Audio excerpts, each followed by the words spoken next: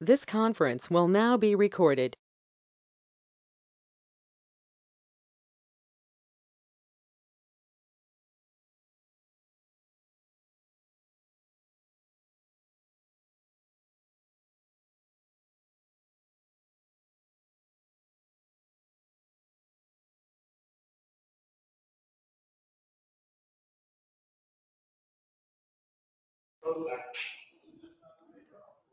Oh, Aaron, if you would like to sign that form that you got We don't. there. There's no dress Scott. code. You work with TV. Trina, it looks like there's sound in the council chambers, but our mics are, oh, here they come. Thank you, Anthony. They're working now. And this is Roger Brooks. I want to make sure you can hear me. Roger, can you hear us all right? I can. Can you hear Excellent. myself? Excellent. Hi, Carrie. Perfect. Hi, Roger. Thank you so much for coming. You We'll get bet. started quite soon now. Matt, are All you right. coming up, please? Okay, then you're not supposed to be here, you're saying? I'm teasing you. Okay, you're welcome to, join us. Okay. All right. Trina, are we recording, please? Thank you. All right, everyone, welcome to the August 6, 2024 Heber City Work Meeting. I want to welcome all of you that have joined us. Glad to see our Planning Commission members here, but let me also welcome our City Council members first. So our City Council members in attendance are Scott Phillips, Sid Ostergaard, Aaron Cheatwood, Yvonne Barney. Does anyone know if Mike Johnston will attend? I haven't either. Okay, I'm not seeing him online. Okay, so we'll excuse Mike Johnston for now.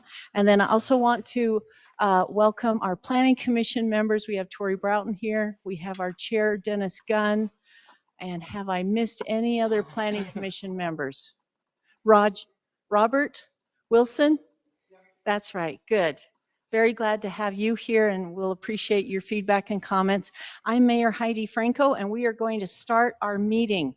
The first agenda item is a discussion with Roger Brooks and his assistant Carrie Smith regarding maintaining strength and vitality in our downtown and especially the lessons that we've learned from Caldwell, Idaho. Most of us were not able to go to Caldwell. So we're really glad you're here, Roger and Carrie, to teach us. Roger, we'll turn it over to you. And then when you're finished, or if you don't mind, we'll certainly be able to ask questions as we go along. Sure. And we didn't, neither Carrie or put together any formal presentation because we really wanted to answer your questions. But the first question that was posed to us was, what are the killers of a downtown? And and just so everybody has a background, I personally have worked in a little over 2,500 cities and downtowns across the country and throughout Canada and Western Europe. And Heber City happens to have the number one killer of any downtown, and that is a highway in the middle of your downtown. So that I just wanted to make sure you get that really clear, that that highway 40, your main street right through the middle of downtown, is the number one killer of downtowns in the United States and in Canada, probably around the world.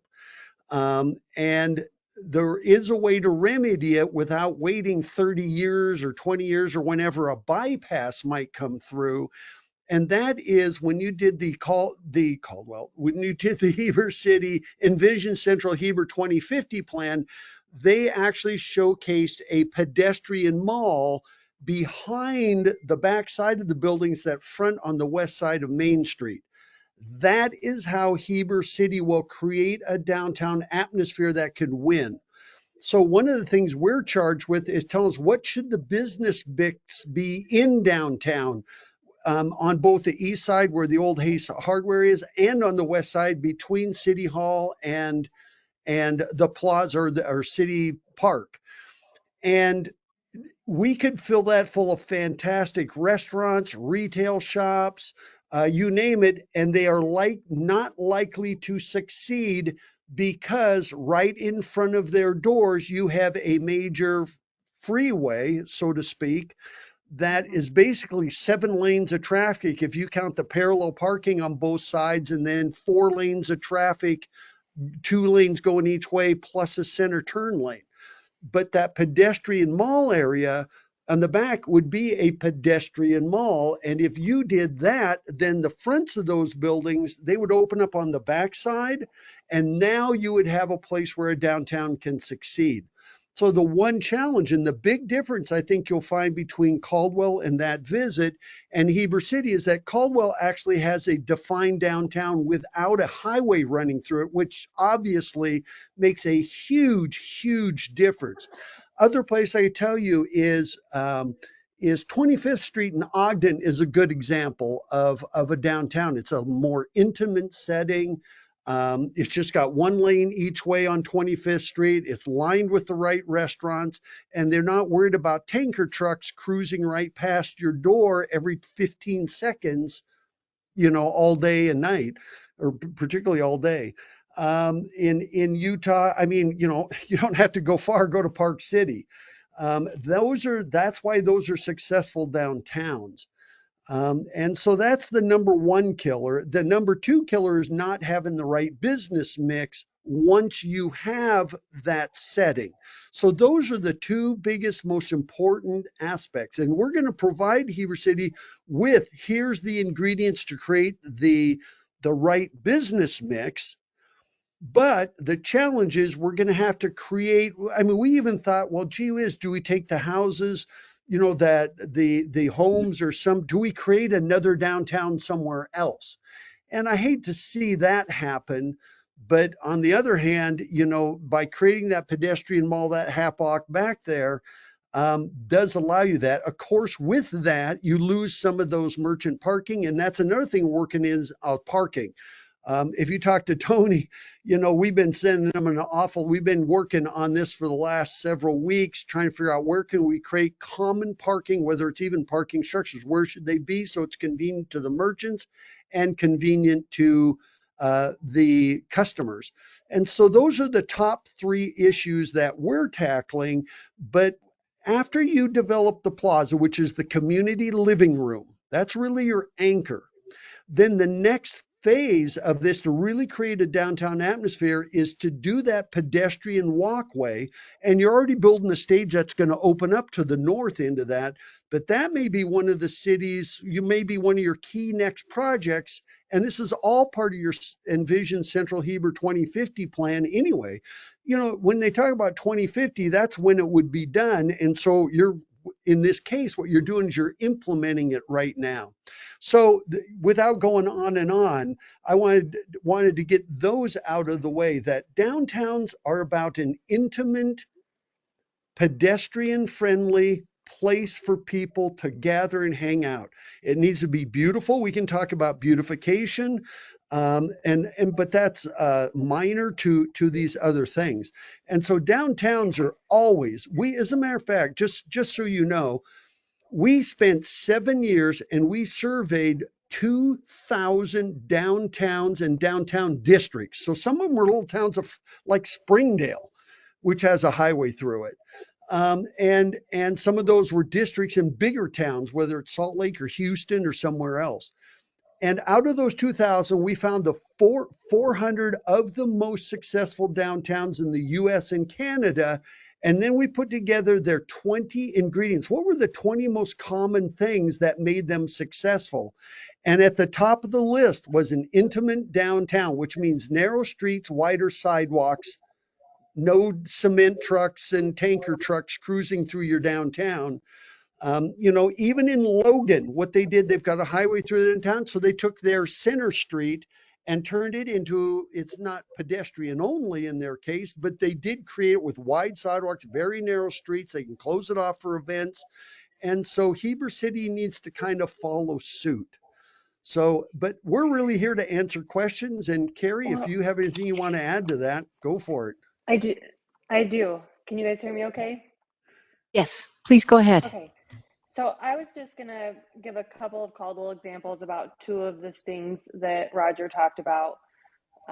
One is not having the right business mix. And I wanted to share with you guys, I did spend 2 weekends there recently and into the beginning of the week. And I saw a lot of similarities between my hometown and yours. And one of them, if you would have went to my downtown just a decade ago, you would have seen pawn shops, thrift stores, banks, churches, seasonal tax business, real estate office. We had a couple of very old kind of dive type restaurants in our downtown. And one thing that we did was we did some zoning changes, which I see that you have a workshop after this on some zoning changes, but zoning is really key to implementing the right business mix. And you have to strategically think about what that right business mix is and what will drive traffic. And the zoning ordinance needs to be very specific on that those are your allowed uses and that they have standards that they need to meet, including design standards. And then the uses that are more of your like office type uses, those can sometimes be allowed by like conditional or special use permits, but then also very high restrictive standards because although your real estate businesses want to be down there in the main thick of things, they really are not driving traffic that are bringing people down to spend money and have a quality experience in your downtown. So creating that plan and sticking with it is going to be very key to breaking that killer of a downtown. And And you cannot start that process too soon. You should do that right away. And then the other one is the parking. So one thing that I have listened to quite a bit in the last couple weeks is the exact same thing that I heard.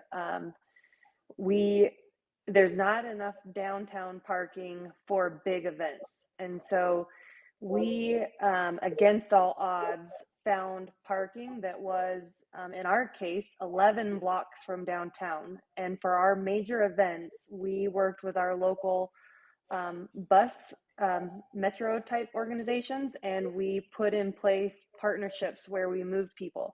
And I had all sorts of people tell me that our people don't ride buses, our community drives trucks, our community has their own cars, like they're not going to take the bus to an event.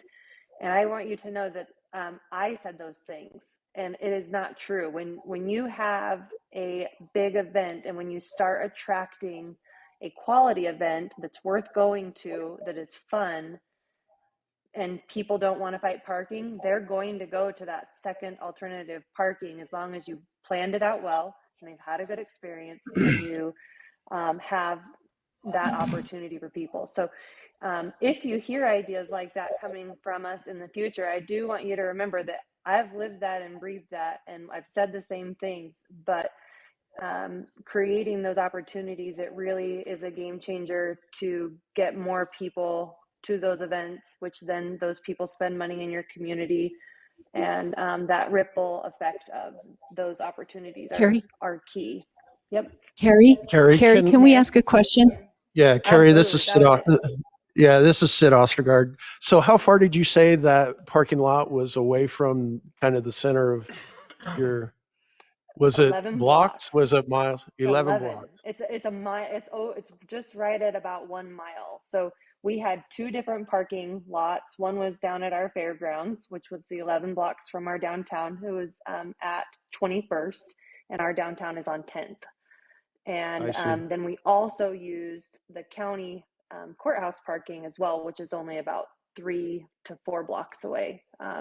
And we did still even bus people the 4 blocks. But the main parking that people chose was the one that was the 11 blocks away That's for those interesting. major events. Mm-hmm. Because if you take the gravel that you have near the ball fields, which are what, half a mile away from Heber City, we mapped Yep. it out as if that was going to be a paid parking, and there was 480 parking spaces there. However, we're still trying to find parking downtown for the non-event users, and that's part of our challenge. But I want to get back to one other thing that Carrie said, talking about orchestrating the business mix. I have, for the last 15 or 20 years, I've been talking about a rule called the 10-10-10 rule. And every single successful downtown had this business mix. At least 10 places in 3 lineal blocks, not square blocks, in 3 lineal blocks, there was this 10-10-10 rule. Every single one of those 400 towns.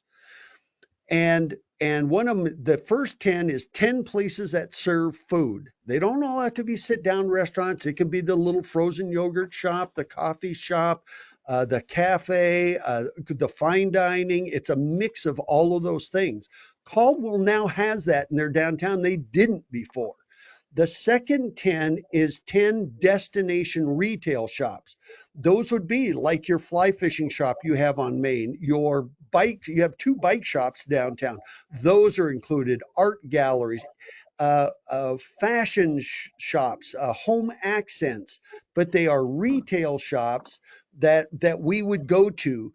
And then the third 10 out of those 20, you need to have at least 10 of them open after 6 o'clock, because 70% of all bricks and mortar spending takes place after 6 p.m. And so when you do that, that's the kind of business mix we're trying to orchestrate in downtown Heber. And so just so you have that, the kind of business mix that you want in those 3 blocks. The only quick thing I'm going to add, and then I'll give it back for questions again, is I added 7 days a week. I found Yes. that we really had a period in my downtown revitalization where, because these are, we recruited local mom and pop shops. We wanted local entrepreneurs that were community raised and a part of the community. And we found that they wanted 2 days off, the normal 2 days off. And so our town was dead on Sundays and Mondays. And that was hurting our events. It was hurting the full experience of creating a place where a community and tourists could come. So that became part of my third 10 of making sure that I had 10 businesses open 7 days a week in addition to the after 6. Yeah. So And So one can I other ask thing that another might, question? sure. Sorry, Roger. Oh, This go is ahead. Sid Go ahead, again. Sid. Um, so this is going to be hard. What are you charging for rent for the local? Because that's probably the biggest hangup, that people cannot, our local merchants can't afford the rent on our main street right now because it's just too high. And And let me, Roger, and let maybe you me have an answer for that. Well, and I'm going to let I Carrie do pipe too. in that because she has an answer. But one thing in your zoning overlays of downtown we found helpful in that regard was to limit or not allow chains and franchises in your core downtown. People aren't coming into your core downtown to go to Wendy's, McDonald's, Dairy Queen, and Subway. And no offense, I eat at all those places. But by limiting the number of chains and franchises you could have. And by the way, we're talking about the first floor. You can certainly have real estate upstairs. Floor could be office, it could be almost residential, it could be anything. But we're really talking here about street level businesses. And so one thing you can do in your zoning is by restricting those, then it keeps property owners from raising their rents to where the only people that can afford to be there are those chains and franchises. And then I just talked to Heber City, excuse me, I just talked to Caldwell, 3 downtown property owners that said they're at $20 a square foot per year. But with that, they can't really make a go of what they're trying to do. And Carrie would have a lot more information on that. But typically in the downtowns that I've worked with these days, they've been at about twice that, and they've had local businesses there and they've done very well. But Carrie, go for it. So yeah, That's what that's I, probably one of the biggest issues that I see from getting locals there is the rent and how to keep them there and keep them. And is there any programs, and that's for everybody in this room, is there any programs that can subsidize that somehow with the developers, and how can we do that? Because there are local vendors that want to be on Main Street, want to be so bad, but they just can't afford it. So. So Carrie, you go ahead first.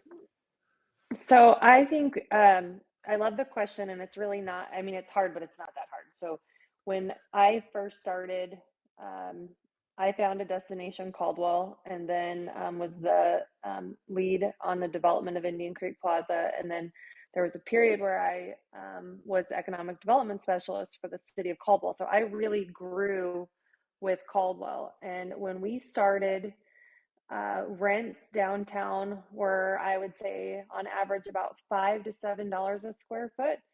Per And year. uh-huh. And then now we are at, I would say on average 20. I know of some rents that right now are in that $25 to $28 a square foot, and they're on increments to grow. So we did do incentivization on facade improvements, and that was the only incentivization that we did. And so that was to help Could you the repeat that, facades. Carrie? I didn't hear. I'm sorry. Could you Well, repeat that? What it was a incentivizing did you do? we did a facade program. And so that facade program did a match to improve the outsides of the buildings and to create the backs into fronts on the plaza. And our goal with that was to provide that interim to what Sid's question is. We wanted, because the cost of construction was so high. And so then it had to pencil for our property owners to do the improvements, but then still get a return. So that was a match that we were able to provide through our urban renewal district. And it was that beginning kind of gap that would help those owners that were committed to revitalizing downtown and give them a little bit of a buffer to get some introductory rates in there that would get our locals into the businesses. We had small business development loans that were acquired through our state for some of those businesses that helped. And so I'm not sure what Utah offers, but we did have quite a few local entrepreneurs that we sent to the SBA, and they spent a lot of time business planning. It was really good because some I never saw again, and some powered through, and they're on a upward trend on revenues, as well as the property owners are increasing rents as well, and people are doing well. So sometimes there were those moments where people were like, "That's the same rent as downtown Boise is paying." And it is very true. We are getting nearly the same rent as downtown Boise in our little tiny hometown. And our businesses are making it. As long as they're the right business mix and they're doing their part to drive traffic into their own stores, and they're actively being open the right number. I would talk to people who are struggling. Are you open 7 days a week? Are you open after 6 p.m.? Um, there are lots of ways that it is constantly a public-private partnership, and you are all working, and so it takes time to get to those rents, and then it takes some buy-in from the property owners and the business owners to make it work in the beginning, for sure. And one So I I thing have I hope that wanted to, answered. for those that didn't get a chance to visit Caldwell, just so you know, the Indian Creek Plaza is on the back side of all our Main Street buildings. And there was a dirty, creepy alley back there with overhead power lines. All that power had to go underground. They demolished buildings to open up that plaza. And so that's part of the facade improvements and other things to make sure these property owners had what they needed so that it could be feasible for them to redevelop their buildings and to open them up on two sides, Main Street side and Plaza side, Mhm. and put that power in and utilities and everything else. So this is awesome. from the facade, whatever it was, funding, how did that go over with the public? Was the public for it, or were they saying, "Oh, you're benefiting developers, you're benefiting other people rather than me"? Because we had that. We're trying to go through a CRA right now, and we have that discussion that all you're doing this is to benefit those developers. So how did that work in Caldwell? I would say that there was limited discussion on that. As far as, I mean, 10 years ago, social media obviously existed, not at the level that it did today. Um, and I think we're going to get to say that again in another 10 years. But we truly did not get major pushback on those incentive programs. And we even had property owners who did not want to buy into that program. And property changed hands a couple of times before we had the right property owner mix, even. I would say that I was fortunate enough that we were able to talk some of those owners into selling. And because I know of a couple other downtowns, even in Idaho, where they've got property owners that are just sitting and will not act. They won't sell, they won't act, and that's pretty tough. And so um, that's probably a topic for another day. But we truly did not get a lot of that topic. When we did get it, we talked about and this might sound cliche, but it is for the greater good. Like if we want to do this and revitalize, and we did it for 2 years. We did one opening for the first 12 months, and then there's a little bit left in the second year. And that was because we needed to create a rush so that we had buy-in from the very beginning. And yeah, we just, I only saw mostly positive from that program, and including from the city, the residents. They wanted to And see those buildings improved. And I'm going to tie it back to historic buildings. We had we were fortunate enough that Caldwell created a historic district in our downtown, and people were so concerned, and I've read this in your guys' studies. People are very concerned about maintaining that downtown look and feel. And so when we passed our plaza facade handbook guide, that included maintaining the historic character of our downtown. And we pitched it in such a way that this was the program that would save that historic character, and that's expensive. And if that's important to us, we need to fund that type of development.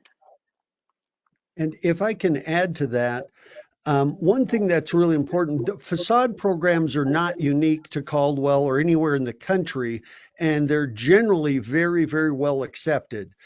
We've worked in Huntsville, Texas, for instance, did a facade easement program where they actually gave the city an easement to their facade so they could put public money into a private building. But one way that we have found that the reason locals tend to embrace these kind of investments in a private sector area is number one, the primary duty of every elected official is to improve the quality of life for their citizens, whether it's police, fire, streets, whatever you're doing. I mean, from the president of the United States to governor to school boards to city councils, county commissioners, you name it. And in order to improve the quality of life for your citizens, you need tax base. Wouldn't it be great if your commercial district was providing a greater share of the taxes than your residences? And so by improving, I would bet, and I don't know the numbers, I would bet that the commercial buildings in downtown Caldwell have probably increased in value over the 10 years, probably tenfold. And I'm not exaggerating. Carrie might know a little better, but those buildings were like one shade away from tear downs, and now they're generating revenues. Those buildings are worth a lot. And so that is tax base. And so what you're doing is helping increase your commercial tax base to help offset what the residents are paying for all of these services. Hey, Roger and Carrie, Yes. I also want to, I've got to just pause for a second. We're just about ready to open up for questions. Is that right? Are you about done Sure, with your major stuff? Okay, I we want are. everybody to know that Carrie is the one who led the Caldwell, Idaho revitalization. She knows Yes. the organizational structure, the agreement forms. She went out and found the businesses, so she is an incredible expert for us to ask questions of right now. But I also want to welcome other planning commission members that came: Derek Slagowski, Dave Richards, Jamie Hewlett's online, Phil Jordan, thank you very much for coming. So Josh, where's Josh? Oh, I didn't see you there. Hi, Josh. Thank you. Josh Knight's here. Planning Commission, we invited you here for a reason. I want you to come forward and get ready to ask your questions because you're the boots on the ground to help us with these specific ideas in our codes. And we want your feedback. Um, Matt and I planned this meeting so that we could get your feedback as well as city council feedback because Roger and Carrie are coming back in September and we want to make a very big CRA presentation to the school district and the county council on these ideas that we can talk about, discuss right now, and hopefully be ready to show in September. All right? So please give us your feedback. We're ready to dive into questions unless you have anything else you want to say, Carrie and Roger. No, we're here to answer those questions or Okay. try. And so come forward, Planning Commission. Come on, this is your time to ask questions. Come on up. But we'll start with questions up here too, but come forward. Go ahead, Last one Yvonne. before they get up there. This is Scott. Hi, Roger Hi, and Carrie. Scott. All right. Well, Um, Scott's going to ask a question then. how many communities that you've worked with have used a CRA? Oh, in my case, I'm just saying, in your case, Roger. yeah, in my case, hundreds. Yeah, so it's I not something even new. It's not something we're just thinking up here in Heber City, Utah.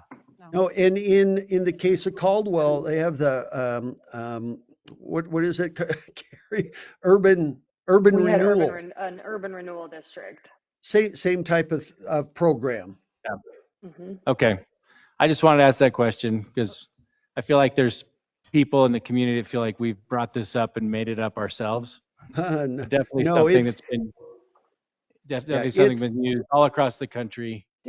Since it the is in 1970s. it's in all 50 states. CRAs or similar organizations, which are redevelopment agencies, so to speak, urban renewal, you name it. No, there's thousands of them. It's a very, very, very common tool, which dates back, in the 70s, downtown started to die. When they created the suburban mall, people moved to the suburbs and the retail went with them.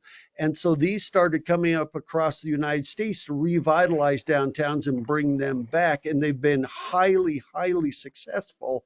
And there's been a huge return on investment. We have even seen public cities literally purchase retail buildings and stuff and flip them back over into private sector development so they're on the tax rolls. I mean, that's all part of redevelopment. So no, that's not an uncommon thing at all. So Roger, we have Yvonne Barney that wants to ask questions and then Aaron Sheetwood, and then we'll open it up for more. Go ahead, Yvonne. So this is for either Roger or for Carrie. Um, Two questions actually. First of all, when Caldwell decided to make these changes, Carrie, is it Carrie? Am I saying Hmm. this right? Sorry. Yeah, good. When Caldwell decided to make these changes, how many years ago was the discussion? When did you start with these discussions?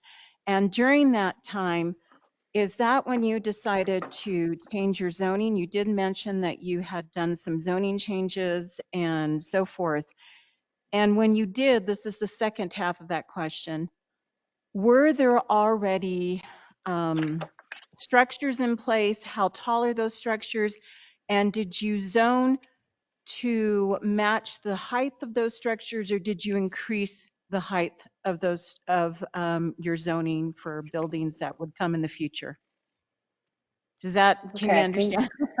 That might I be That's a think difficult. so. that's a Yeah. heck of a loaded question there. It is. Carrie, do you want So to I talk think, about when it all started? You yeah. can kind of run them through the Um, timeline probably pretty quickly and then get to the heights and zoning and all. heights. So we started 10 years ago. We started with the chamber, and then we formed, I was one of the founders of Destination Caldwell. We're a nonprofit. And we hired Roger first to do branding for our community. We wanted to decide who we were. That is, I would say, incredibly key because we based all of our decisions, our look and our feel, and the businesses that we recruited, the advertising that we did. It was so intentional because we had that original branding, marketing, and action plan from Roger. In that plan, it included the development of a business improvement district and the development of Indian Creek Plaza. So in Indian Creek Plaza, we had tons of discussions, funding, public-private partnerships, and then the business recruitment mix. And so to answer the question, the branding came first. And then when we knew who we wanted to be and that we were going to create this premier gathering space, our community living room in our downtown, that's when we took advantage of the business mix that Roger provided us. And then we matched our zoning to that business mix. We hired an architect to develop our facade program and that look and feel that they researched our history and our culture, and we created an incredible plan that we could follow for that mix. So then to answer your story, the number of stories on our buildings, we already had a master plan that was developed for our downtown. We kept portions of that plan, but then modified portions that were specific. We kind of overrode that master plan with our new plans for the downtown that met the goals and intentions of what Roger taught us. And so with that, we have Indian Creek that runs through our downtown that was daylighted. And we set minimum standards on Indian Creek that could be varied, and it did in some situations where you had a minimum of 2 stories up to 3 stories. And then in our downtown core, there was this long time you could only build 4 stories. Recently, they have allowed 5 stories. No one has done that yet. We have really stuck with that 4-story level type of development, and it fits our downtown. So that's where we were at. That's great. Thank you. Great. Okay, Erin, are you ready? Well, I'm just wondering if, before we go too deep, and I want to make sure we have context for questions, I was able to attend the Indian Creek tour, and so I have a short 10-slide presentation that will give you visuals of the Indian Creek Plaza and may answer some of the questions that you guys have, especially for Planning Commission, if I Is this could. the one that was in the agenda? Yes. Okay. Okay. Has And everybody if I seen can it just, in the agenda? Go ahead, and if Roger.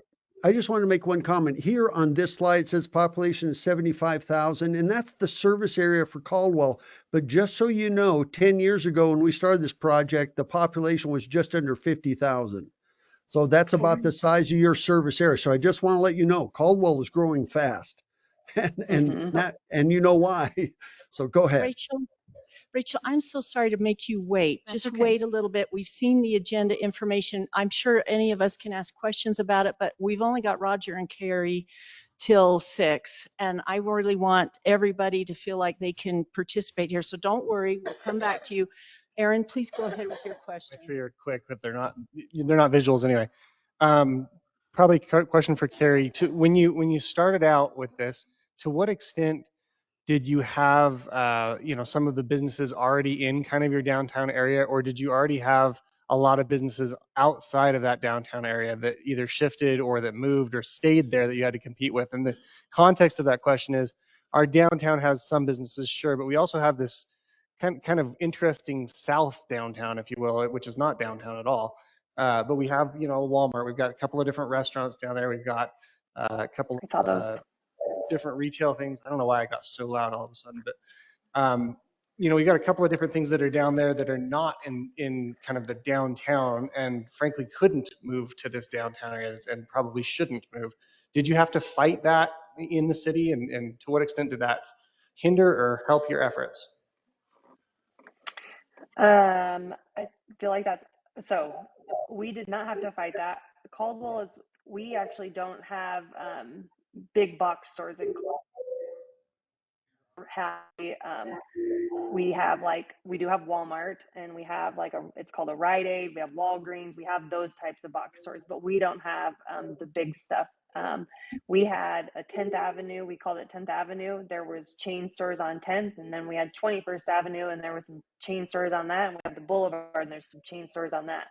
We intentionally, so when in the main stage of business recruitment, I was all of a sudden went from a land use planner to economic development. And I was very intentional about who we recruited. And so if chains called, I was very nice to them, and I told them that that was not the mix that we were looking for. They did not get a lot of attention. You get to choose who you give the attention to, and in economic development, and you should be very intentional in your zoning and in your recruitment efforts of going after who you want. And that can be contentious, but it doesn't have to be. It can just be a very intentional, this is who we are, and this is what we're recruiting, and this is where we have it. And then your zoning really should back that up, just like what Roger said. Put standards in there. Like, we have one chain store that I will say it's a franchise in our downtown. You would not know that it's a franchise if you went into that store. They made very intentional efforts about making it a local shop. And as I stated at the very beginning of this, our business mix was not good in downtown. It was pawn shops, thrift stores. I mean, we had a lot of banks. We had real estate offices. We had to very intentionally change the zoning, which created non-conforming uses. And so non-conforming uses in the state, they're tied to property rights and they're allowed. But again, with intentional efforts, we did a lot of let me help you find a new location. And I put energy into finding them better locations, making parking harder for some of those businesses. I'll just put it out there. You can do some intentional things to drive those types of older style users out to the outsides of your community, because they're very important in your community. And I'm not taking away the value of those businesses. You should just, zoning is where you control that, and you find the right places for them, and then you find the right places for that downtown mix. And Great, Carrie, that's very helpful. and Okay, Carrie, just share with him where you found most of the businesses. Did you go to Boise? Were they local, and then you moved them into downtown from other areas? I think that was part of his question. Oh, okay.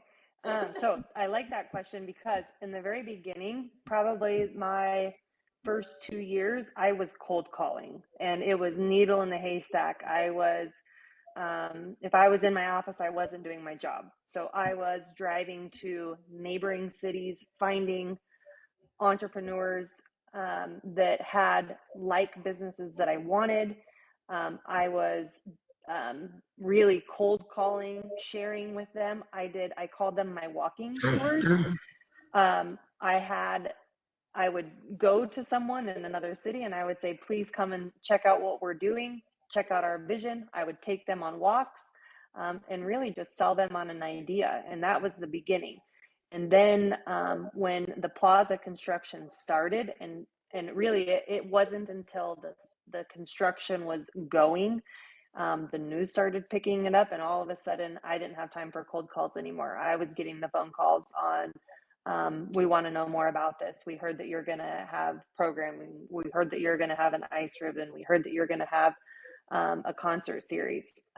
Tell us more. And then I would say, I need you to come and see it. And then I would take them on walking tours, from going from the cold calls to now they're calling me.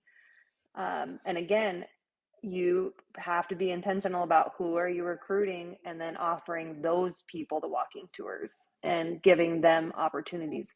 You need to have someone with the boots on the ground that knows your property owners, that makes friends with your property owners, and then gets them to buy into that vision, so that they're signing leases with the people that match your vision for downtown. Perfect. Awesome. Super duper helpful. And you kind of led into, and Tony's advanced the slide, which was my second question. I'm going to get rid of the third one because you kind of answered it. So the second question was, in Heber, we're kind of in the midst of this band shell construction and kind of the redesign of the park and what that can look like. And, it's not the only thing that's important for downtown by any stretch, but it's kind of the first visual that the community is seeing as far as what we're trying to put in practice, right? One of the Mhm. things that makes me a little bit nervous about the promise of that space is the commitment to having it programmed as often as we think we are going to. And you mentioned it earlier, Carrie, as far as, if it's programmed and it's worth coming to and it's fun and it's exciting, people will come. Mhm. The worry or the question, I guess, there is how hard was that to accomplish? Because I'm guessing you didn't always have worthwhile programming. You didn't always have things that were fun. You probably had some learning pain and growing pains there. What can we do to kind of get past that or to hit the ground running the right way there and really attract that consistent event goer that comes to that spot? And So Carrie, you if you need a don't really, Oh, yeah, if you go don't ahead. mind, Carrie, the one thing, just so you know, in our research, we found that you need to bring people to your retailers 250 days a year for them to succeed. They need to have customers in front of their stores 250 days a year for them to succeed. So when we went to Caldwell, and now I'll let Carrie pitch in on this, but when we told them that you need 250 days worth of activity. So if you had a splash pad that was running 120 days a year and you had an ice ribbon that was running 120 days a year, there's 240 of your 250 days. You need consistent activity. So when we go into downtowns and do a farmer's market once a week for 12 weeks, that's not enough to sustain any downtown business. And so it has to be consistent. And we've worked with 100 cities that have done plazas. And Carrie can tell you her experience on that. But I just wanted to premise it with that in places like Rapid City and even in Caldwell, there's almost 300 days of activity. And you do need to have a variety of activities. So if somebody's not in ice skating or into the playing in the splash pad, there's still something for them to do, which Caldwell and the other places have done. So go ahead, Carrie. There's a lot to that. So Yeah. I will just tell you that I still, even though I don't program the plaza any longer, I know that there are days where I see events being advertised and I go down to them and the joy in my heart that like cow, it worked and people showed up. It's amazing. And even the days where I was maybe pulling my hair out because I wasn't happy with how an event turned out, I'll bet you 99% of the goers of that event were still happy. And they had a place to gather, they had a place to get great food, hear great music, and spend time with friends and family. And so I would put more effort into making sure that you have um, a creative event planner, a really good marketing person, and an operations team that keeps that place pristine. And I took Roger's very gracious in the allocations that he gave for, like, we did have 100 days of ice skating, but I would not let my team count splash pad days. We ran the splash pad every single day, and I would not count that because although it absolutely every day brought people downtown, I quickly found that my splash pad, it brought moms down and it brought the kids down, and they spent a little bit of money, but it did not activate my businesses like I wanted. And so I kept a constant pulse on my businesses by walking in and out constantly during events and after events and before events to let them know what was happening. And then you have to just modify. You cannot make everyone happy. You modify, but you especially you will not make everyone happy. And so we ended up with the goal, and I contractually had an agreement with the city of 150 activities and events. And so those were, they fell outside of Splash Pad and the rink. And so those included my farmer's market. It included like reading on the square with the kids, to your really major events. And so it went from big to small in that 150, but that was how you get people downtown. And then that's how you get your business rates up, or your lease rates up on the buildings, because I'm constantly bringing people that come downtown to spend money. And one thing I might add too about plazas and programming is they need to change every couple of Yeah, weeks. So in the case of Heber City, you have 26 periods where the activities on the plaza are always changing. You never ever want to have a plaza that's been there, done that. That's why the yep, best plazas are like Caldwell. If you cleared everything off the plaza, it's just an open square like a convention center room, but it mhm, can be programmed. When Heber City went to the plaza, there was picnic tables with umbrellas everywhere. There was activities on the stage. The splash pad was going. In the winter months, they have fire pits, and then all the ancillary activities are always rotating, so that it's always changing. So that people, when they get home, will say, "I wonder what's going on the square tonight or on the plaza tonight," yeah, and that's what you want. yep. Like So can I, ping pong can I tables were ask not some, out all the time. Like Right, can cornhole I was ask not some out all the questions? time. Yep. right. Go ahead. Carrie and Roger, did you have any visuals besides what's in our agenda materials for that proposed pedestrian mall that you were saying should back up to the highway? Well, did is Tony Kohler there? Yes. I think Tony, were you able to get them pictures in their packet of that pedestrian mall that the 2050 plan put out? I saw it. You've given us the visuals, Tony, but it was for north of the park. I thought, And that's the Carl, main core of Carrie, downtown that we've been concentrating on. so that's what you're saying, the pedestrian walkway where it's front and back on both sides access, that's the pedestrian mall that you're referring Yes, to? and basically runs from the fountain you just built at City Hall right down to the Mhm. backside of the stage that's under construction. And yeah, there's a couple buildings kind of in the way that we might want to move them down the road. I mean, try to figure out how we make that. But yeah, that picture that you see right Okay. now, that So, is what makes a successful downtown. It's about well, people, not cars. Roger and Carrie, given that there's already buildings in what we hope would be a walkway in the future, do you think the city should just work with new development, or should the city be more aggressive to use other means like eminent domain to try to put the pedestrian walkway through? What's your ideas on that? Typically, in my experience, I would go. So, for instance, you've got a bike shop that sells electric bikes. It's a great little shop, by the way, but it's right smack in the middle of where that pedestrian mall go. The first thing I do is go to the owner. Are they a tenant? Do they own the building? We want them in Heber City. As a matter of fact, that kind of business would be great in a downtown, particularly if your brand, and that's something Heber City needs to figure out. What do you want to be known for? If it's going to be recreation oriented, which I'm guessing it probably would be, we still have to differentiate it from the rest of Utah. But in that case, we would work with them and say, well, what if we helped you find a different location? If you're a tenant, what if we found a different location? If you're the property owner, would you be willing to give us your property in exchange? We'll build you another one like it over here in another location. So you have to work with them one on one. I always use eminent domain as a very, very, very last resource.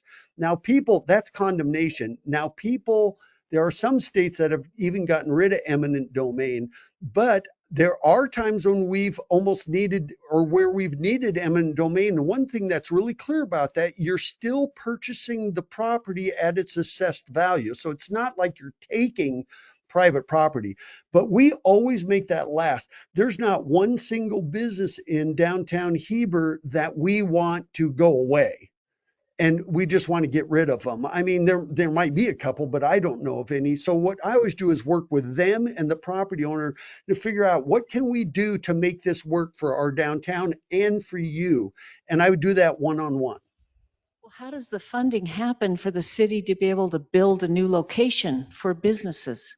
Sometimes it's done by private sector.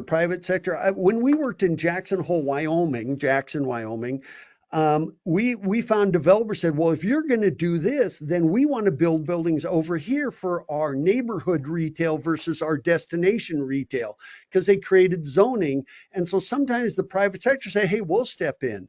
Sometimes redevelopment agencies will build that space for them and then deed it over to them. It's a property exchange. It's basically like buying their property, and they could take their money and run or whatever, but that's what redevelopment funds often do. It does get into that kind of stuff.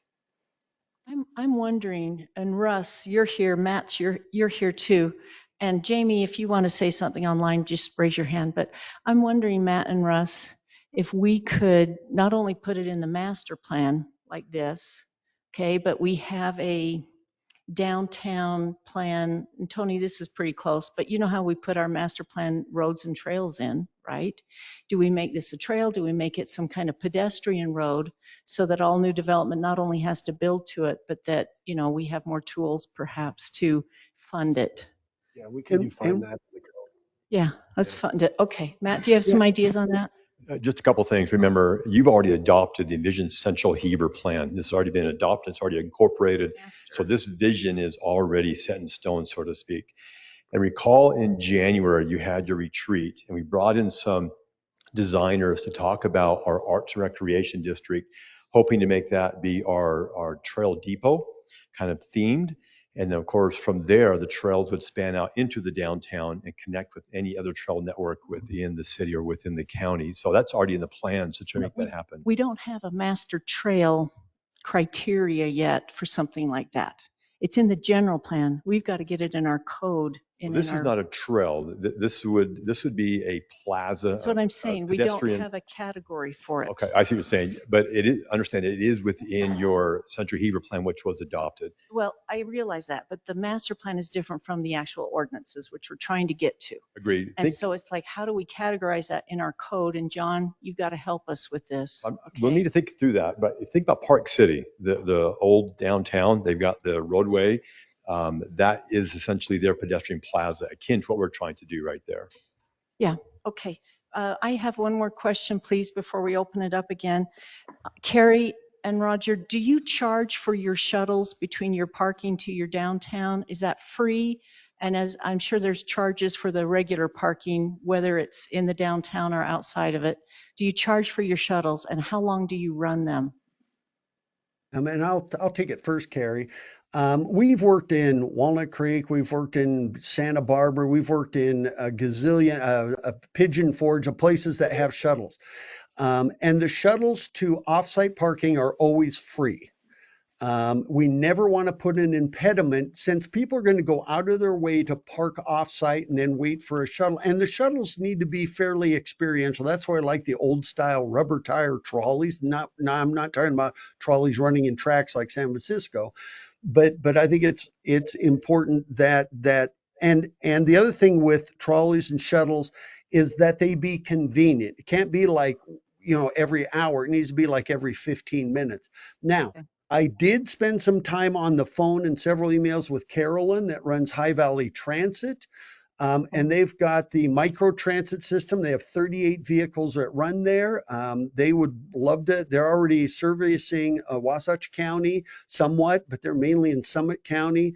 And they're happy to. And I asked her just yesterday, would you be willing to, in the high volume times, bring over more buses that would run every 15 or 20 minutes between a major event downtown and like where the depot is out there on the west side, or for big ball fields and big games and rodeos and something that happen on the west side of town? Could we get buses that would bring them downtown so we don't just lose them after the event's over and they're gone? And she said absolutely. But one thing that's really important, and I think this is true even in Park City, is there's no charge for those shuttles because we want to incentivize people to use them. Thanks, So Roger. Carrie? Carrie, can I also ask you another question? How strict do Yeah. you think the design facade standards need to be? We have a a current historical pattern that we say you've got to pick 6 or 4, of these historical characteristics. Is that strict enough or not? What do you think? So No, it's 4 out of how many? 4 out of 15? 14, as I recall. 14? I mean, to me, that's not enough. Right. We we had at one point something similar to that, but that's why we adopted our own for the downtown core. We called it the downtown core. That was what we our overlay was, and it's kind of it was our central district. And no, we got very specific. There was we decided what what was most important to us, and within that you had to meet those very, and all of them you had to meet those standards. There was some design how do you say it, there were some areas where you could use your creativity for the design, but and when you go downtown you can see that there's some creativity in design, but the buildings look historic, and you should absolutely get more restrictive than 4 out of 14. Like, it is Yeah. very important. And one thing I will add to that is sometimes we've seen cities where the type of material, let's say that in Heber City, you wanted them to use a lot of sandstone, like they did 100 and some years ago. And if that, and so what you have to do is with your design standards, if you make it so expensive that all of a sudden it's not feasible for them to do it, you'll lose where you're trying to go. So the other thing you have to just balance that with is what can we do that still makes it affordable to make this redevelopment effort feasible. So just remember that as you're doing materials and designs and everything, that does play a role in this. And do you have any suggestions on street widths for off of our main street? We're looking at that discussion Yes. tonight. And are you, especially at major intersections where we're going to have the pedestrians, you know, flow, so Right. to speak? It's Any it ideas on that? Yes, a lot of ideas on that. I've Utah of all 50 states has the widest suburban streets in the country. And, for a while, I jokingly blamed Brigham Young because he designed a lot of streets in Salt Lake and everything so that a covered wagon can make a U-turn in the middle of the downtown. And that was just for fun. But typically, streets in a core downtown area would be 13 feet per lane. So that's 26 feet wide, but then you should have a bike lane. You should always have bike lanes and bike racks. That's a big deal. And I know it's big in Heber City.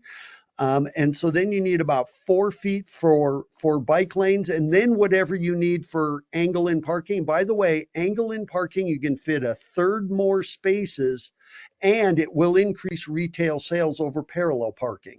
But generally, your lanes of traffic should be 13 feet. I think the ones on the highway are probably 15 feet, and that's because they're carrying tanker trucks per lane. And so generally, yeah, in Utah, that's a big problem is the streets, even in some neighborhoods. We've worked in many towns in Utah where we've said, what I want you to do is deed a lot of this street back to the property owner, let them extend their front yards out even further, just because their neighborhood streets were 85 feet wide instead of 30. Okay, and then my last question is, you said, Carrie, that you allowed 2 to 3 stories and then it went to 4 stories and now it's up to 5, but nobody's done it. Does that mean that you want high density on top of the bottom floor, the main floor retail? Do you feel like that's good to help the revitalization, to have the high density, high residential, apartments, condos above the retail in this downtown area, or what do you think?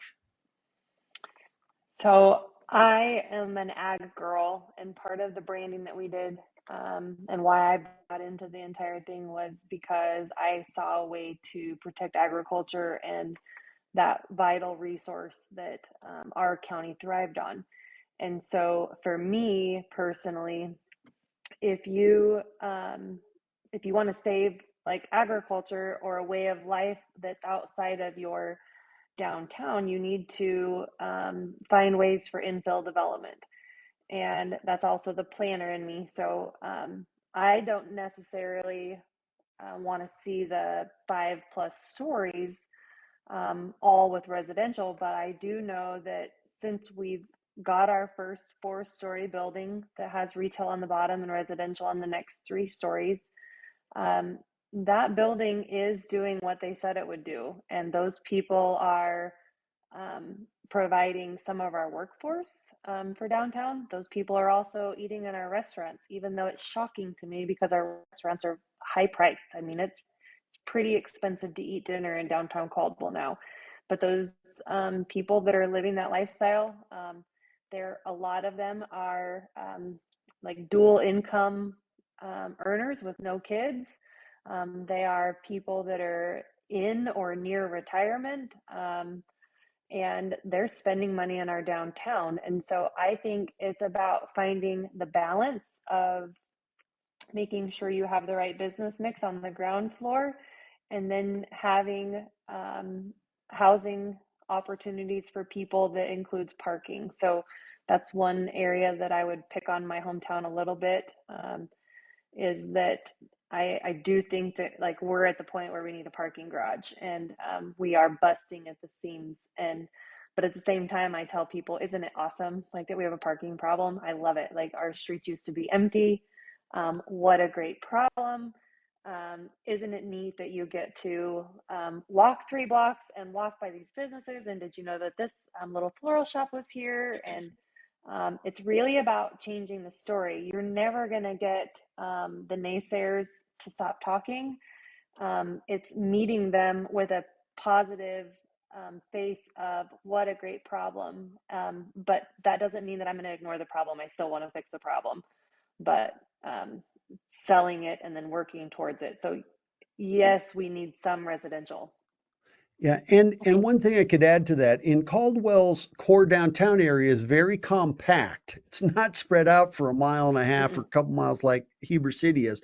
However, if they wanted a hotel, an upscale hotel in their downtown, they might have to go to that 5 stories.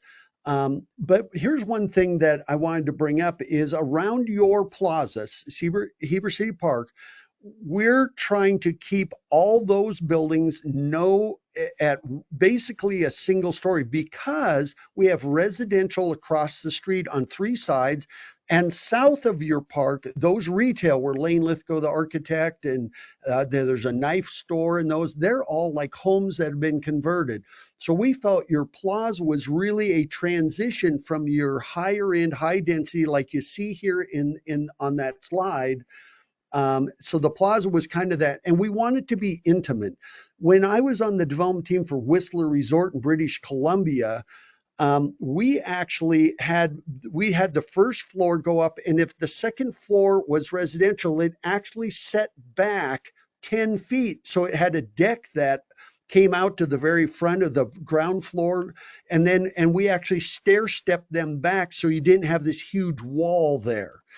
And that might even work in this picture that you see here, where you have the ground floor retail, but then the residential maybe steps back a little bit so you don't feel walled in and it's more intimate. So there's some cool things you can do with that, without, doing major high rises. But on the plaza, we want it to be intimate. And so the buildings that we're putting there, we're trying to keep to 1 story. Maybe if we do a depot there, that's kind of in the plans. It might have a second story for some offices, but still it will be lower scale because that's kind of your transition zone. Oh, that's very good, Roger. Okay, Matt. Mayor, thank you. Maybe just wrap a couple things up with some strategic observations. First, you're starting to see a very dynamic change to the downtown as we speak. The Ideal Theater, for example, I've attended every event and it's sold out. You've got 50 to 75 people lined up to get in that door on those evenings. Right over here, you have TVT, who has a full lineup this fall and a full lineup this winter, which is also starting to sell out their house. Avon Theater is now under new management and just activated the old cookie shop, the K-Bops now, what's going to be called the 1950s type of diner. And of course, the new kid on the block will be our band shell and the changes being made to 200 South, our new Festival Street.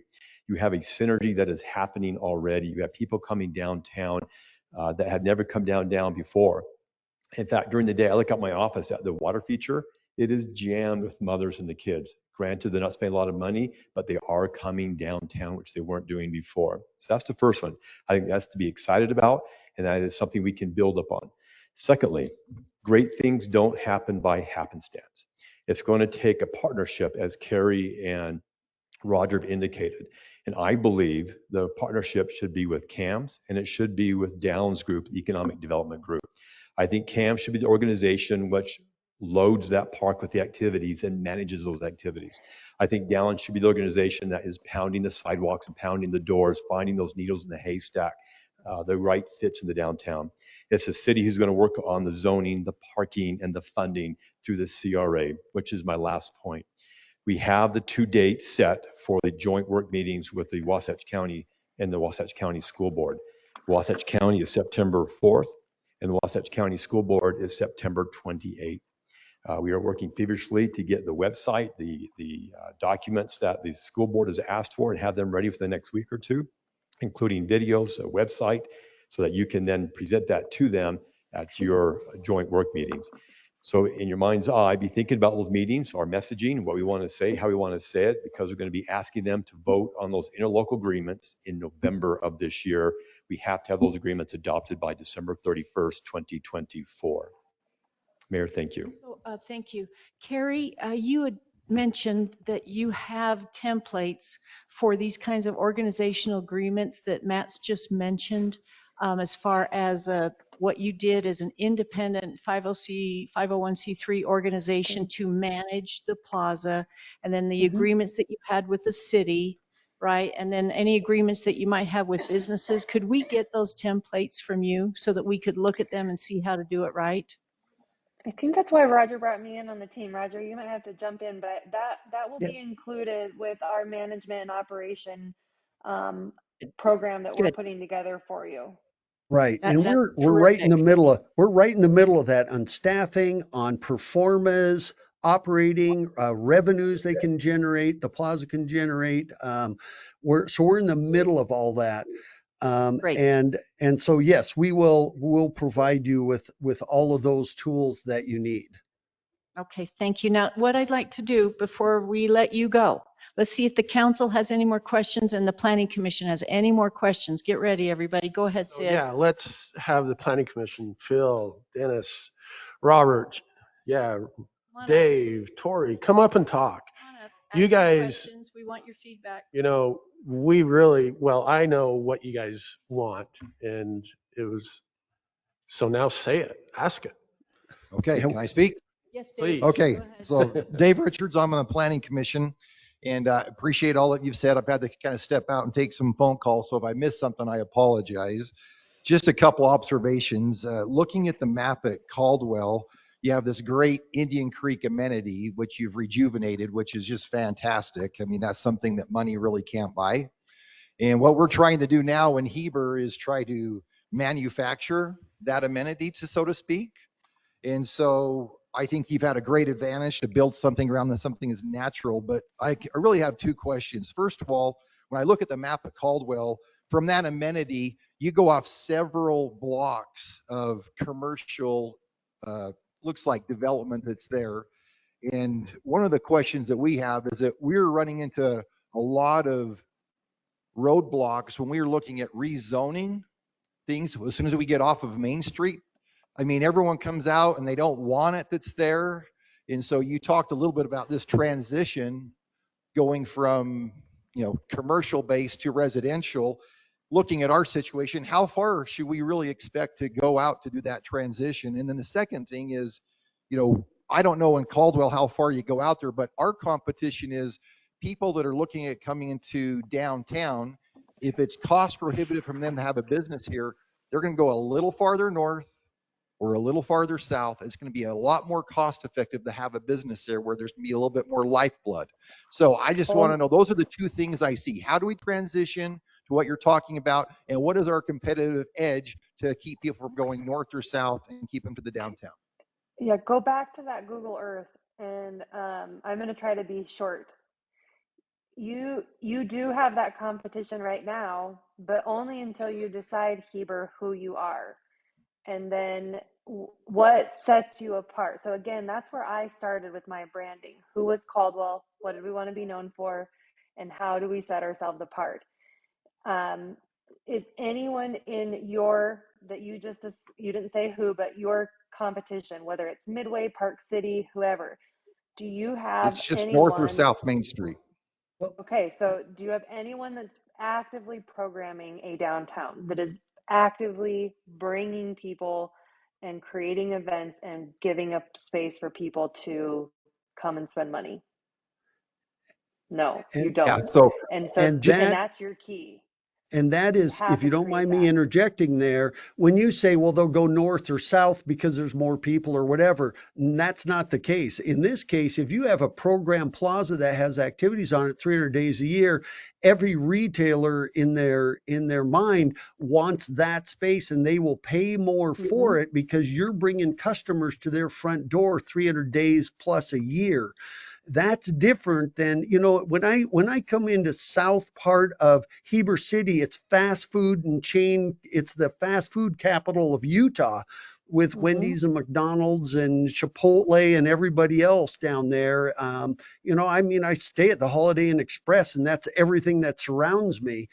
And then if you want to go to the north part of downtown, you do once you get past the visitor center, you do have Smith's out there, which just opened. That's fabulous. So there will be some ones that want to follow them and go out there where that traffic is. But the whole goal of this is to make the downtown living room, create the downtown living room at that plaza, and then work on the 3 blocks between the plaza and City Hall and make it a destination. And I'm going to tell you, and by the way, the businesses that are succeeding, we're moving away from Macy's to Etsy style shops. It's the little 500 square foot bakery. You know what's coming into downtowns and will be on your pedestrian mall and in your downtown that will pull people there? It's, believe it or not, it's the butcher, the baker, and the candlestick maker. Those are things you cannot get on Amazon. And those are the kinds of businesses that are going to flock to your core area. The bigger businesses, if they're going to open up a furniture store, it's probably not right for them to be in downtown or a drugstore. But downtown is going to be chock full of those little Etsy style little, cupcake shops and those kinds of businesses. And they will gravitate there because they can crank out a lot of money per square foot because we're bringing the customers to them 300 plus days a year. Well, And then Roger, really Dave, quickly, I wanted to talk about the Dave's area of other my question, real downtown. quick, real quick, Okay, Carrie, real quick, yep, please. Dave's go ahead. other question was how wide should Yeah, this commercial Oh, area there you go. be? that's what I was just going to answer. Yep. Well, thank So you. on this, yep, on this Google Earth image, whoever zoomed in did a perfect job. I didn't even tell them. On the south side of this screen, the major road that's on the bottom is my boulevard.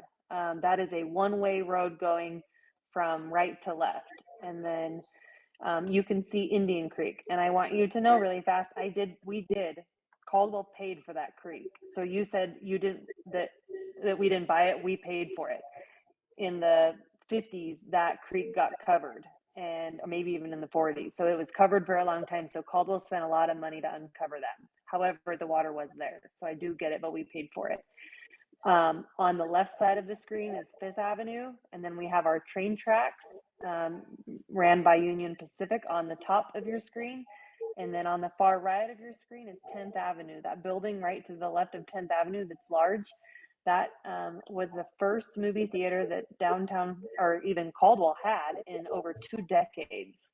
That was a lot that I acquired. I did acquisition on and had that building built. So that is my downtown core. We have very big constraints between that 10th Avenue on the right, which is actually an overpass to make it over the tracks, and then that state highway of the boulevard with the creek, and then it goes into a T on the left that you can't see. But we have a very restricted downtown. And our main focus in the very beginning, don't forget what Roger said, was that you focus on 3 blocks for your 10-10-10 rule. And so we focus on, you can see Indian Creek Plaza right in the center of that. And our main areas to focus on was that road along the left, which was, well, on the right is Kimball, and then on the bottom of the plaza was Arthur, and then that area on Main to the top where the orange roof is.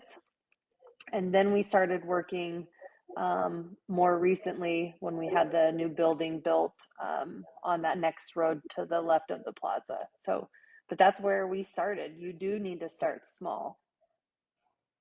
I just want to comment that CAMS has been doing the research on the properties on Main Street, and our focus is 500 north to 500 south, 150 east to 150 west. There are over 900 business licenses in Heber. 300 of them are in that range. So don't discount Main Street and the power that we can have by revitalizing and renovating and working with those property owners to get the right businesses in those Agreed. properties in our Yeah. Main Street. And if I could add one last thing about that is, like Carrie said, start small. So in my mind, you would start with that pedestrian mall. You would start with the 3 blocks between the plaza and City Hall. And that, what that does is that creates a demonstration project. That doesn't mean that's going to be your entire downtown, but that starts it, and then it could grow from there. And that's exactly what Carrie did. You know, she started in that very core and then got the theater, which is a couple blocks away, additional parking, and those things. And so, yeah, start small. And that's why I kept looking at that pedestrian mall, so to speak, that runs between City Hall and the plaza. Start with that, and that could be loaded with a lot of those little businesses and just become a real gathering spot. Okay, Planning Commission, come on forward. Any other questions? Oh, go ahead, Sid. So Dave, when you go out of town, do you go to McDonald's? Probably not. Maybe you do. You might have money. I love this because this reminds me of back in when I was on Planning Commission. I don't remember the last time I've been to McDonald's. There you go. So I'm working with the franchise, and what dictates where they land is a lot of times parking. And what I heard from Carrie, that we limit parking, yeah, that'll push them out to the south and north, right? I just want to say one thing. I really appreciate, and I had a hard time hearing what they were saying. So if they said something that answered the question, I apologize. I couldn't understand it very well. You're fine. When we looked at the picture of Caldwell, that parking lot directly adjacent to Indian Creek, I counted 145 parking stalls in one location right there. You know how far we're going to have to go to get 145? I'm just saying that's a big issue. And I don't disagree with anything that's being said here, but if we want downtown to be revitalized, people are going to come when they can park there, and they don't want to be too much inconvenience there. And so I just don't want to overlook that real necessity that's there. And I appreciate what she talked about. I'm sure they put a lot of money into revitalizing Indian Creek. Yeah. It was already a natural thing, and they had to spend some money there. But look how long it is. It goes all the way through that community. It's a great amenity. It's perfect. Yeah. Look at the And you height know of the what buildings on the side of Indian Creek. Look how high they are. So I'm just 5 saying, stories. they have pushed No, their density no, they're really 2 high right there stories. around that amenity. So I'm just saying we need to look at if this is successful, what made it successful, and we need to kind of, if we want to copy that, if that's the purpose, then we need to look at what those patterns are. Yeah, I And agree. and Carrie, do you I would understand? like, if you don't mind, I'd like Carrie tell us about that parking lot. Are So you before talking that, about the Roger, parking can I lot respond to to the left? Dave's? Roger, can Go I ahead. respond? So we are currently, right now, as a city, looking to purchase land to do the exact same thing. And you probably know where it's at. The county property, Yeah. 150 right there. Mhm. So perfect.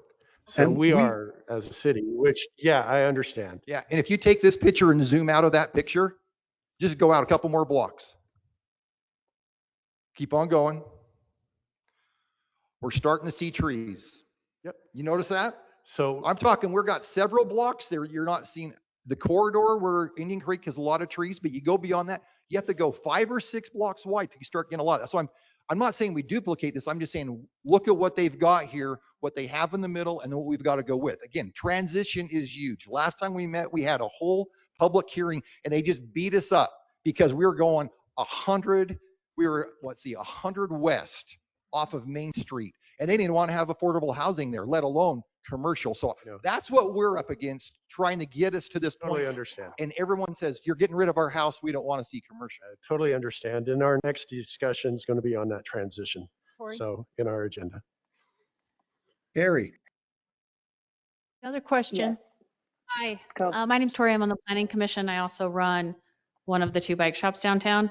And I'm a huge fan of Envision Heber 2050. Prior to running the shop, I was with mergers and acquisitions, and we literally purchased our building because of Heber 2050. So a huge fan. But as a planning commissioner, one of the pushbacks we get a lot, as Dave just mentioned, was affordability and how the affordability of Heber is diminishing and it's pushing locals out of town. And Carrie, you said something that really made my ears perk up when you said, I can't believe that they eat dinner downtown because it's gotten so expensive. So how do you balance that with not pricing your locals out? And actually, my real question is, do you have any idea who is spending that money downtown? Is it people in your zip code, or is it primarily people outside your zip code? It's a mix. It is definitely, I will tell you that at one point, my anchor Indian Creek Steakhouse, I had been with the city of Caldwell maybe 6 months at that point. So to put it in context, I was cold calling. Indian Creek Steakhouse tells me that he is serving all out of town people, no locals, and that's who his market is. And I did not believe him. I strapped on a waitress apron and waited tables for 2 nights in a row. I waited on one local. So I will tell you that what we have very high food prices. What I see now is that we had, and do you remember me saying that I had lots of banks? I think it was Roger told me we had lots of people coming to the city council meeting saying that we were too poor to do this and that our locals couldn't afford it. I'm pretty sure it was you, Roger. You said you've got a bank on every corner. There is money in those banks, or those banks would not be thriving. And that's true. So after a little bit, our locals started coming down because our locals were exiting our town to go to other places to eat because we didn't have anything cool and they hadn't found us yet. So it's transitioned back to a more balanced mix, but we definitely are pulling in people from Oregon and Boise and even tourists at this point. And so it's a mix, but the events, you're going to get, if you get screamed at, and the same screaming is going to be that they hate the vendors. They do not like the food trucks. But your locals are the ones that are coming to the free events, and they're the ones that are going to the food trucks because it's more affordable. And that's how we found a balance. And so your businesses are going to cry foul, but your locals are going to love it. And you cannot have a successful event without your vendors. And so again, you're not going to make everyone happy. And you're just going to continue to focus on, here's the right mix. We're going to give you that plan, and you're going to listen to the people complain, and then you're going to have to turn that narrative around and appreciate what they've said, but keep focused on the right thing and don't give up. Does anybody else on the planning commission want to ask some other questions? Please come forward, and I we're know going to Dennis try to and move along. Phil, Josh, Robert. I know Derek loves to talk. Gee, I hate talking, but Carrie, I want to ask a stump Gotta get question. right in the mic. Get right in the mic, please, Dennis. First off, thank you for your comments about the building that had businesses on the bottom, residential on the top, and being successful. And that's something that the Planning Commission feels very strongly about. If we're going to have businesses succeed in the downtown, we've got to have bodies there to do it. And so that's been a big deal for us to try to help make happen. I apologize if I'm coming in a little bit unsure of where things are going here, so a little unprepared maybe. It sounds to me like, Harry, you've kind of been out there basically making this happen. And it's not just happening, it's because the city of Caldwell has created an organization to promote this kind of business, and you're leading that, and you're out there banging the pan and getting businesses in here. So my question is to the city council and whatnot, is this your goal? Is this what you're planning on doing, is bringing someone in to make this kind of thing happen? Because I think that's how we're going to be successful, and I don't see it being a bad thing, especially, we all just learned that the Olympics are coming again. We saw what's happened since the last time. I think with all the interest in the community, I know this is going to make me get tomatoes thrown at me, but okay. I actually like tomatoes; they're not bad. And if they're thrown at you, they're easy to eat. But the thing is that the city is literally sitting in an opportunity here to make something really great. And with all the interest and attention, my new job, I travel all over the state. And it's amazing how I go from one community that's doing well, and then you go into another community and they're dying. And then I come back and I'm like, good Lord, Heber City's just cranking away. It's awesome. It's like this new machine we get to play with. But I think So really and I, truthfully, if properly managed like that, this city has an opportunity right now to make some changes to build something really, really amazing for the future. And I don't mean to sound like I'm going against what people want, but Heber 1954 is just that, Heber 1954. And if we want to die like a lot of those other communities, then let's just stay like Heber 1954, and we'll wind up with boards on all the windows and all the businesses done and graffiti all over them. But if we want to charge forward to the future and make something really amazing here, I think this is a great plan to make it happen. You're And here. one thing I might interject, here, is that, we worked with many communities when the last time Salt Lake hosted the Winter Olympics, and it was sad that Heber City sat on the sidelines while everybody around you was reaping it in. And this is about changing that. We could see awards being handed out on your plaza on that main stage. I think it's time for Heber to step out from the shadows. And it doesn't mean you're selling your soul at all. You're just making it a better place to spend some time. And wouldn't it be great if Park City was coming to Heber City to have a great meal versus you going somewhere else? That's where you reduce your leakage and start bringing in other things and other money from other areas, even in your county. So there you go, my Thank 2 cents. you. Thank you, Roger. Okay, I need to ask Tony and Matt and maybe Russ a question, and then we will move on to the next agenda item. Everyone knows that with the dewatering that's going to happen into Lake Creek with the new temple being built out on Center, is that going to create enough water to bring down Lake Creek channel of a year-round stream that we could eventually daylight? Do we know that yet?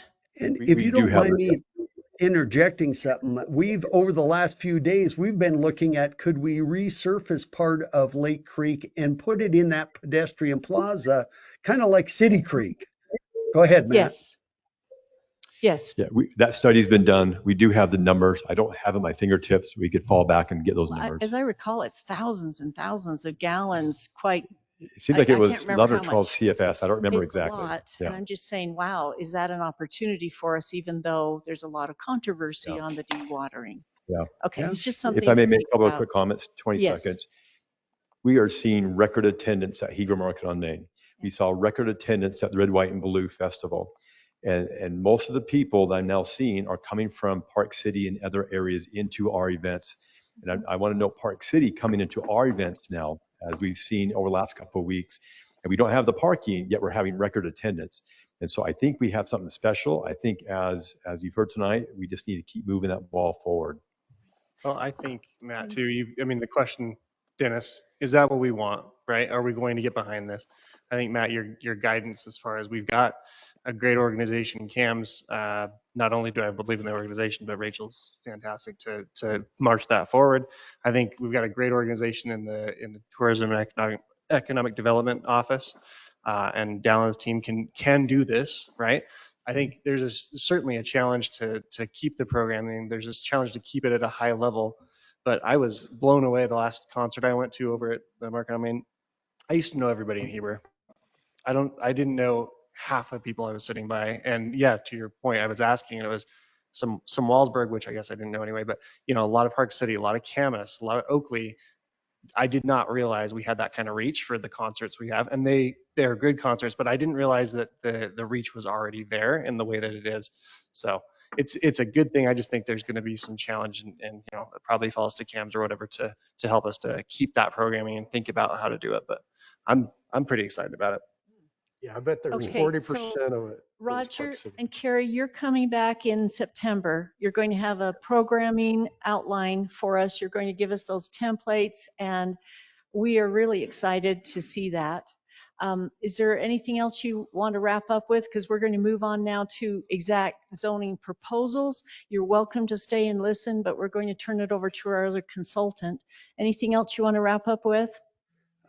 I don't have anything. Carrie, you have any final words? And I think Matt is exactly right about Heber City and I mean I think people in Heber City are more down on their city than everybody around you. But this is really, this is really about Heber City, the next generation and moving forward. I think it's really, really cool. We're really excited and happy to be a part of this project. And we've been working with you since 2017 when we did the original assessment. So, Carrie, you have anything?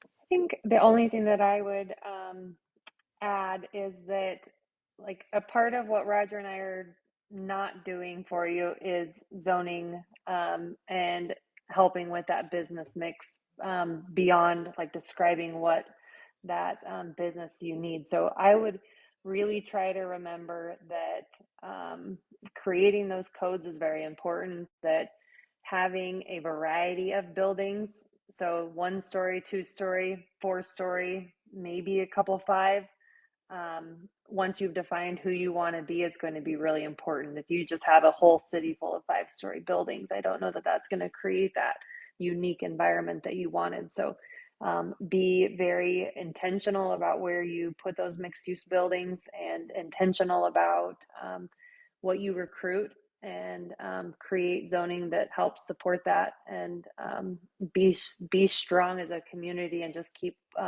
plugging away. I think it's really neat that you have all come together and are trying to affect change for your community, and I commend you, and it's really exciting to have been there and to help you guys create that.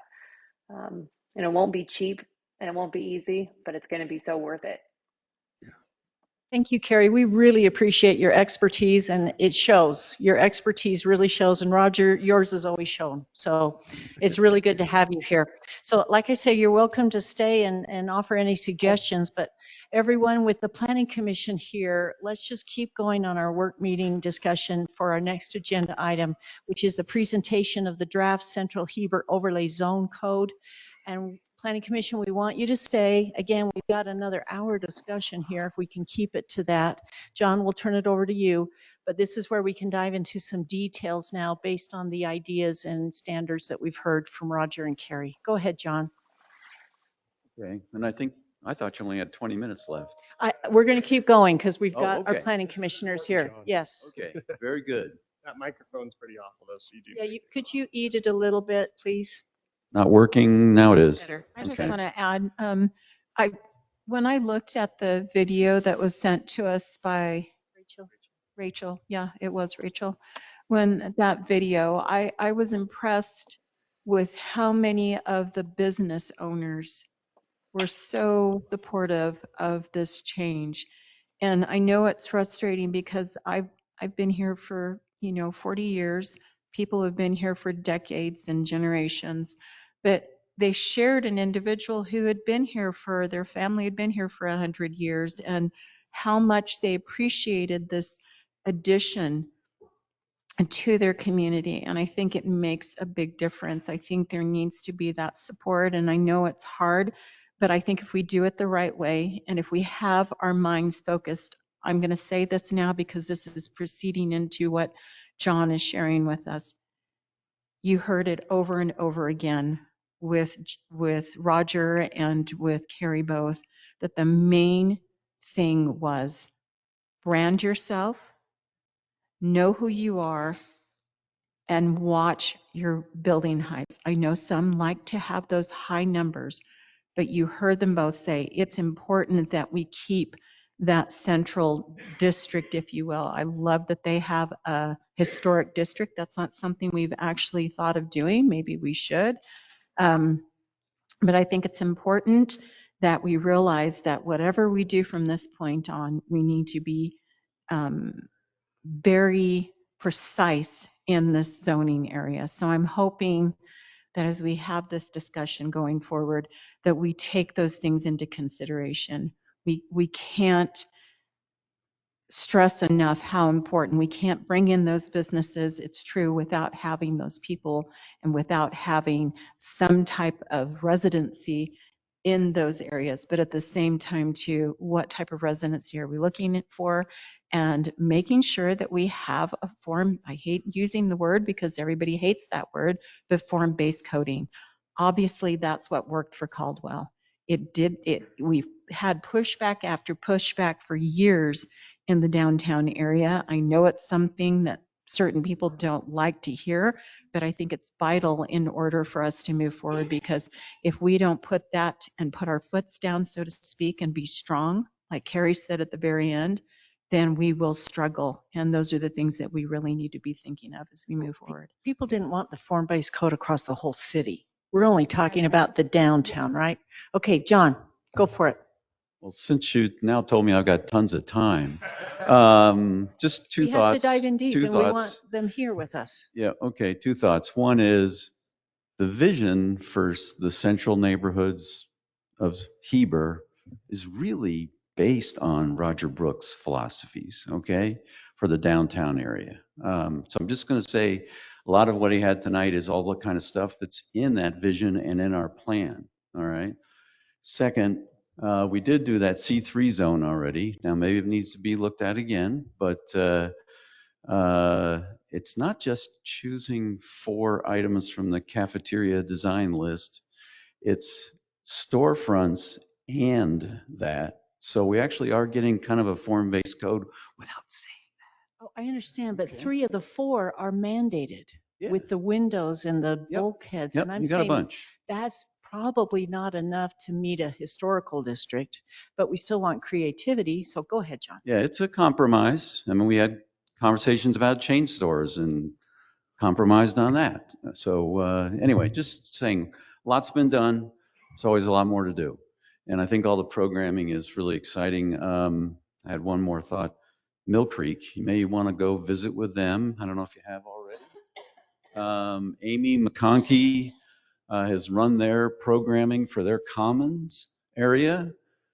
Common, it's not got an S. I'd always get an S in there for some reason.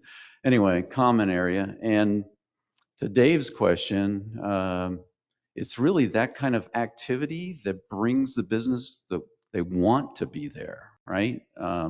I think that's a really important message. Sure, you're going to have the big boxes out on the far ends of town, but the other businesses are going to want to be around all that activity. So anyhow, that was my 2 bits.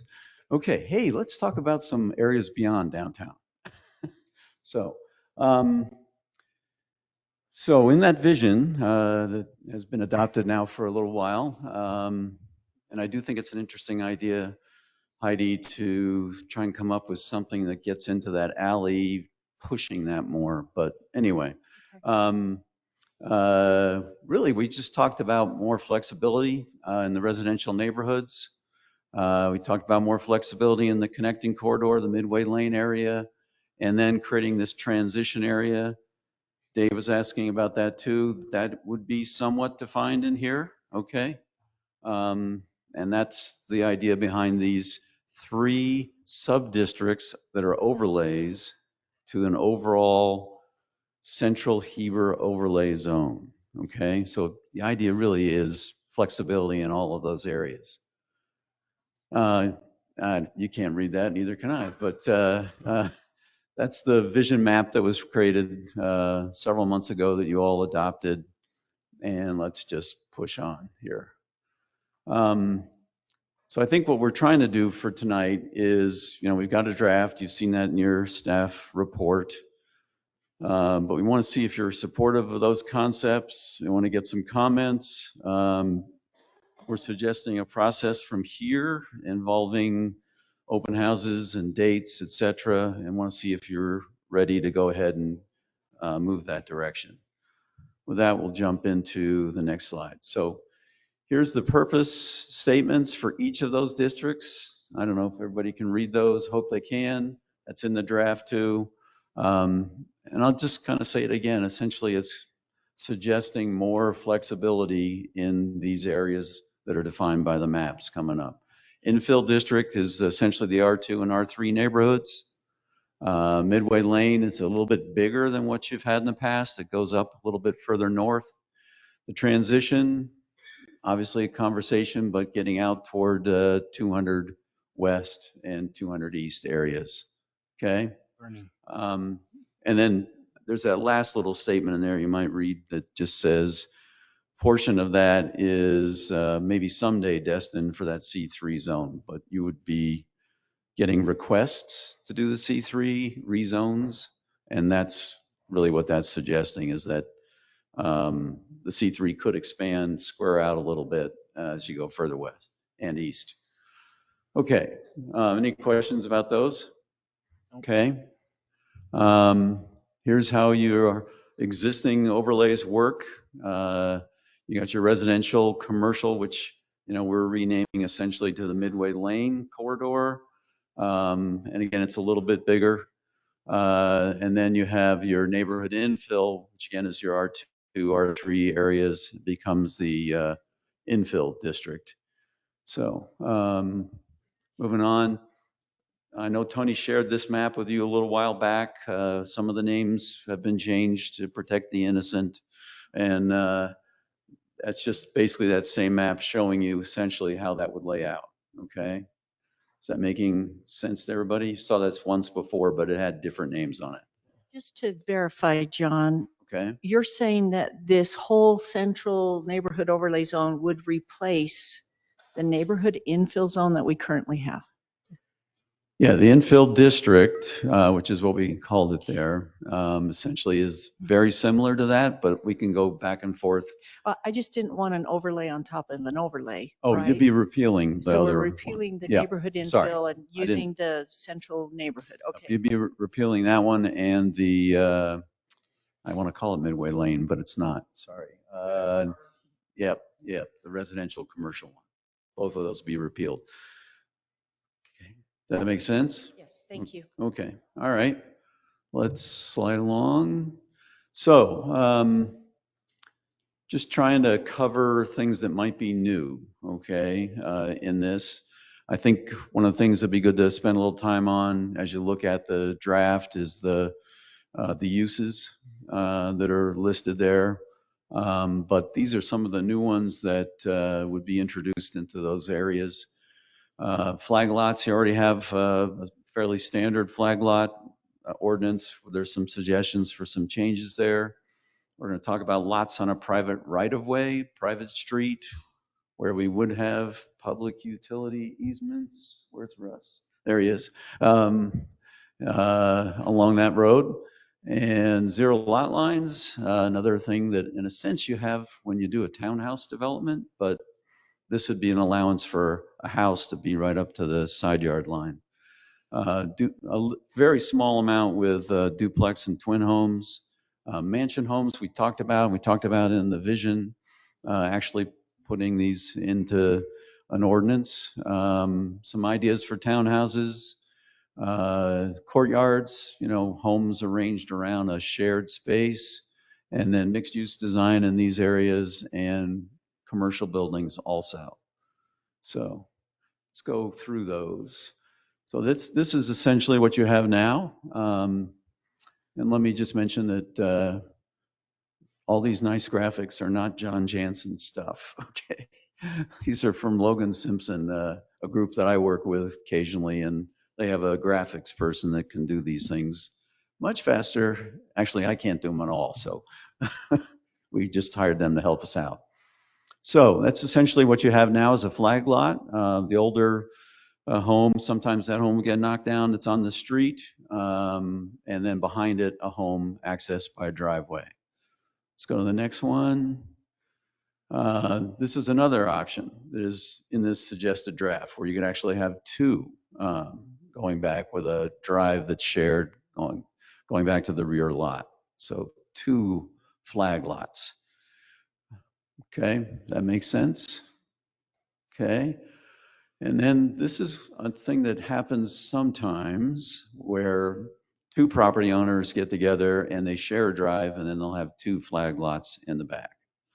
Okay. I was in a meeting a month ago where a lady was talking about what a great an idea that is, but she sure wouldn't want that next door to her house. So anyway, it's always interesting to talk to folks about these ideas. So lots on a private right of way. So essentially this would be a private street. We'd have to have some street standards for that, subject to Public Works and the fire department for turnarounds. This can be where the street is offset on one side instead of all lined up on almost a cul-de-sac here. And then just trying to demonstrate the zero lot line concept there on the right. And hopefully that makes sense to you too. Yes. Oh, I'll let you finish first. I just was going to say, again, this was trying to create more flexibility for infill, especially in the infill district. So you're proposing there a 30-foot minimum lot width. Is that for tiny homes? No, but it would be for smaller homes, yes. That's pretty small. Yeah, and that would be the minimum. You know, you may have developers want more than that, but that is a fairly skinny lot, yes. Could I ask Russ, did you hear what John said about no public utility easements for this proposal? Have you heard about that, or what do you think about that, please, Yeah, Russ? we've actually talked a little bit about them, but they would be in the road there, so. Down the middle of the Yeah. road then? Yeah, I didn't say no, if that's what I thought you heard, maybe. That's what I wrote down, so I'm Okay, sorry. yeah, So they no. will have It would have the public utility easement in the road. in road, okay. Yeah. Is this on? It doesn't sound like I'm talking at all. It works online though. So we did meet, we talked about this. That was one of our concerns is having city utilities down these private right of ways. We would have to, in order to make this work, we would have to have easements that allow for our utilities. The biggest concerns I have with this are meeting the fire standards. Just scale wise there, I mean, you need a much bigger turnaround, a better turnaround than that on the far end. We'll have to work through that. On the other drawings that were shown with the flag lots, we have city policy requiring each individual lot have its own utility services. And so we need to have enough width there to get all the services in with the separation requirements that they have. We'd need easements there for those, but we don't want to own those as a city. That's probably the biggest thing. We want the meter cans and sewer cleanouts and other things to be at the street as much as possible.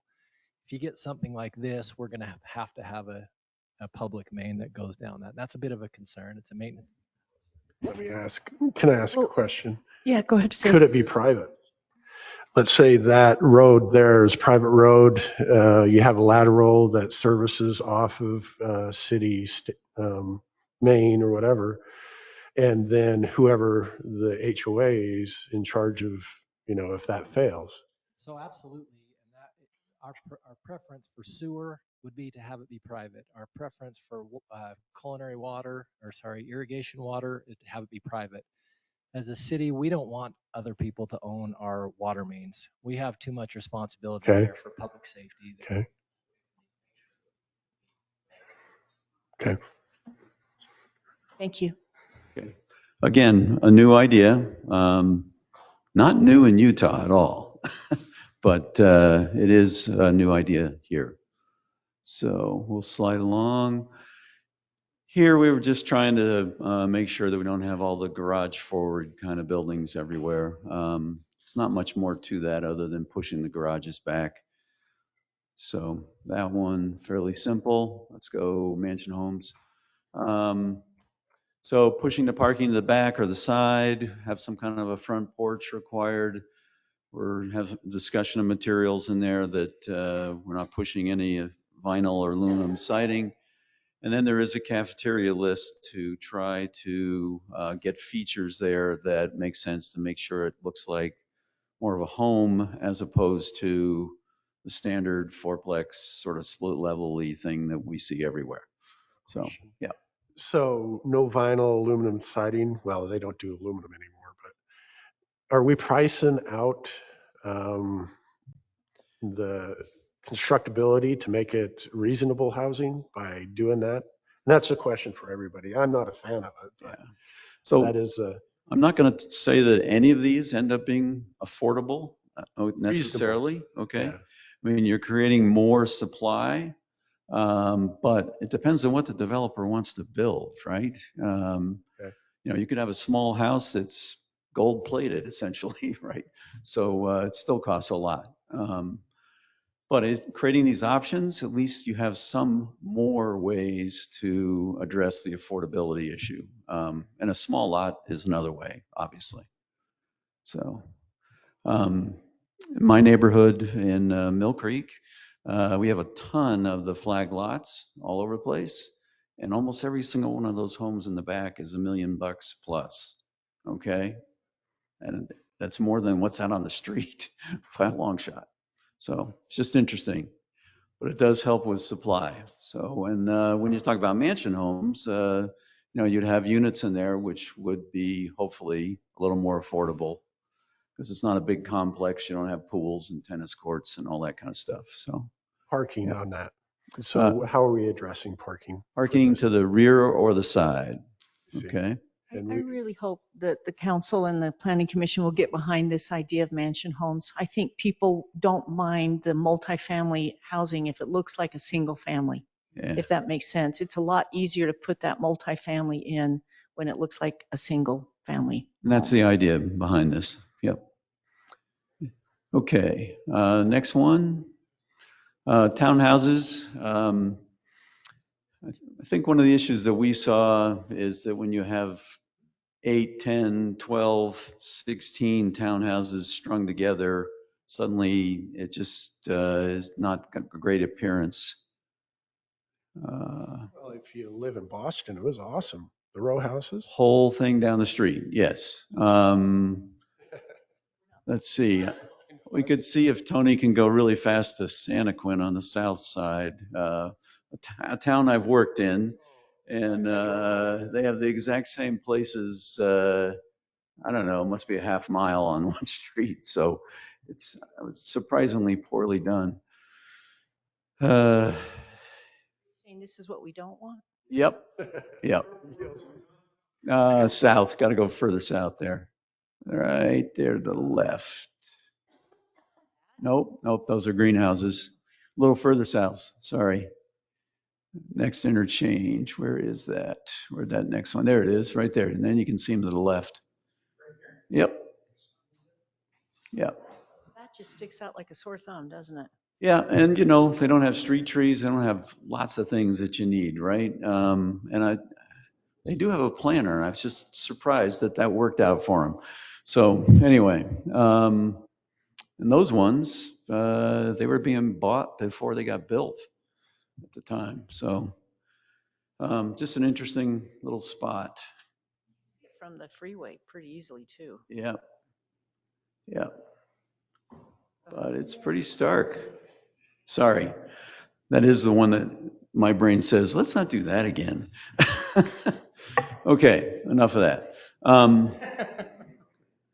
So the idea that you don't string them too many together at once, you get gaps between them, you're moving the fronts back and forth. And then the other configuration, again, we've talked with Russ a bit about, fairly common again in Utah where you've got townhouses facing on a street and townhouses behind townhouses and a shared parking lot in the back. Just seemed like the minimum was pretty small there with the courtyard requirements to have a very small courtyard and a very small building around a very small And courtyard. the courtyard is the next one.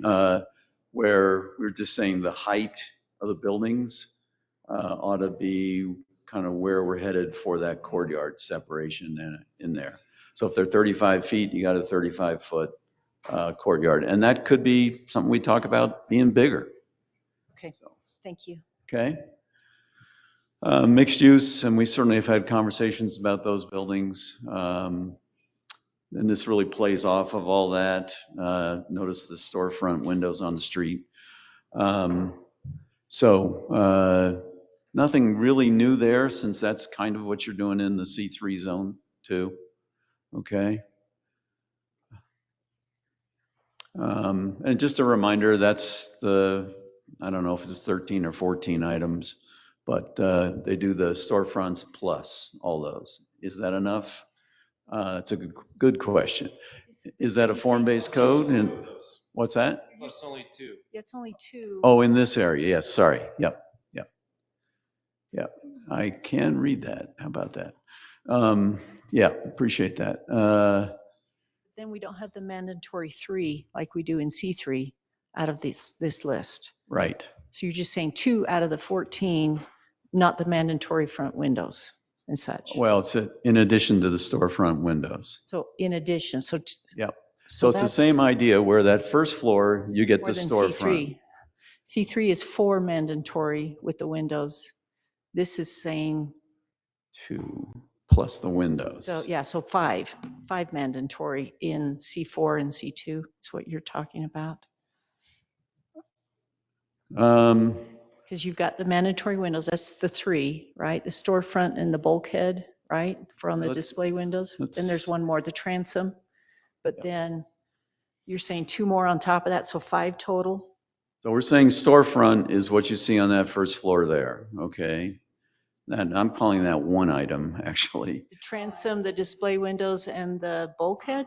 So he's Yeah, saying that's a storefront. two features in addition to a storefront. So that's 5 total that's being required. And But in that's, C3, we only have,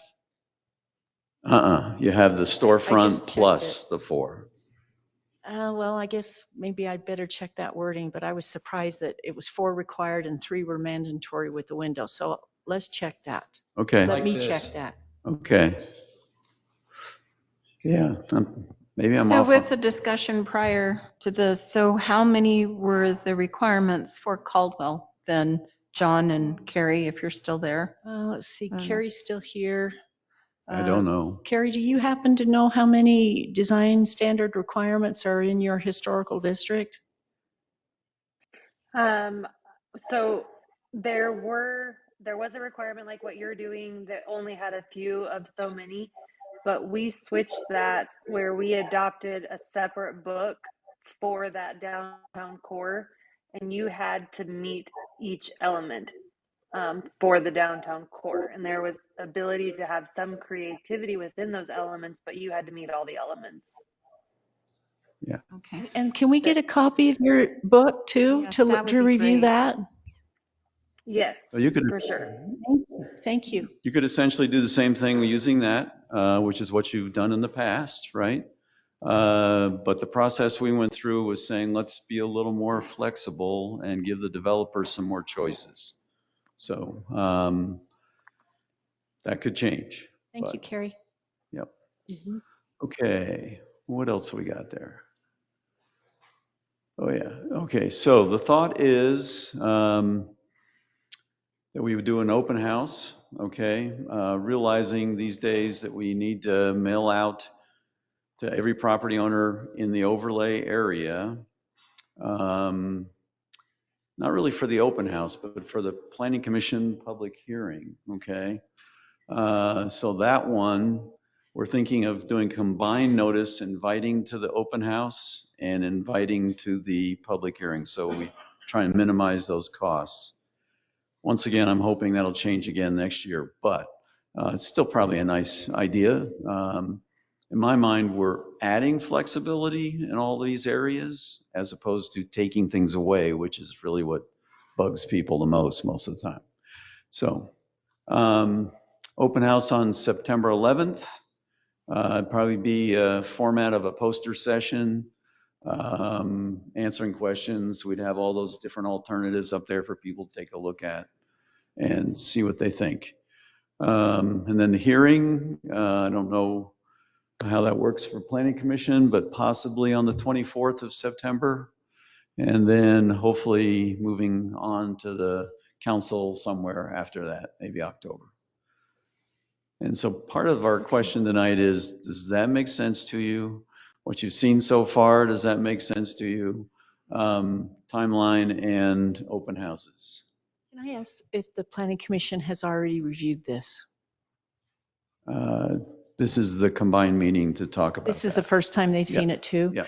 Planning commission, do you want to proceed with this kind of timeline, or do you feel like you wanted a couple of meetings to review it yourself first? There was quite a bit of code, that was also included in the agenda item. Yeah, the draft is pretty long. Dennis has asked that I say something regarding the planning commission. We heard him. You heard him? Yes. Okay. Please. We would like some time just to discuss it among ourselves. We have seen parts of this. This is a really important item that not everyone's going to agree upon, and I think it's important for us to have some counsel about it. So as fast as I want to move on this, I think it's important for the planning commission to have some real counsel so that we can give you a recommendation that the majority of us are going to be behind, because I know there's going to be some discrepancy between what we're going to have as commission. So we want to be aggressive, but we also need time to have counsel. Well, I didn't know that you hadn't seen it yet, and that's why I was asking. And I'm glad that you want to take some time. I think you should take at least 2 meetings, right? It's a lot to digest. You can certainly take up to 3, but then that means we'll probably do the open house and the public hearing come November. We just want to make sure we're approaching it the right way. So I think that's a great timeline. I don't want to drag the feet, but we need to have counsel. Planning Commission, are you good with that? Do you have any other questions, Josh? Right, it's true. We could go to January, right? But then it's hard to have those public hearings around the holiday times. It's just that you've got August, September, so we're going to October then. Maybe in October? Okay, let's try. But you guys take the time you need, okay? Yeah, we need to do this right. Yes. So Tony, knowing what we have in September, what do you think? Do you think as far as our agendas, will that give us enough time? Yeah, I don't think our agendas are going to be too long in September, so yeah, it's doable to get on the next agenda, start counting through this on the board meeting for a couple of. Okay, so if staff feels like we can get it in September, let's plan for October. So you can't do it in August? You can't do your first meeting We, in August on this, and then have one in September, maybe 2, right? And then so my question, Dave and Dennis and Tony, is that once you make your changes, recommendations, will we just go straight to the public open house and the hearing and then come to the council? Do you want to do it that way, or do you want to come back to the council before we do the open house and the hearing? I'd say that would depend on what you want. So let's see what you are suggesting. I think we could hit it on Tuesday. Is it possible to get this information sent out to us early so we can start citing? It's already in the agenda. It should be just fine to send it on to you and let you use it as an agenda item. I don't know how booked you are next week. So Tony, the question is, can we get this information to all the planning commissioners again so they can or start reviewing it by next Tuesday? Yes, yes. So you've got August, the 2 in September, and then we can either go straight to the public open house at that point and get the feedback, right? And that would be, mid-October, maybe the 1st of October, which is great, Josh, right? Get it ahead of those holidays. And then hopefully we can have the other public hearing, towards that second meeting in October before Halloween. I would just say, I think the open house is better for us earlier, just so we get more input. That's what I would recommend. Okay. Well, you can certainly ask for input in your meetings, right? It's just how do we get them there? John? My take would be to do the the public open house sooner than them coming back, unless, Okay. planning commission, unless you identify a lot of things that you want to make specific recommendations or get our feedback in advance, which you could let us know after the first meeting if you think it's There you go. going to be too much, right? If there's a lot that you want to talk about, well, we can get you on a schedule. If not, then maybe it makes sense to just go straight into that public. Right. Maybe you have a meeting and then we have the open house around the first week in September and we do the public hearing with with the planning commission in October. I would say, to your point, Tony, your staff, as they swing back after our meetings and communicate to your group, that's going to be the best way to communicate. So we're not wasting time. Mhm. So I think if staff can do that, then we're not wasting any time. We basically go from a Tuesday to Tuesday and have that communication in real time, Right. so to speak. Good reminder. Keep it going. It's important. Well, how about a month apart though on the public open house to your public hearing? Well, Dave is saying that you might want to get the public comment before you dive deeper in and make changes. All I was saying is that I think public comment for the planning commission is Right. really important as we try to navigate and give you a recommendation. Mhm. That's why I don't want to do a whole bunch of discussion in council without getting public comment so we can get information from the public and then we can come back. So I'm just saying push the open house earlier so we can get people Right. there. I In know that you get September Yep. for your open house, Yes. or for all of our open house. Yes. And then we'll do your public hearing on your final draft in October and then bring it to the city council. Does that sound okay? So we'll see if we can wrap this up by the end of October, but there's no guarantee. Yeah, but that's the goal that we want to have. We're not trying to push it down. The thing is, you get a lot of people that come. We can have the most important thing on our agenda, and guess how many people come? I understand. Only those that are in their backyard. I understand. Okay. Understand, but let's try to do that. So Tony and John, let's try to do the open house after Labor Day, right? Once school is settled down. Maybe the 11th would Yeah, the still work, 11th, but the then public hearing would public be hearing's got to October. be in October, Okay. that second week in October, or I would at least say the second or third week, and then we can bring it back to the city council. How about the if Tony first and of I work November. on some dates? So I have a question, Mayor. The question is, do we have a website that we can post stuff like this that people can go and respond to? Because everybody's busy, but if they're interested in it, they could go to a website and then respond to it. Is there a way that we can, for material like this, that we can just post so people understand that, they can go and respond even though they're not here or they're not because Josh is right. We have 0 coming that are to the planning commission. So I don't know. That's a challenge, I guess. A reminder to and I don't mean to answer your question, but a reminder to the public that are listening or that care. We have, the draft is here. I realize that you all haven't seen it, but it is available on the city's site. For the commission and for the council, they can send emails in, they can join the meetings like tonight, they can join the meetings for the council meetings as well, or for the commission meetings as well. But, just bringing up again, they can send a quick email in. I don't know if we need to spin up a website necessarily. For me, it would be nice to go to one place, press.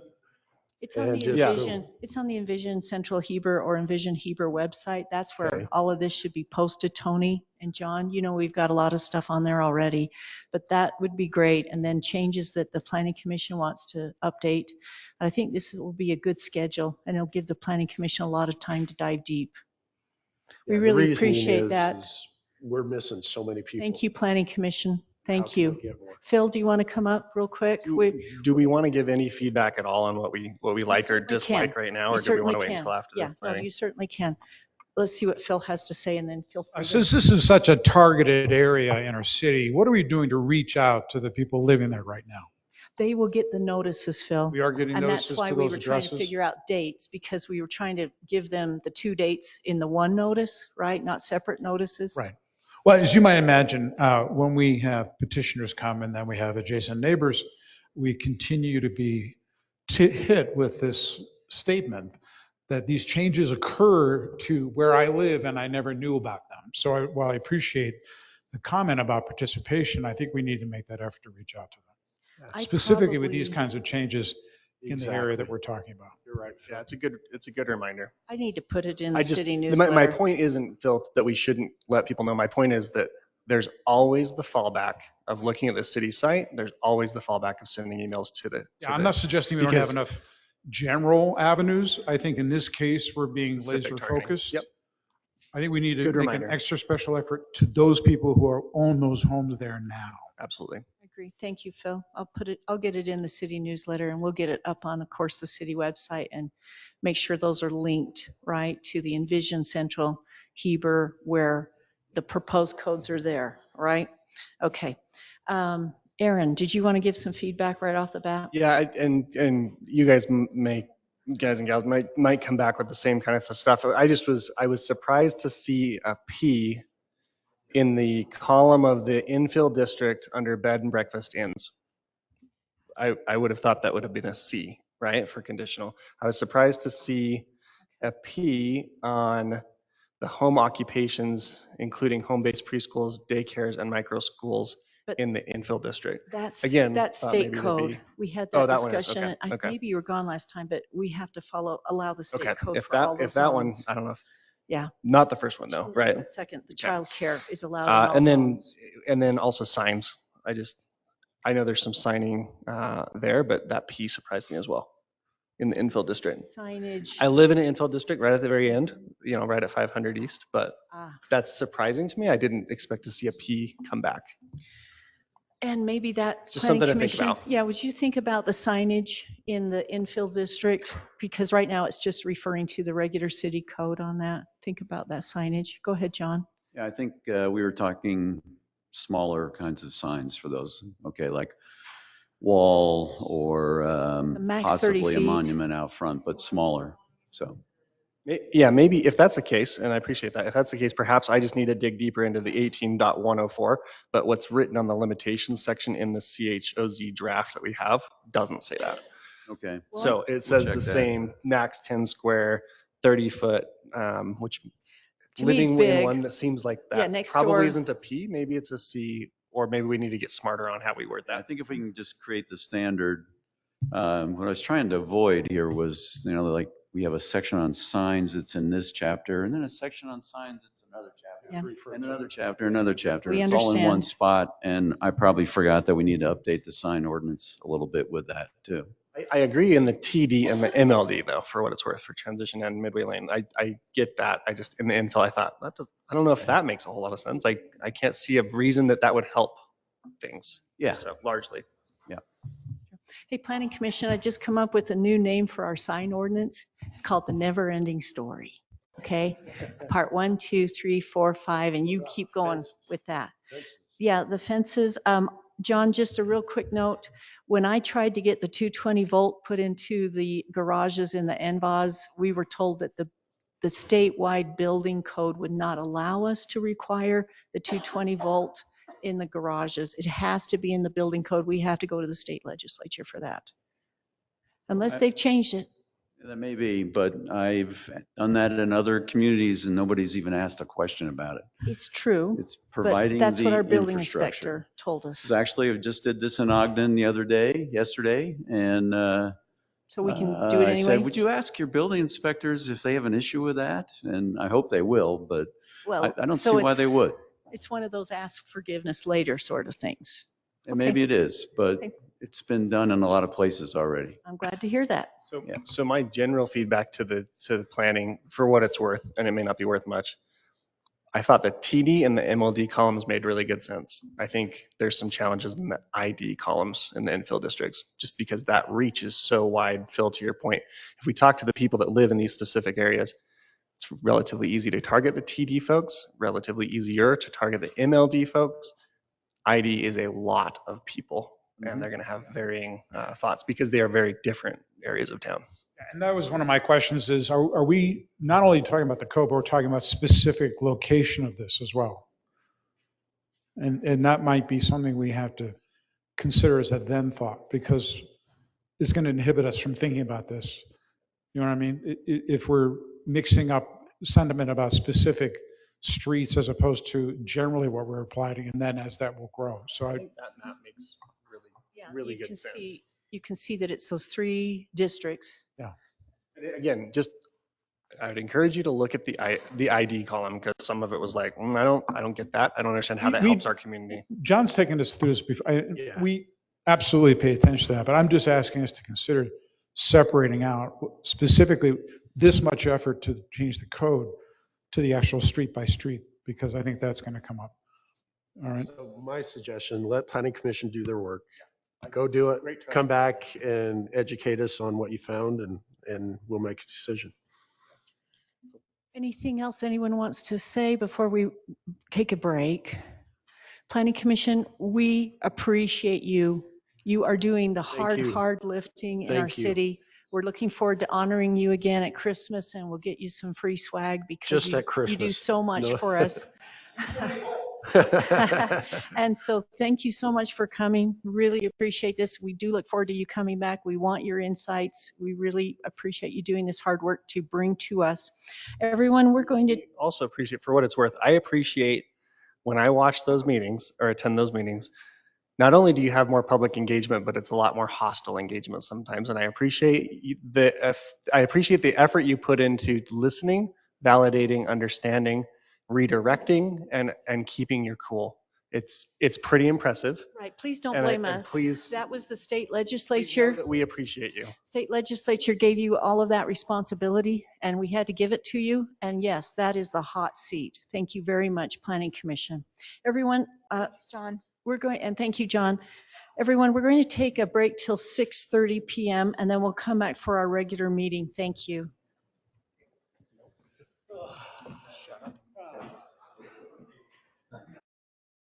This conference will now be recorded.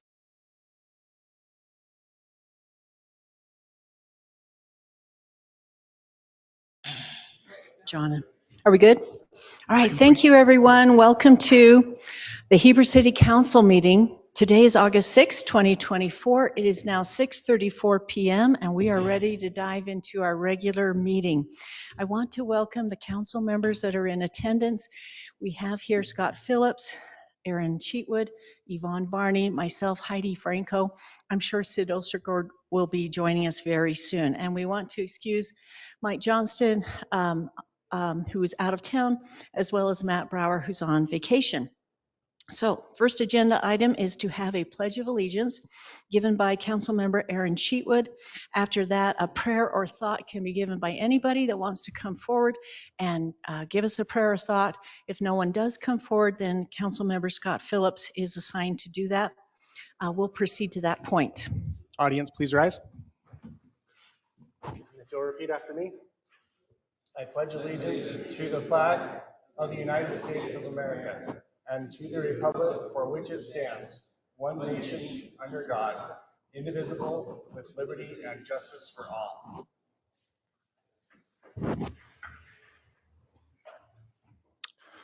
Anyone? Anyone? Okay, my turn. What is it to serve? Long meetings, hard-fought decisions, digging through zoning laws and studying provisions, concern for the well-being of the people of our town. How come all the hard work we do makes so many people frown? Airports, sewer, water boards, assignments not a few. If you have a problem, I'd be happy to solve it with you. Social media blasting from people who seem to care, but when we have our meetings, there's hardly anyone there. Believe me, when you run for office, you can leave all the roses behind. It's hard to find the true support or people that are kind. This is not an easy job, and I have often wondered why. I dedicated 4 years of my life to even start to try. I need to remind myself that what we do in the council can truly change. We have our sights set forward, building a great community for the long range. I want to thank the staff and Matt for all of their support and catching on the vision when the ball's been in their court.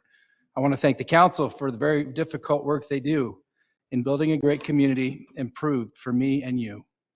As we continue improving community, let's never lose sight of always seeking common goals and making decisions that are right. Thank you. I'm assuming he wrote that. We should clap for that poem. ChatGPT or actually you? Okay, amazing. All right, let's go now to our conflict of interest disclosures. Does anyone have any conflicts for the agenda items today? No. Okay, none are being disclosed. Let's go now to the consent agenda, which is the approval of the July 16th, 2024 City Council meeting minutes. Move to approve the consent agenda. Thank you. That was fast. Is there a second? Second it. Thank you, Aaron. Any other discussion? Let's start on this end, please. Abstain. Yes. Yes. Okay, so that motion passes 3-0 with the one abstention, please. All right, now everyone, it's time for our public comments. We can go up to 20 minutes now for anyone that wants to come forward. Please stick to about a 3-minute maximum and tell us your name when you come forward. The public comment's open. If you're online, just raise your hand or come off mute and I'll call on you.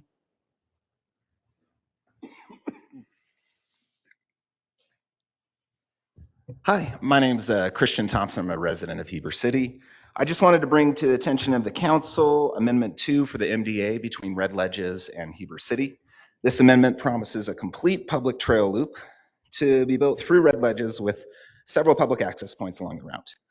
But there's currently no plan to complete the loop as promised in the amendment signed over 11 years ago. I've emailed John Johnson from Red Ledges, and they're making quick progress on the west access, building that bridge over the canal, which is great. Hope to have it done this fall. I've also spoken to Matt Brower about the trail system, and it's still hoped to be completed. There's discussion of moving it onto a new annexation property, but there was a question on funding and completion date. I'd like to know when the complete loop will be completed and who is funding it. I would also propose that trails and parks be built before houses so that the public doesn't have to wait over a decade for what they've been promised. You can see this Trails First approach is working great on Jordanelle Ridge and in the county at Blue Sage. I've emailed the city council and the Heber mayor the amendment. That's it. Thank you. Thank you. You just asked all my questions, actually. So good job. Good job. That's exactly what I was going to ask tonight, too. Does anybody else want to come forward with a public comment or be online? DW, you're off mute. Did you want to make a comment, DW? Who is it? Oh, Dina. Yeah, I'm Dina, sorry. we'll I get to you. put him off mute. Okay, I'll make sure I'm off. Thank you. Oh, it's funny. I can see Dina's name. Well, I guess we still have our 2 logins. That's right. That's right. Okay. Thank you, Dina. Don't worry. We'll be calling on you soon. Is there anyone else that wants to make a public comment here or online? Did you have one to read? Yeah, I just Okay. have one to read. Please. And sorry, I forgot that I was going to do that. Where is it? Sorry.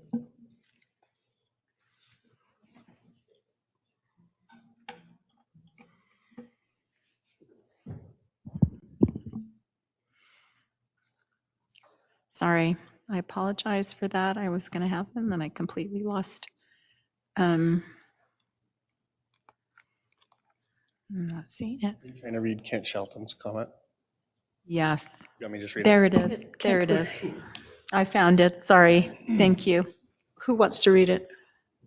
Do you want to? Sure. Yes, thank you. I Yeah, appreciate it. we, the council got an email in from Kent Shelton, who identified a home at 256 West 100 South. It says, Dear City Council, I was pleased to hear on KPCW about Heber City's desire for public engagement regarding the central city improvements. I would like to attend, but I'm unable to attend as I have other commitments at 4 p.m. on Tuesday, the 6th of August. I am curious, however, as I own a home at, and the address 256 West 100 South, that is directly affected by weekly festivals.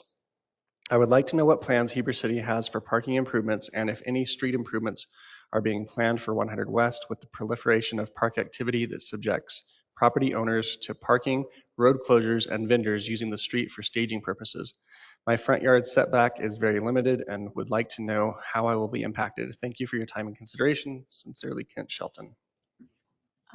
Tony, I'm wondering if any of us should answer it or if we could just give him basic information. Now, Kent was here earlier at 4 p.m. He's probably heard a lot of that, but probably the specific parking plan he didn't hear. should we respond to him? Or is there any other information we could send to him about just the plans so far? Yeah, but the plans obviously are still underway. Mm-hmm. So the staff can come up and reach out to him Okay. visit him. Well, we can too. I was just going to ask, did you guys get, because it was just directed to city council, and I just noticed it this afternoon, so I apologize that. Ken talked with me a few weeks ago about the new zoning in the downtown, but he never brought that particular aspect. And I didn't know that his home was on our 100 West, but are people parking clear out to? Well, his house, It's out by Heber Valley. the address that he's on here is 256 West, 100 South, which seemed abnormal. It's actually 100 West and he's on the corner of 3rd South and 100 West. Okay. Well, that's why he's getting the parking. Okay. That makes more sense. I was like, I don't know why it's for. Okay, that makes more sense. Okay, I'm sure any of us. I'm forwarding it to you right now, so you can have that information. If you want to take a stab at it and then just, obviously we've only got two more. Appreciate that. We'd appreciate that. So he knows there are definitely plans for parking that would hopefully take off that load of constant parallel parking, right, Lieutenant Rigby, on the whole west side of town to come to our markets on Main and such. Okay. Everyone, is there anyone else for public comments? Thank you. And tell us your name. My name is Catherine Moore. I live at 114 West, 200 South. I'm one of them that's deeply impacted by the construction and the market, lack of parking. I have yet to see any diagrams or anything like that of parking, and the diagrams that you have down at the park don't represent what it truly is going to look like. You have the amphitheater and you have a fence behind it. There's no fence behind the amphitheater. There's buildings. There's a parking lot. So you're going to give us designs, but they're not true designs of what it's going to look like and how it's impacting us. You're putting in all this stuff. You want people downtown, but yet you have people coming in from Red Ledges and every place else, and you have them parking all over the place. Thank goodness Officer Powell's been down there, because we have people blocking our driveways. We have people parking in our driveways. We have people blocking the fire hydrant. People are parking all the way around, illegal. It's disgusting. And they think they have a right. And us homeowners are sitting there and like, what are you going to be, a Karen? Or they cuss you off. Or they tell their children to get out of the car and move something in front of your yard so they could park there. It's disgusting. I am not for this. I am deeply upset, as you can tell by my voice. And I like some true representation of your drawings, because all this stuff that you have is false. It's not. Even this little thing with your picnic tables going down the corridor down there, that's not a true representation of what you go down there. You can't go down there unless you're going to tear down all these old, beautiful buildings and build all the new crap to make it look old. I only had in my house was built in 1890. I've had it since 2013. I love it. Volunteer for the DUP. I love the history here, why we moved here, and it's disappearing. We're only going to be able to see it in paintings. I'm very disappointed with the growth that's happening here in Heber. It's not positive in my light. Thank you. Catherine, can I ask a quick question? Is this for the market on Main? Is this for the? It doesn't matter what goes on. Every Thursday, we get our trash cans out. We get a no parking sign. We do the same thing for my neighbor next door because they block her driveway. And he's on oxygen and she has MS. Okay, and we have double parking, triple parking. It does not matter. Okay. It doesn't matter. They are disgusting people as far as I'm concerned, because they don't respect us homeowners. And yeah. Thank you. Lieutenant Rigby, is there any way that we could help Catherine know the code enforcement officer to Price? I thought it was Price. So we've had 2 officers stationed at that event. And so we have been focusing a lot of attention on parking, and Officer Powell has been writing some citations and trying to get people moved because it is a huge issue. And we feel terrible for the homeowners that get stuck in those situations. So we do see the need. We're trying to get involved and do what we can on our side. So. Are we booting cars and towing cars that do those violations? So right now, no booting is happening. It's turning into citations. We're trying to get in contact with those vehicle owners to get them moved. Um, I don't know that we've towed any vehicles yet, but there's definitely still been some conversation about it to make sure that. Have you talked with the chief about towing? I have not. I think you should. I think it's a major issue. Yeah. And that's where people finally pay attention when they do park illegally, if they know that they really do have that potential to be towed or booted. Absolutely. Okay, go ahead, Well, Yvonne. and I'm wondering if there's any way that we can add signs that say, if you park here, you will be towed. And maybe it needs to be even something that's right there in front of those properties and giving them the right to say, you will be towed, this will be, this isn't an option. Right. So don't Yep. park there. I do notice that it is a problem. I think it's an ongoing problem for them because during Swiss days, I think that's something that they dealt with quite a bit back in the day, and probably Aaron would know more than myself. And I think part of those issues were corrected when they gave the threat of towing plus a fine, a hefty fine, that if you park here, you will be towed, and there will be a hefty fine included. So maybe that's something that we need to discuss going forward. So It did I get think, better when Midway yeah, put those signs up, for sure. Yeah. I think Midway just, the signs were along Main and then First, and I was obviously First North, so we Mhm. always had that problem. We'd come home and there'd be no chance of getting anywhere close to our house because, Yes, they would have all moved all the exactly. cones and stuff. So I think we're going to hear from Roger. Roger has some ideas. He touched on them for events like that. Parking off-site, try to eliminate that. Signage, bringing Swiss Days does it, right? They try to do it as best they can, but they still try to park downtown and get close. They would rather do that. But I think if we enforce it based on signage, have our police go out and enforce it, but then provide the access off-site. And that is part of the discussion, obviously, but I think So for I think there's for our options. We need to do community, short term. exactly, we need something that's going to work for our citizens short term. We're not going to get support from our community if we're not willing to, like Catherine said, protect what they have, protect their properties, and give them the support that they're asking for, because that's maybe the first thing we should be doing, is looking into those things. And so going forward, I'm hoping for the council, this is just my push out there, that these are the discussions, the hard discussions, and this is one of them. This is number one, is making sure our citizens are being heard when it comes to things like this and protecting the property they have in place. Yeah, So. and we totally agree. We need to step up our game on our side and do what we can to make sure those homeowners are taken care of. So could you talk with the chief Yeah, I about definitely will. those enforcement measures in the short term as fast as possible, right? We only have, two more markets on Main, two more this month. Okay, and then it's done for the season, Catherine. But we really have to make sure they can get in and out of their homes. And it's not just that. Like this weekend, Friday, Saturday, we're going to have 4 auto car show, and then we have the art show. It doesn't matter what goes on. It's Right. not just Thursday. Right. It's all events, the car shows, Mm-hmm. carnival loans party we had on Sunday. It doesn't matter. It's whatever goes on in the park. They think they have a right to do what they do. Yeah. But we didn't. The officer Powell was not there on all those other days. He's only there on Thursday. So that makes a huge Okay. difference. So anytime we have events, then maybe that's something that needs to be Lieutenant Rigby? discussed. Then Yeah, as well. let's talk about a better parking management plan, enforcement plan for all downtown events, right? Just like she's saying, that is not to be tolerated, okay? I've had traffic tickets in the park when, in the past, I should say, when I thought I could escape, but no, I had to pay. And so does Same everybody here. else, right?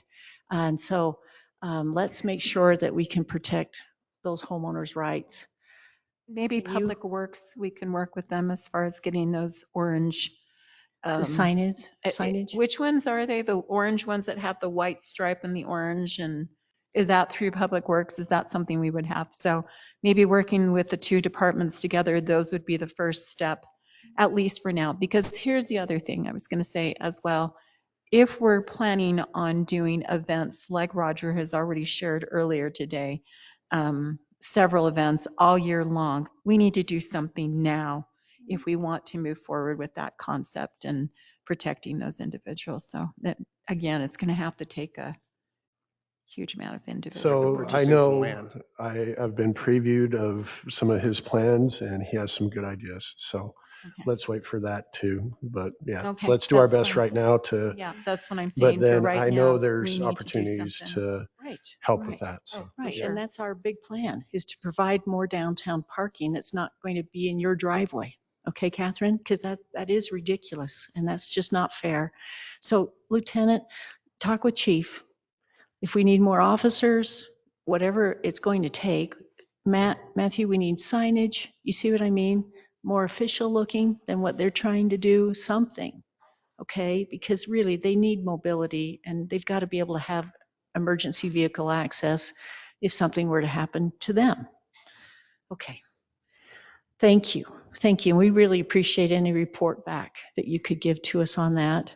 You know, you've got to see what you think will work, and it may not happen this month, but we've really got to try to do better.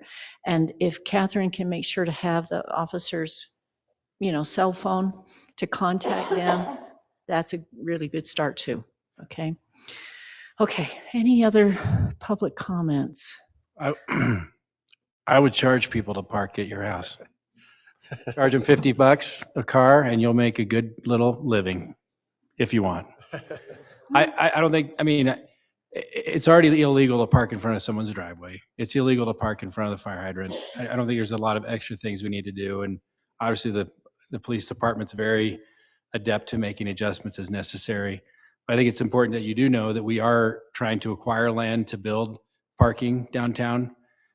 So if you can help support that effort and the old fire station and the old areas and build parking downtown, that's what we would like to have happen. Because I hate to tell you, but the faucet of people is not turning off. And No, I understand what you're saying, I'm for that, but you are acting, your parking should be taken care of first. well, Building all this stuff and then, then when we require this, then you're getting parking. So people are already dealing with the parking issues and all of this stuff. If you build the parking first, then the stuff, you wouldn't have all these issues, you wouldn't have better. I disagree with you, and this is why. You have to have money to pay for the parking. Could I just say one more thing? I think the city's right of way is probably where people are parking, at least in front of your house, not your driveway, but in front of your house. And I think there could be an issue if everybody started to charge to use the city's right of way. That's all I'm saying. You can charge to use the driveway. That's true, Yeah. but on the city's right of way, I think that you'd probably get into trouble on that one, just because it's city property. Thank you. Thank you. Okay, just trying to avoid other issues down the road. Okay, everyone, let's keep going. Thank you very much for the public comments that have come. We're going into what is now our general business items, and these are presentations and discussions. They're not for motions. And our first general business item is the Just Serve National Day of Service in Heber Valley. And Ann Moulton is here to talk about activities for September 7th, 2024. Thank you. So those that are organizing the 9/11 National Day of Service, which is an annual event, are neighborhood leaders Spud Beckstrom, Sue Kelly, Karen Atkin, Jeanette Hall, Penny Owens, Natalia Wagstaff, and then myself, Ann Moulton, and my husband, Michael Moulton. So the opening, it will take place Saturday, September 7th, and the opening ceremonies will take place in the public park, the city park. It is not a huge number of people that assemble, but we do have some that come. We originally didn't, we apparently haven't scheduled the pavilion, but we will put up some canopies on the park property that we will serve from. So it'll start at 9 a.m. and we will serve beverages and donuts. There will be a welcome, an opening prayer, a flag raising ceremony, a presentation by the junior ROTC, and the national anthem will be sung by Taylor Trowery. And then at 9:36 a.m., the projects and their locations and descriptions will be announced. And then volunteers will check in for those projects and be sent off to complete the projects. So projects are scheduled to begin at 10 a.m. and probably end by 12. And then after things are cleaned up, about 12:20, there will be prayers offered for first responders at the project sites. And then the volunteers will be dispersed. The number of projects we have planned, and there are a few changes, additions to what we have up there. Plastic mats will be, weeding will be done at the hospital, on the hospital grounds. That'll be done by the Old Mill neighborhood. At least that's the lead neighborhood that is leading on it. Plastic mats will be woven to use for sleeping on and changing babies' diapers, and those go to humanitarian services and the homeless. That'll be led by the Heber City North neighborhood. And then there'll be painting of airport signage, weeding and washing airplanes at the Heber Valley Airport. And that will be led by the Central Heber City neighborhood. Fleece blanket edges will be cut in preparation for inmates to tie, and that will be led by the Heber City East neighborhood. Also, at the Wasatch High School, there will be a cleaning and weeding of the stadium area there in the school. That's being led by Nate Washington, apparently. And then at Timpanogos Valley Theater Company, led by Trudy Harder, they'll be doing some cleaning and painting and organizing. And then I believe there will be a project also by the Wasatch High School student government, and its planning will take place after the school session begins. If there are projects that Heber City Council would like to organize or would like us to organize, we can add them to our agenda and publicize them. Midway does not participate in the National Day of Service usually as a city, usually due to its total dedication to the Swiss Days event, which is the week before. So those are the plans we have for this fall for the 9/11 National Day of Service. Yes. I know the state of Utah just a year or 2 years ago discontinued their Adopt a Highway program. And the stretch of highway between that goes next to the airport. If you go to the highway department in office on what's near 600 West, you can pick up the bags and then orange bags to set out. Okay. I'd love to see some trash pickup as part of that day of service. Okay. That stretch of highway in particular just is horrible. Okay, in that specific area then. Yeah, and I think they asked that anyone that does that is over 14 years old, and anyone under 18 is accompanied by an adult. Okay. But I've done it several times with my family and kids, especially along that airport frontage, because everyone who's going to the dump station goes by there and everything blows out, and it's just a really ugly entrance to our city. So if you could add that on, that'd be awesome, and maybe even like a midway lane pickup would be great too. Especially because it's right after Swiss Days. Sure. So those are both excellent recommendations. I appreciate that. We'll see what we can do to get that on the schedule. Basically, when people come and gather and we have the donuts and the drinks, we'll have a table laid out with a description of the projects and their locations. Okay. So people will go and look at those and then they disperse and do them. So we will add that to it. But we get the bags from the is it from UDOT or from the UDOT building near Heber Light and Power? Where you get the driver's license? No. It's their warehouse. Oh, okay. Yeah, it's next to where they have the plows. I don't know what the address of that is. Yeah, I know where that is. Where they do where we bagged sand for the flooding. Near there. All right. That's the Public Works office. There's a small trailer for UDOT, right? to the north of that. You come in off Okay. of Second South. They'll just give you boxes of bags for free, Okay, and you just leave them on the side of the road. okay. And then somebody picks them up.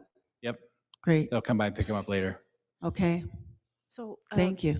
Matt Brower's not here, but Yeah. Mark Rounds, I had asked Matt if we could finish up the projects we didn't do for the downtown spruce up, right?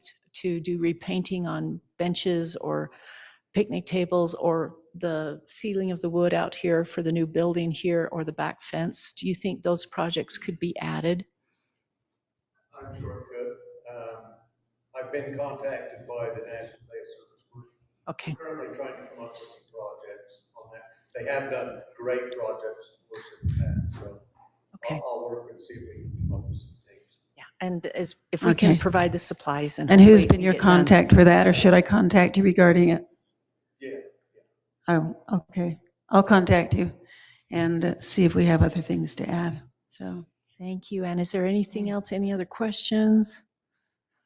Okay, thank you so much Okay. for building our community this way. It's Thank a you. wonderful thing. thanks. Mhm. All right, everyone, let's go to our next update. We have a Red Ledges community update with Travis Stolk. I hope I'm pronouncing your name correctly. Please come forward and tell us again if I'm pronouncing it correctly. You have replaced Mr. Cates, is that correct? Yes. Okay. Well, to clarify, Travis is actually in the back. I'm Matt Anderson. Oh, okay, Mr. Anderson, We've thank got you. 3 representatives here today. Okay. But I appreciate the time you've allotted to us tonight to give you a community update. Thank you. Our 2 goals for tonight is 1, introduce some of the newer members of Red Ledges. We'd love to put a name with the face and get some contact and people you can reach out to going forward. So my name is Matt Anderson. I'm the new COO at Red Ledges. In the back here, we've got Rex McGuire and Travis Stolt. And these are Senior Vice President of Development and our Vice President of Development. How do you say the names again? I'm sorry. Rex McGuire Yes. and Travis Stolt. Oh. Yeah. Okay. Sorry, I I'm missed going to that. make sure I'm pronouncing as well. And they're both senior vice presidents. Senior Vice President, Vice President, if you want Very to nice. get down to technical. Glad to have you here. Thank you. So the 3 of us are really also the representatives that are meeting with city staff on a regular basis. And really the update today came from a suggestion from city staff, and we were meeting with them talking about actually the trails, so that it's very apropos that we brought that up. And he mentioned, hey, all of you are new. Why don't you come to the council meeting, introduce yourselves, get to know everyone. I've been with Red Ledges since February, so I'm very new to Red Ledges, getting to know all the history. You're enjoying it here. It's been great. It's been great. I'm also a new resident of the Heber Valley, so it's good to be here. But we have come here really. The one person we're missing today is Tony Burns. He's our CEO. Many of you may have met him, heard lots of his great stories of the Heber Valley and the history, but he definitely wanted to convey his apologies for not being here tonight, and also his appreciation for the great relationship we've had with the city since our approval in 2007 and before. He's really appreciated the great relationship. We feel like we've both benefited from working together and figuring out issues that have come up over the past 17 plus years. So jumping into our presentation today, I know we've got 15 minutes. I just want to warn everyone, I gave free rein to our marketing department to put together some slides. We'll go through them quickly because it snowballed quickly, but these are also available to you, so you can go through at your pace as well. So Red Ledges community map. This is where we are today as far as what's approved and planned. We're at 1,122 residences total currently planned on the map. We have approval for 1,370 total homes, but we do not anticipate getting close to that number. We have a couple small planning areas left, and we anticipate ending up closer in the 1,200 to 1,250 range. We have 2,000 total acres in the property, 395 of those acres is already dedicated as open space, but that definitely is not all of our open space. We have quite a bit of additional open space in addition to that acreage, the ridge up on the top that's dedicated open space. If we want to jump to the, oh, no problem. Sorry, we're just making sure it's showing for the people okay, online. great. It was showing here, but not for them.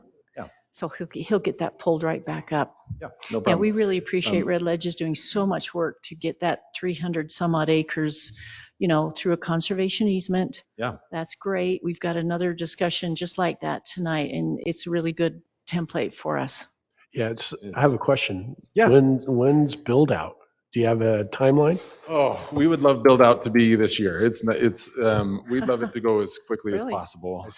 So we have a slide later on that'll show you where we are on our infrastructure. And it shows in detail what we're working on right now and what we still have to go. The good news is, just to let the cat out of the bag early, we are done with most of our major infrastructure roads that are loop roads. What we have left after this year will be cul-de-sacs and some additional side roads that we have, but the bulk of our major infrastructure will be complete by fall of this year. Yeah. Wow, that's a long time in coming. It has been, and we're getting there. So if you'll go to the next slide, this is a quick highlight of the amenities that we've built to date. So you're all very aware of the Jack Nicklaus Golf Course. We have a 12-hole signature golf course, which is a par 3 family course that you can go out with dogs and play on. We're well known for our tennis. So we've got 10 tennis courts, 12 pickleball courts. We have leagues that include the entire area, the Heber Valley area. We have lessons. One of the things that we pride ourselves is not just providing amenities, but we activate those amenities through lessons, providing golf pros, doing leagues, and tournaments to really activate those spaces, not just have a tennis court sitting there.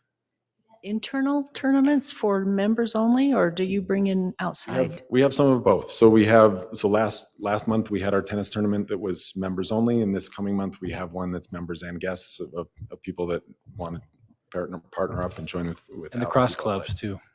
Sorry, what? The cross club tournaments. Yeah, We have cross club tournaments, and our leagues are open. We don't have enough people that participate just within Red Ledges within our leagues, so our leagues are also open to anyone who wants to participate in them. So, are your pickleball courts as full as the counties? At times they are, for sure. Okay. Yeah, there are definitely times where you can't get a court, and then there are times where they're totally empty. So I'm sure it's very similar to what you're running into. Okay. Yeah. So again, this is a laundry list of items, but we've provided this to you. We can walk through all of them, but it's restaurants and dining area. We pride ourselves in our access and our partnerships with Deer Valley. So we're excited about their expansion. And one of the great things we've loved about our partnership with the Heber Valley, we do work very closely with the chamber in marketing efforts and making sure that we're reaching out to either strategically targeting areas that they're not to bring people to the Heber Valley and get to know about the Heber Valley. But we do work closely with them. We actually, the three of us participated in the golf event today with the chamber. So it was a lot of fun today. Pretty hot, but it was fun. If you'll jump to the next slide. So these next couple slides we'll go through quickly. These are some of the awards that we've won for our golf course. We did win in 2009, new private course. So that's when we first opened. And then for the last 17 years, if you'll go to the next slide, 15 of those 17 years, we've won best golf course in the state. And if we go to the next one, this is a picture of our par 3 course. So you can see dogs are welcome.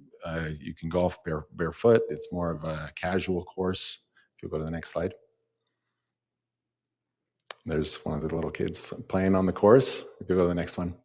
Can you say that was Jack's first ever signature golf park. It is And his he first changed par 3 it course. the day of.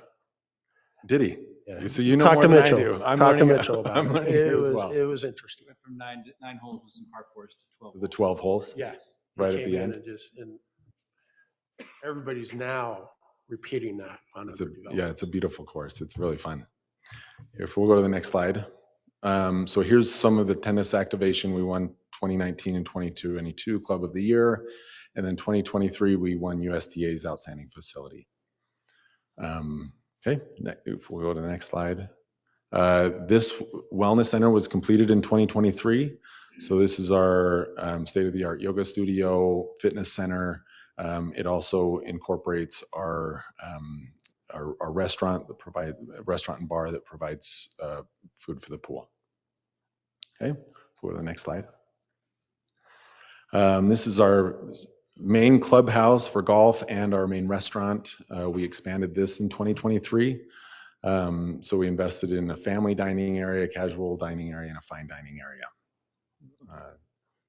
Jump to the next slide.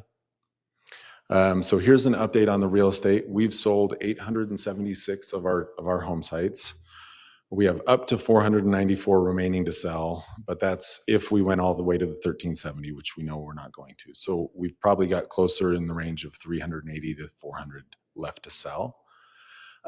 We have 467 of those homes built, and we have 105 currently under construction. There is a lot going on. It's pretty wild to see all the cranes and all the activity that's going on in Red Ledges right now. And those do range from 3-unit townhomes all the way up to custom homes. Homes are currently finished homes are currently for sale. I don't know that offhand. You mean as a resale? So we have there are two different types. So we have homes that we've built as spec homes. So we have, you'll see the next slide is Red Ledges Construction, that we do build homes as Red Ledges. So we do have, I think we're down to 6 left of our spec homes, and I'd be dangerous to even guess at how many we have for resales we have right now, but I'd guess it's in somewhere the 30 to 40 range. Right now is a weird time. We've actually seen a little uptick of supply in the area. Okay, next slide. So these are 3 of our areas that we've built as Red Ledges Construction, and partnered with a builder. So these we build and sell, and they're HOA maintained neighborhoods. So all of the landscaping is taken care of. And that leads us to our Red Ledges Construction, which is the next slide. That's represented by Rex and Travis here in the back. We are not exclusive. We're not the only builders in Red Ledges, but we definitely are a large part of it. And the reason we started doing this several years ago was just to make sure we're maintaining the quality of building that's going on in Red Ledges. And we have run into instances where home builders have not fulfilled all their promises and kind of walked out on people. So we wanted to make sure they had an option of someone that was going to be there for the life of the community and make sure they're following up. So that's one of the things we've added in the last several years. Go to the next slide. Xeriscaping. Yeah, so we do have obviously we have 2 golf courses, so we do have grass. But outside of that, everything is native or xeriscaped for the most part. Okay, we'll go to the next slide. So here's the infrastructure slide that we're talking about. I'm going to leave the mic if you can still hear me. So in 2023, we completed the Heritage Farm Parkway Road to the west entrance. In green, which is, you can see that large, that's my road. That's going to be done in November of this year. We're hoping the additional green in that little interior circle is also done this year. That will likely push to next year, as construction projects ought to do. And then blue is what you're seeing for future construction. And I do agree with public comment that we would love to get that trail as soon as possible. We don't want to wait for all the homes to be built, because we don't have control over them. But if you saw the machines and the dirt and the things that are going on to get that road complete, not something that we would prefer to have public roaming next to. Well, as I understand it, and we can talk about this now or later, the public trail starts right at the top of the Heritage Farms Parkway, which we greatly appreciate you building before you were your deadline. Amazing. Thank you. But it would happen right at that corner and then wind its way up to the very top. And then it has a spur that goes across, kind of not towards the middle, but kind of close to the middle because of the backcountry trail. It's right above in your buffer that then goes up to your open space. And so if we could just find out about, do you have that backcountry trail done along with your east side trail? And then when would the one off of Heritage Farms Parkway be able to be finished up? Because that's all done on that part, your northwest quadrant. Yeah, that northwest quadrant. It just, now that you've got the road in, right, you can put the signage in, and we would hope, and I know you've got to do a bridge and all of that too. And we had fun with that too with CUP, but I think we're really interested in seeing that whole thing tied together. That was the point, to have that whole trail system tied together, you know, from Center Street on the west side all the way to the east side. I'm sorry, west side to east side. I'm looking this way, but yeah, west side to east side and across up to your open space. So if you can address that, and I hope you don't mind going back to the microphone or if we can get him a portable microphone. If you can address that maybe when you're done, that would be great. Yeah. So as you can see, the bulk of the infrastructure, everything in white, those are roads that are complete, in warranty, and fully functional. So the bulk of red ledges has been built. We've got some to go. We know the deadline for the green. The blue, we don't have a deadline for. It will be largely dictated by demand. Hopefully we want to build it next year because there's so much demand that we have to build it, and we're going forward with it. But that's really what will dictate a lot of those blue areas. We've already started plans to submit to the city for approval on several of those areas for plats. But again, it'll be dictated by demand and how fast we can move through what we're completing right now. Okay, next slide. So this is where some of the demographics and some of the information that we share with the chamber gets really interesting. This is some of the stuff they love to find out about. So we have 777 total member families at Red Ledges. 81% of those ski or snowboard, 66% of them golf, and 53% of them play in racket sports.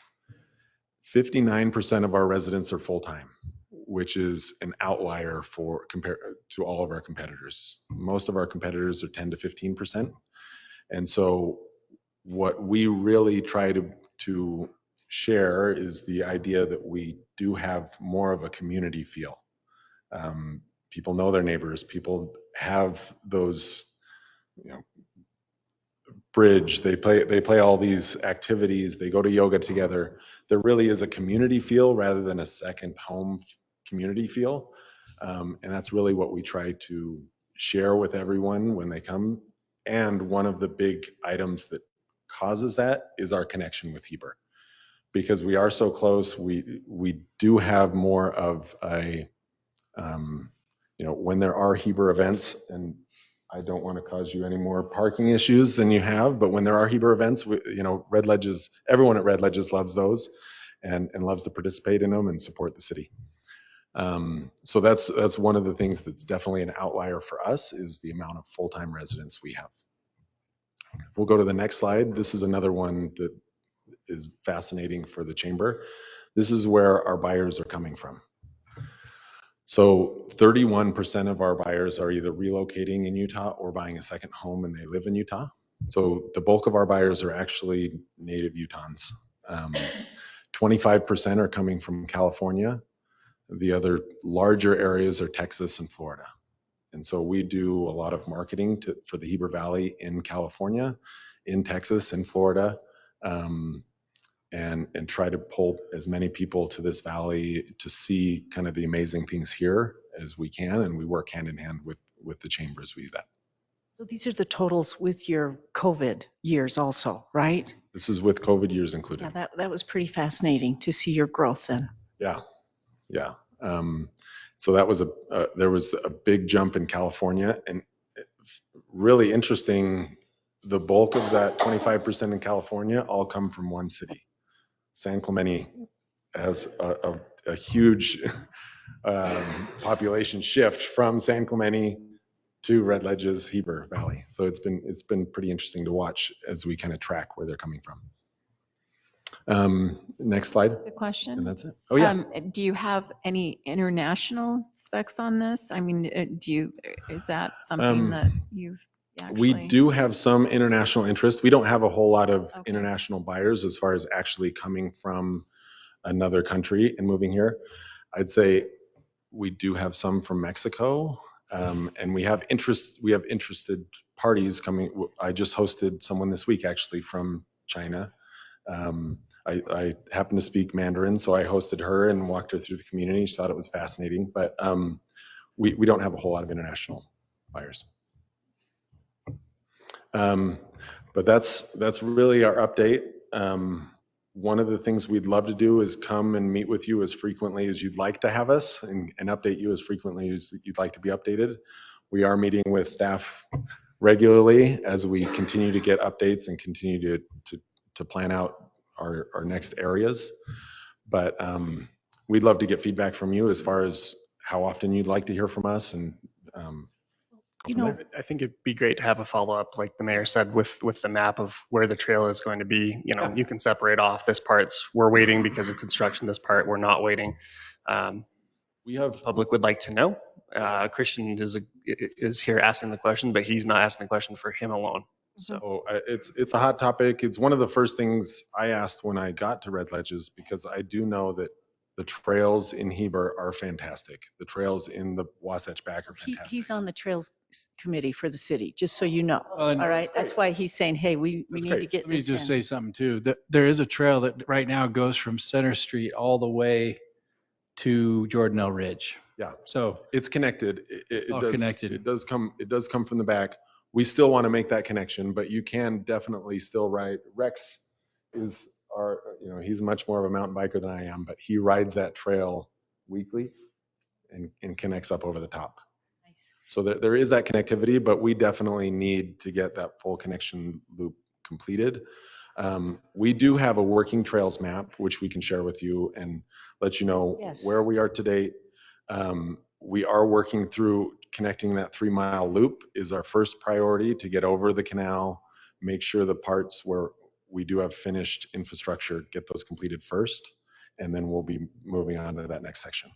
So you have your own map, and we all know about the East Side Trail, right? And we know that you've got an agreement with the Wellberg annexation that we're just, working on to be able to, move that trail slightly and help with the grades, and all of that is fantastic.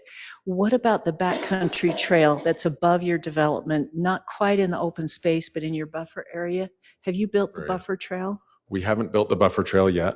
I'm sorry, the backcountry trail. The backcountry trail. The backcountry trail that's Tony, it's in that open space agreement that you put into the agenda for Red Ledges that we were going to look at in the Jordanelle Ridge. I don't know if you want to pull it up because it shows the map, and so we're on the same page, if that's okay. Tony, Sure. Could you go to the Jordanelle Ridge agenda item and show us that conservation easement for the open space? Because at the very end is the map for the trails. In the past, just so everyone knows, there were a lot of agreements for the park and the road, right? I'm trying and these to catch trails up on them. Yeah. and the asphalting on Center Street. There were a lot of agreements, and we had to kind of negotiate that, right, over the last decade to make sure that we could get those things done. So your obligations would be done to the city. Yeah. And I think the only outstanding one that's left is this final trail. Just to make sure that the loop is done, from now the west side over to the east side. I think you've taken care of everything else, which is a major accomplishment, which I thank you for, because, we had a lot of back and forth, right, over the last decade on that. So yeah, just keep going on down. You got to go way to the bottom, Tony, for the maps on the trails, please. Yeah, I've been in real estate a long time. I know planning 2,000 acres is a process. You don't get it right the first time, so there's always dialogue that goes on. Okay, there we go. There we go. So I'm talking about, you've got the East Side Trail, Mm-hmm. and then we can talk about the West Side Trail, but you see that big loop that goes into your open space. That's the backcountry trail. Is that Yeah. done? That one, that is not complete. That It's one, not. that upper one is not complete yet. Do you want to build it at the same time that you do this West Side Public Trail? Well, if you look at this map, that trail's done. Well, that's what I'm asking him. It's the backcountry trail. No, the north side of that west side trail is done. Yeah, the north side is. Yeah. I think she's talking about the one that connects all the way over. I think that's done too. That's what connects you to the horses from. No, it actually. Because you can ride your bike all the way from there. No, though, in the back. Oh, I know. Yeah. Is there a You can ride your portable bike all the way microphone that from we there can to give the him? horses. Thank you, Jeremy. It's actually, you can ride it. It doesn't actually follow that trail. Matt? It doesn't follow that, but it's connected. Yeah, it connects. Yeah. It connects. So it doesn't But follow we this still drawing, want but to, it's we still want connected. to build the trail as we. That's great. We'll still complete it. But it is you connected. can go now. Yes. Like you can go you now. could ride your bike that whole 360 degrees right now today if you wanted to. You can today. Yeah. Yeah. But that, if we're looking specifically at this map is not complete yet. We want to get it there, but it's not there yet. But it's close. It's Temporary. We've You done have a lot of it. temporary backcountry trail? Yeah.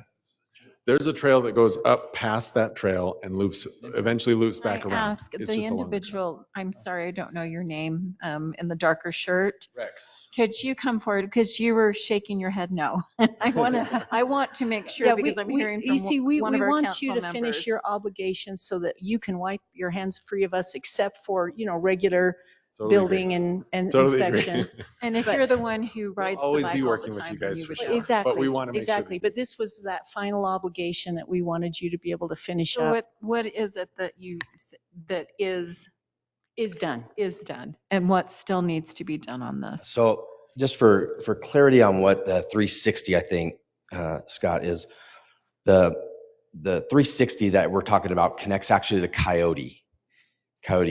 the Coyote Trail system. So this, who's dotted operating line. that, Tony? Is that you? Yeah, so that trail there is a future trail. Okay. The trail that connects right now, it goes along the east side and it takes you up over on top of the ridge, Yes. and then you drop down. Closer in. This is essentially at the base, Okay. at the toe of the conservation easement. So yeah. Okay. So 360 that he can do is by going north to roughly the water tower. Yep. And then crossing over into the White Rocks and then coming south. That's right. Until that drop back down. and there's a sign at the top. It says Red Ledges. It's a Red Ledges Trail. It's named that trail. I'm not sure who assigns the names, but there's a sign there, and you drop down, and it takes you right into the equestrian area. But that particular dotted line is the one that still needs to be constructed, and that's a little further above, is it not? Is that correct? Or is it it's actually below. below? Okay. Yeah. So it's the other one. All right. think about it, I'm trying to it's get right- it straight. I mean, that's just a vague dotted line. I Yes. mean, And it was done years and years ago. Yeah, a long So time we ago. Yeah. understand. And that's why I'm trying to say. that was in let's high be- school when that was done, but Let's just make sure you know what we have seen, right? What Yeah. we've agreed to with your predecessors. Perfect. And so you are planning to do that whole backcountry trail as the way it's mentioned. Oh, Tony, it was back there. Sorry. If you could pull that back up up at the top corner, please. Anyway, the backcountry trail and the west trail, It's up that's there what in we're the upper concerned about, left-hand right? side. So that you can be Keep going there. clear with us. Yeah. And all you have to worry about is Over. selling and building, right? that's right. So what, do you have any plans on that? Could you give us an update on that? I'm going to give it back to Matt. West Side Trail and the Thank you. backcountry trail and the signage and such that you want to do. So the west side trail that we're trying to get completed right now is really being held up by the bridge. We've got it rough cut. We want to be able to complete it because we have residents that are waiting to use it as well. And that's pretty close to the starting point, right? It's right where that star is on the left. Okay. Not the one up north, but the blue one star. right over there in the little corner. Yeah, yeah. Okay. Okay. Right Right where it kind of makes that little, the horseshoe right next to that, Mhm. there's a canal right there, and we need to figure out an agreement to get over the canal. That's what we're working through with city staff and CUP. and CUP. CUP has to build it, and they only want to build it in the winter time, right? When they're not using the canal, and they have to build it to their specifications. I'm Yeah. sure you've gone over all that with them. We've gone all over over all of that. We're also trying to find the location of where, right, that's a tricky spot because there's a culvert there. There's a lot of items right there that we're trying to make sure we're not getting onto someone else's private property, but also having the room to get it. So it's a tricky spot to put a trail. We're going to get there, but that's the only thing holding up that trail right now. Russ, wasn't it a year plus for us to get that approved through CUP for our bridges and get them to build it? There's just certain season they can build it in and cross in. They don't necessarily, I think these guys are looking at other options instead of just a box culvert as well, but we're working through that. We don't know the answers. I think it's Well, just, I'm just saying, what kind of timeline did the city experience? I thought it took us a couple of years from start to finish. the whole process probably took us a year and a half, but again, they have to do it in the off season when there's not water in that canal. And so they want to do it after October, before April. Thank you. Thank you. So if you could give us any updates, or if you want to come back and give us updates, that's fine too. Quick question, Mayor. Yeah. And this is for staff too. What is happening with that ground between the park and the homes and the Red Ledges Road? Like, there's still a whole bunch of infill that's been dumped there. I thought that was supposed to be graded out and made into a field. Does anyone know? I was going to lean to Travis right here. So that property needs to be restored. They are grading it. They're placing some dirt there. They have a grading plan that they can do, and then there's an existing drainage pond there that needs to be restored back to how it was. Right. Well, my question too is, so it's going to be a drainage thing. North of the park, there is. But in this grading, is there a way we could make that a pump track? We'd really like that. We would really that would like be to put amazing. a bike park there. So there's the city owns that property up to. Right, but it has to. Stone Creek. It has to be restored. I'm just saying, in the restoration. We'll restore it with the pond in there, and the city has the ability to put whatever they'd like there once we've restored it to where we need to put it. That's great. Perfect. Thank you. And yeah. We are getting. It's a lot I am of dirt getting to move complaints still, too, though. though, of the dumping. Clear. Are you talking north of that, or are you talking in the storm drain pond? Because we're North. North. So right north of the park, there's a storm drain pond, and then north of that is Red Ledges property there. That's our Stone property Creek. north of that. So you own the property north of that. Yeah, we own 6 acres north of that. Yeah. Anyway, That's if Red you Ledges. would like to put a pump track there, that'd be amazing. Okay. All right. I like that idea.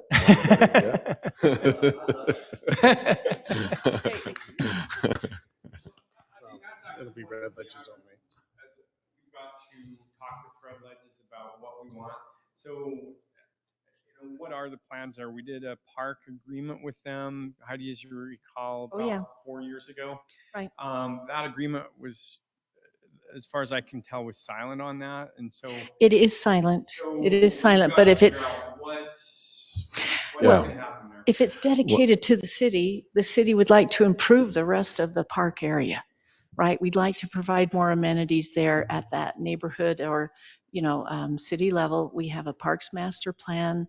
We had a lot of ideas for what we wanted to put there. We'd love to discuss them more with you. We'd love to have lots of discussions on this area because we also think there are great opportunities for this area. It's I a think we weed could work patch. together. Yeah. Let's make it beautiful. And let's find out the right solution. It's not just limited to here. It continues up as we found out.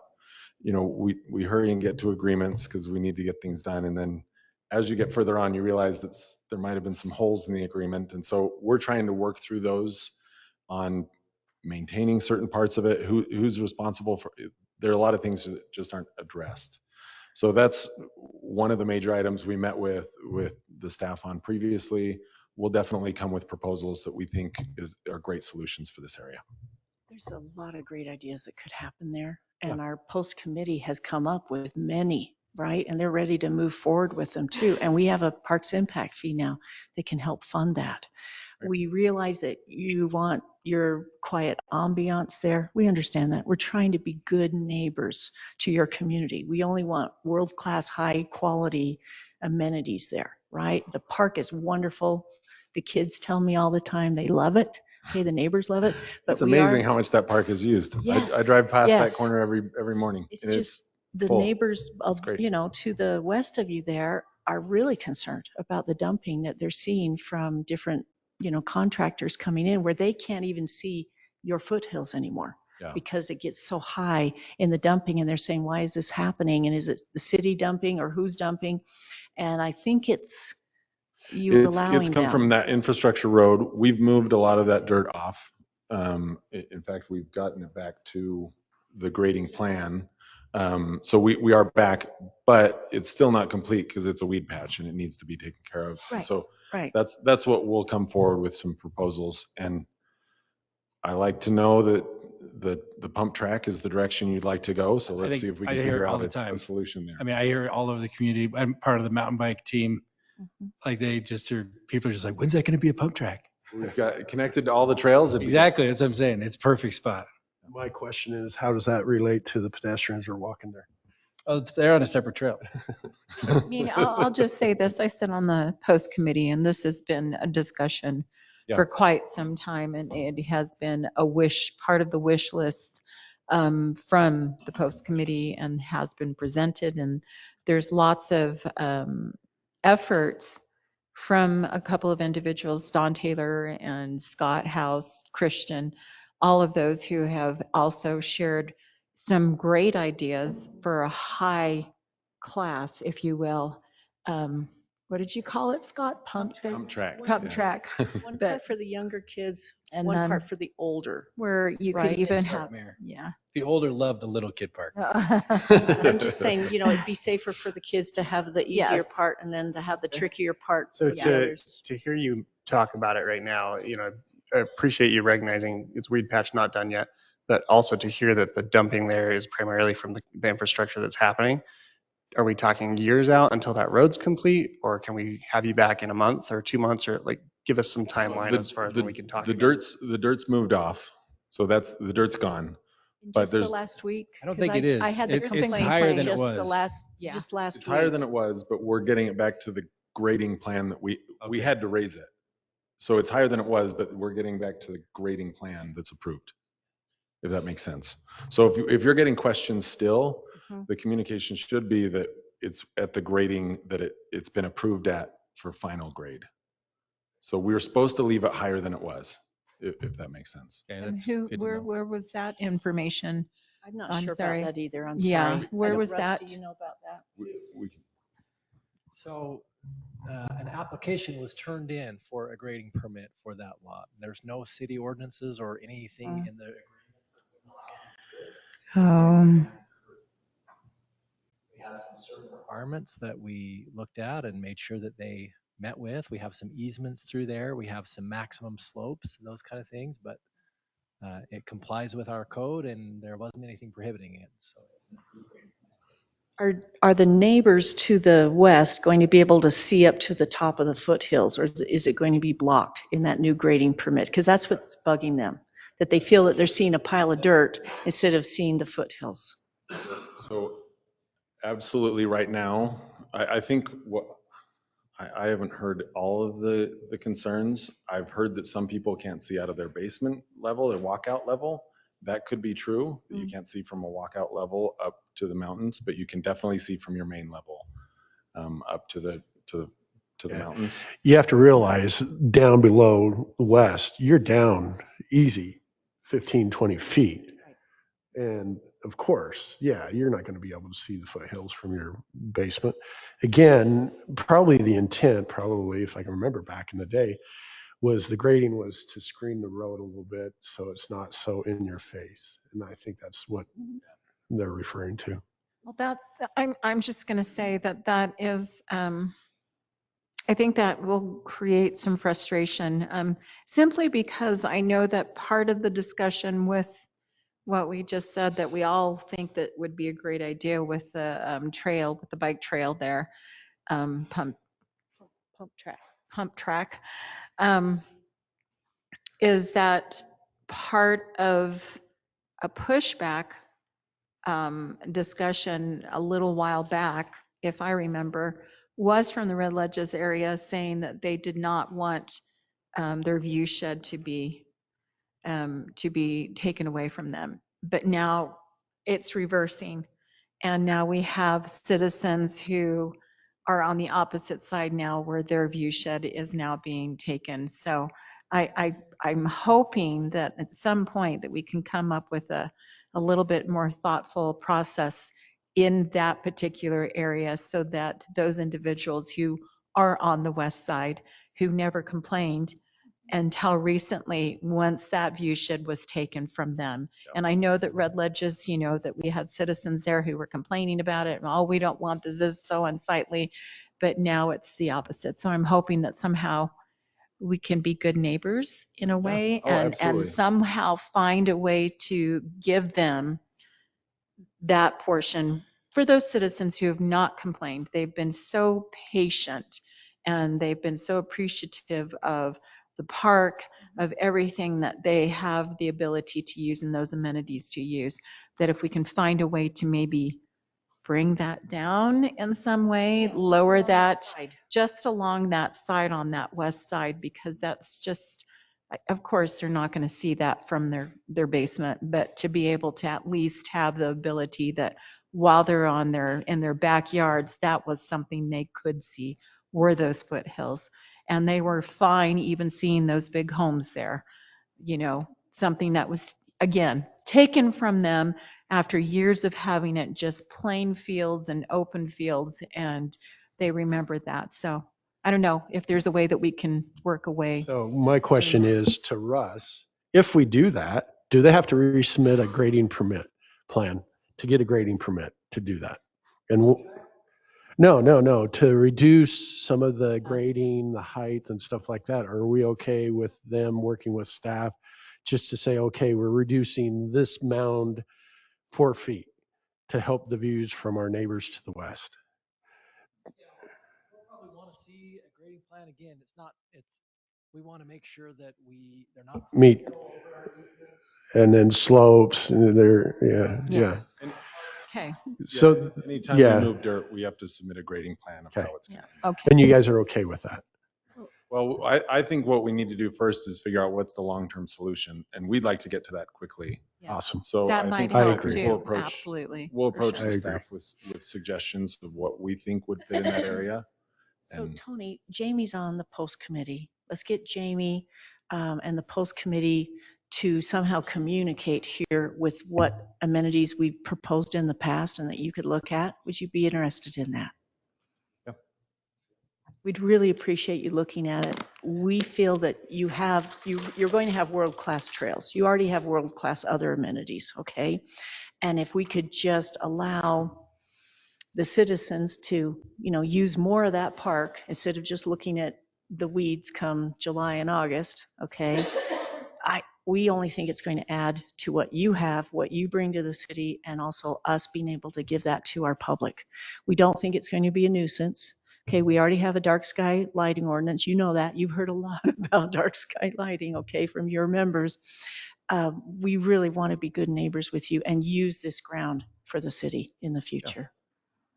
I'd like to address, just for peace of mind. Sure. The HOA president for that community is on a first name basis with Travis and comes to our office often. And we work very well with him. Oh, great. So we've worked with them a lot. Great. Great. Great. We're not in any way contentious with the neighborhood. We're Mhm. actually, and they're very kind. So they've been. Oh, how could they awesome not? to work with, so. They love living there, right? So And we just- could. I just want to let you know that we're. Thank you. I can't promise this exactly, but I'm pretty sure our city has water rights to be able to do the irrigation there, okay, in this park system. And we can work with you on the pressurized irrigation. You see what I mean? So it can be a beautiful place. You already have a berm now on your other side, right? For those homes closest, and they've still got their great views to the mountains and that. But we don't want to provide a noisy area. Who wants that, right? And we know we can use landscaping or other sound techniques to make sure that it is not bothersome to your members. Okay. One quick follow-up question. Russ, the question's for you, and we can take it offline. The way you answered the question about the grading, is there something we need to double click on to make sure we have whatever in place that would allow us to know more about that kind of a grading plan with other developments in the future? Is there something we need to clarify in our codes?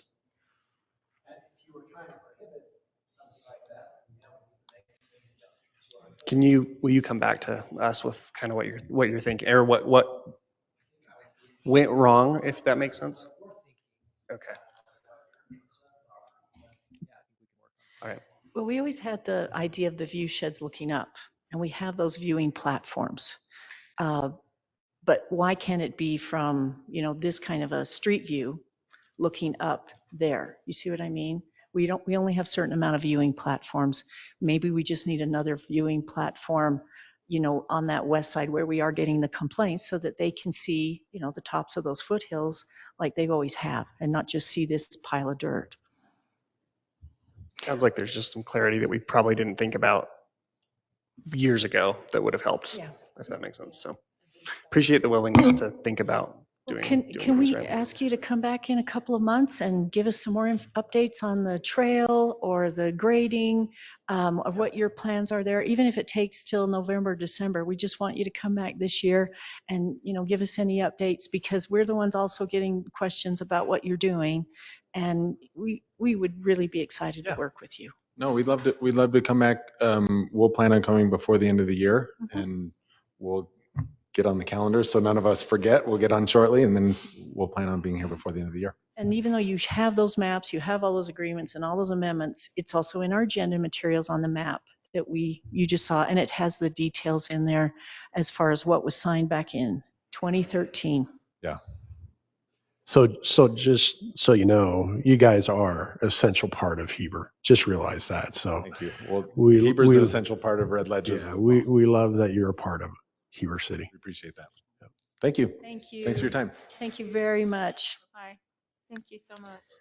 All right, everyone. I hope that, Russ, we can delay you because we have other visitors here that are waiting.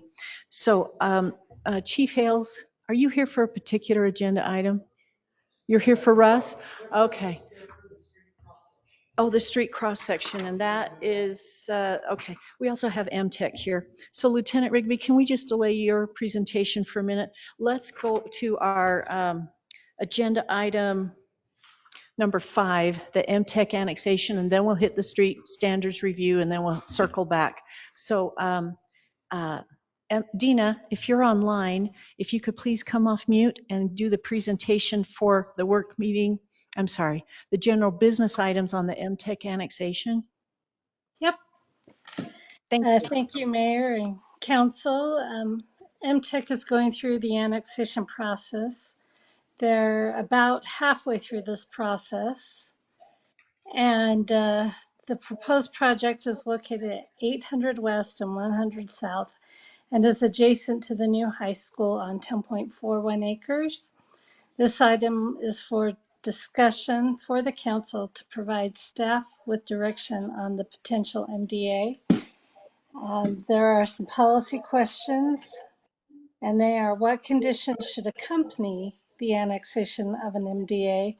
What concerns does the City Council have with the annexation? And is the council ready for staff to draft an MDA and set a public hearing date? So this item was actually heard by the Planning Commission at their meeting held on June 25th.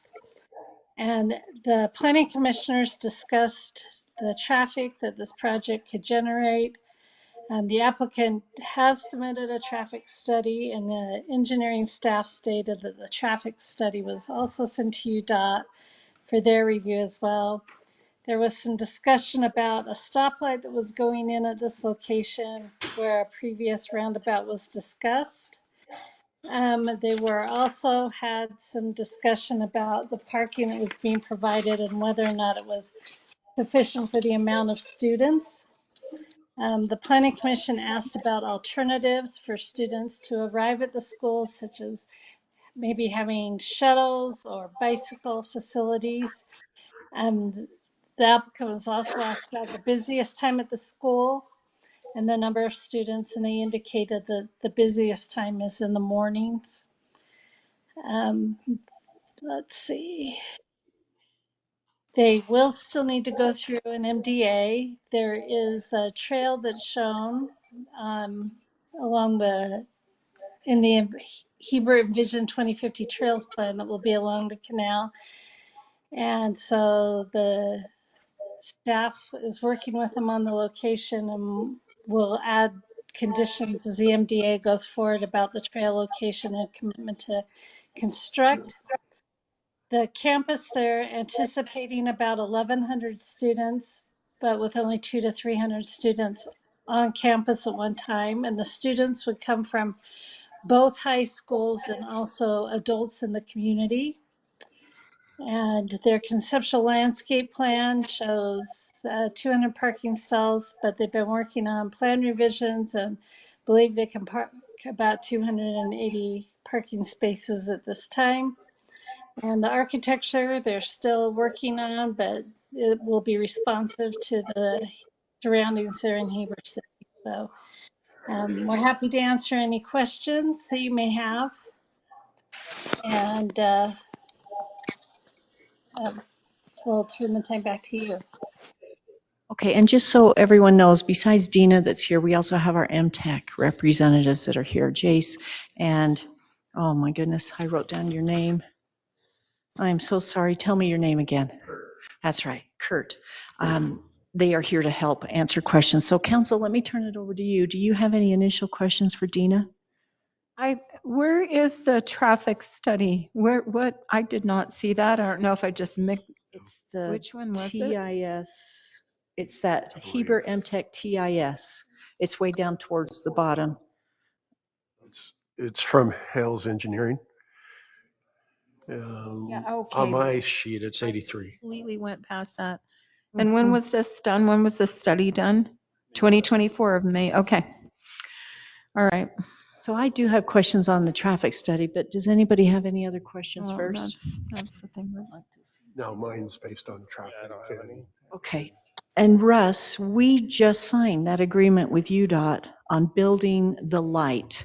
Why don't you give us a little bit of information on that light, because that does tie into the which light?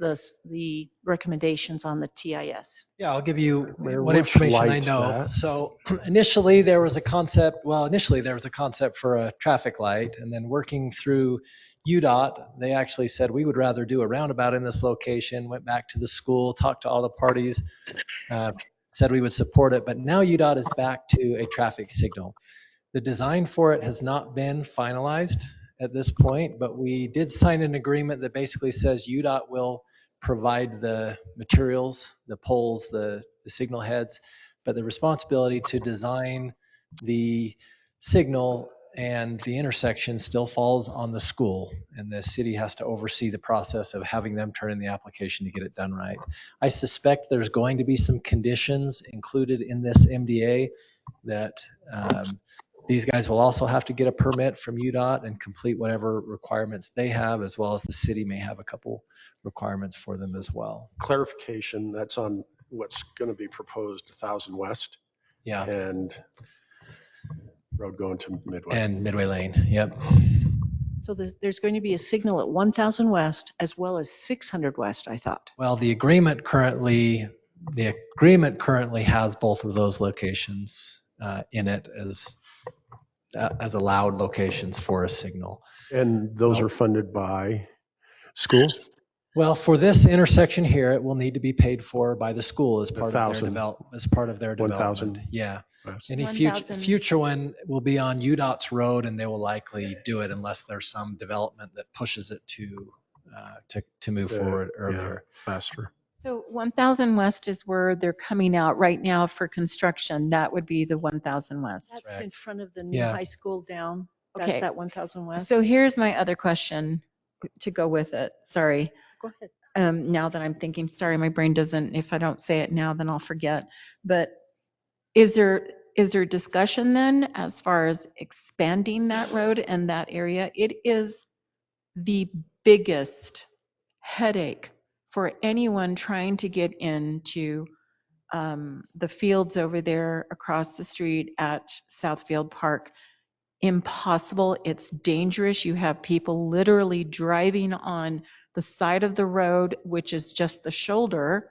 I'm just waiting for someone to go off into a ditch there or something, because Yeah. it is such a traffic jam when you have any event there at the Southfield Park. So the fair, Yes. so all of that will be expanded then. No, so let me answer the question. There's two things. One, there is with this project some widening that's going to happen in the area of the intersection to make Okay. improvements at the At intersection. 1,000. Yes. Okay. And it will extend east and west of it for a Okay. certain distance. In addition to that, in the RPO plan, regional transportation Mhm. plan, there is also a plan to widen and make improvements for the whole stretch of Midway Lane. Now, that's not a city project.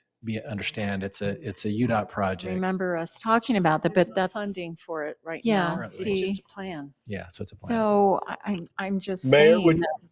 Mayor, this is Paul Berg. I can Oh, could you? comment on this question. Yes. Thank you, Paul. Hey, Paul. Go ahead. So the design's underway. We've met with UDOT. We hope to be turning it into the city and UDOT soon.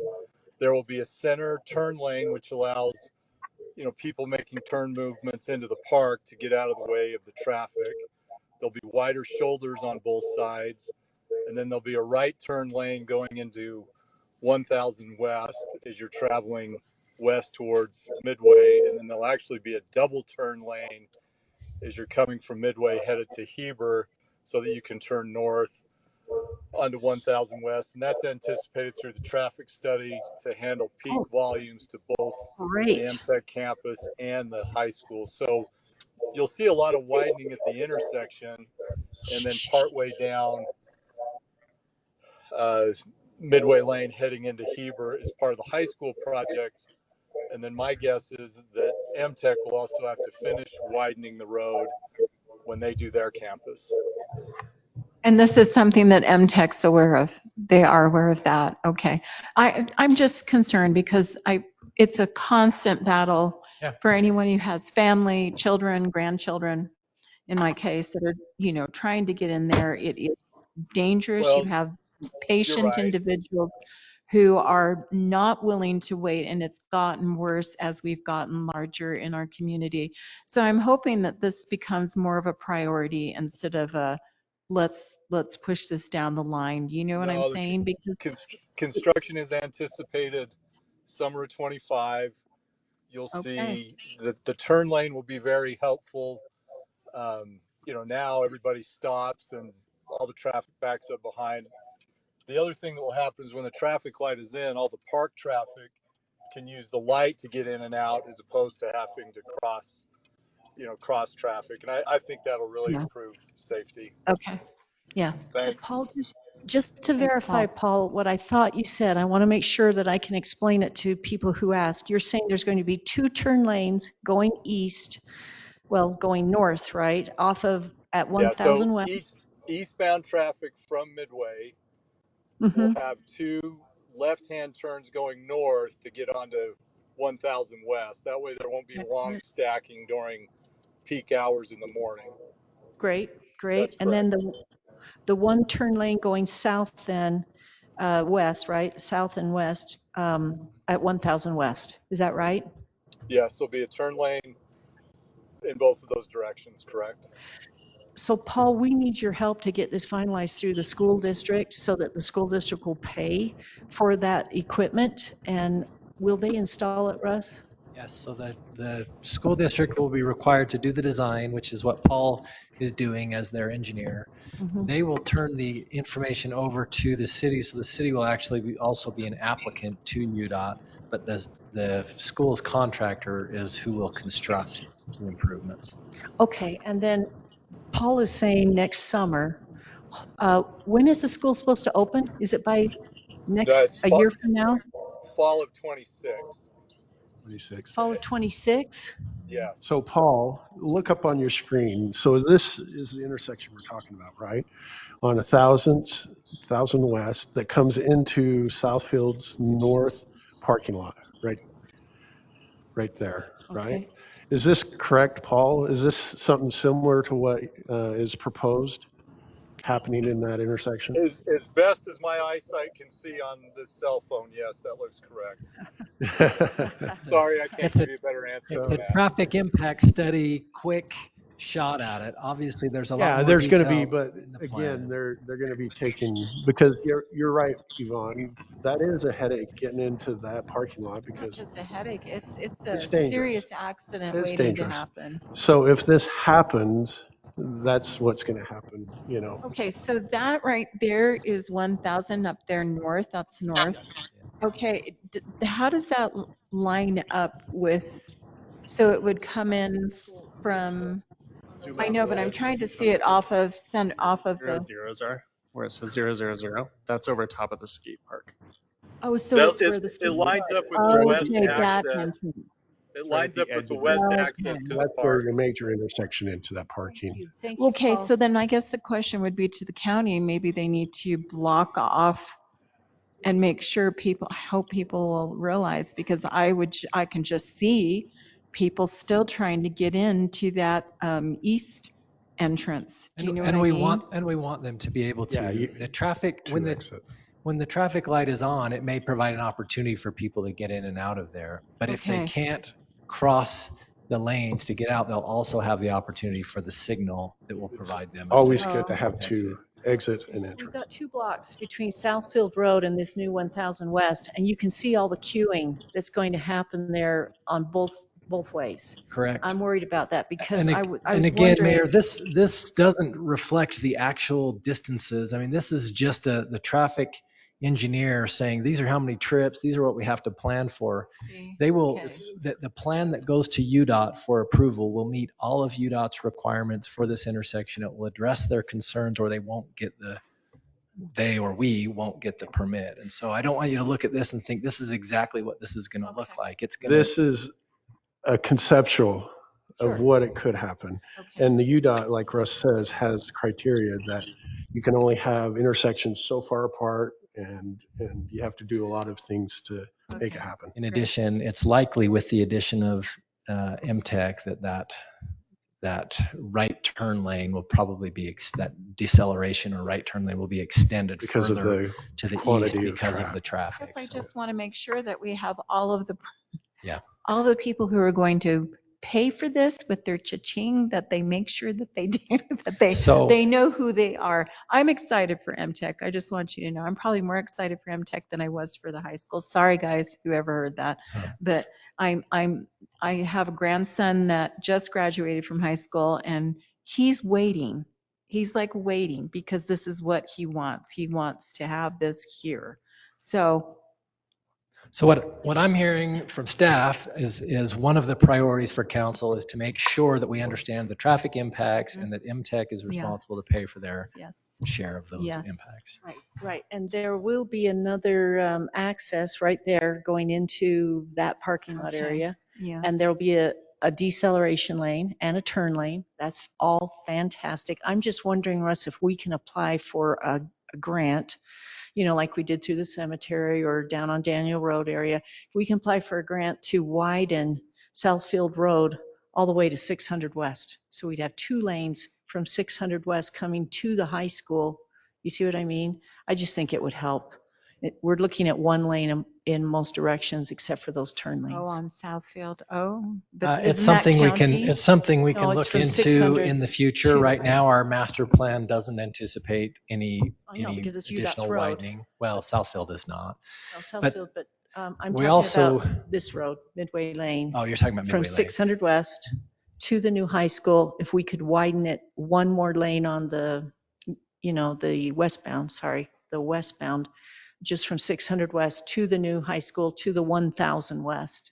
If we could get a grant for them to do that, I think that would be really, really helpful. What we can do, or that's a UDOT road, not a city road. We have no ownership of it, is continue to tell them what we would like to see and pursue improvements. They'll have to improve it at some point. Okay. So. And then Russ, they're talking about 5 foot of grading right now, but the water's at 11 to 17 feet, and that they could support their building on spread footing bearings to to have undisturbed natural soil. There's no dewatering needs if they're only doing 5 foot of grading. Is that right? I haven't looked into any of that information on It's in the grading or report. groundwater depths or anything like that. What they'll have to Mayor, do is meet stormwater requirements. I don't know. Go ahead, Paul.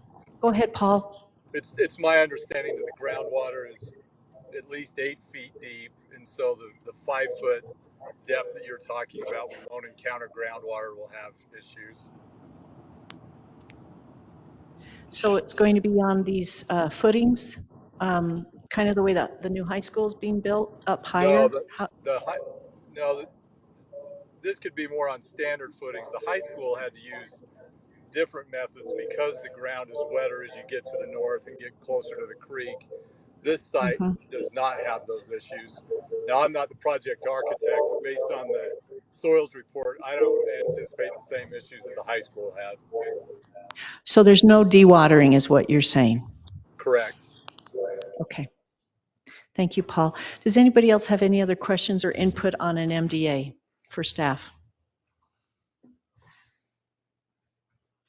Yeah, I think Mayor Russ and Paul answered my question. It's just funding of what's going to happen with the infrastructure, the traffic there, and who. And as long as that's a part of the master plan development agreement, dictating or determining who's going to be paying for that and getting it built. And timing, I think you're right, Yvonne. It needs to be a timing issue. I think let's move forward with it. The timing, if it could be done sooner, and Paul's saying next summer, right? Even before the new high school goes in, that's even better just because of the construction traffic, right? Where they can be safer coming in and out with a signal, right? Instead of trying to stop right there in the, the main lane. I saw differences, Dina, between the parking stalls. It said 200 in one place, it said 280 in another place. Are we going to require at least the 280 in the parking stalls? Yes. I think the discussion was that they've changed a little bit from that original concept, and that they'll be able to provide more parking rather than the less. Oh, yes, yes. We want you to have plenty of room for your students, right? And if you've got 200 to 300 coming at most times of the day, that'll be great. Is there anything else that you would like to say, MTech? Feel free to come forward and state your name again, please. I will be really quick because I know you're behind schedule. Kurt Michaelis with Mountain Land Technical College. Just want to say how grateful we are to be coming here to Heber Valley, to be part of the city. This annexation agreement is something that we're excited about, to really be part of the community. As a state entity, we don't always have to go through all of these approvals, but we like to be a good partner with the city, and so we appreciate that. And to clarify on the parking, it did start at 200 stalls. We are at 284 currently.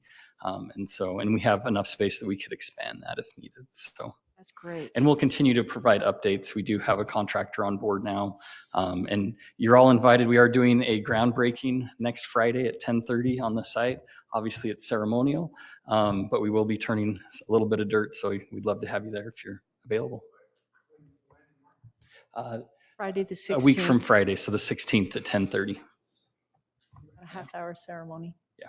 It'll be short and sweet because that's how we like to do things. Okay. Thank you. 10:30.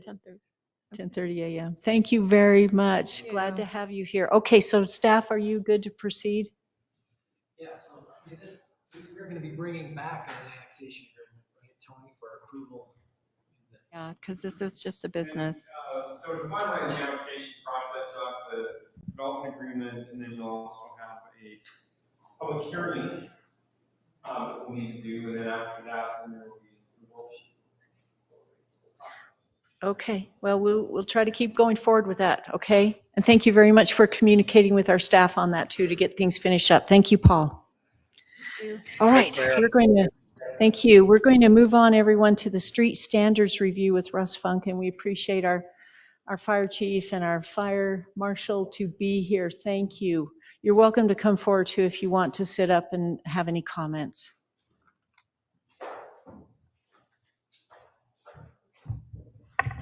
Tony, can you pull that up, please? I'm gonna.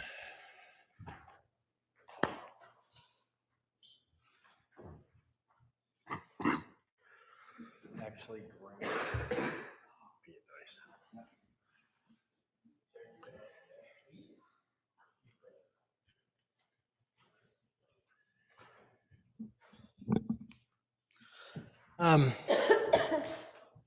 yeah, so at our council retreat earlier this year, a couple of council members had mentioned some concerns over street cross sections. And so this item is meant to be a follow-up on those items.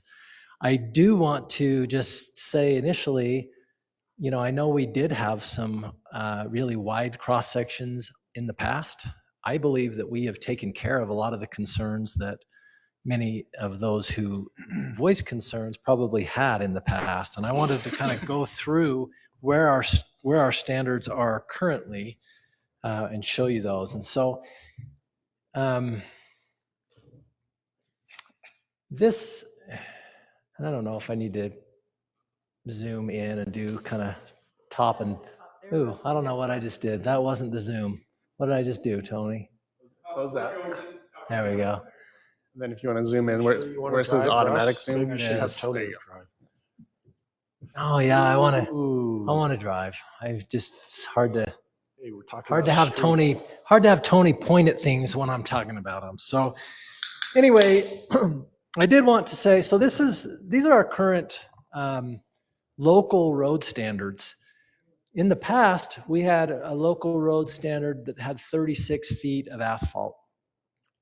Right now, we have a minor residential local road standard that has 26 feet and a major local road standards that has 32 feet.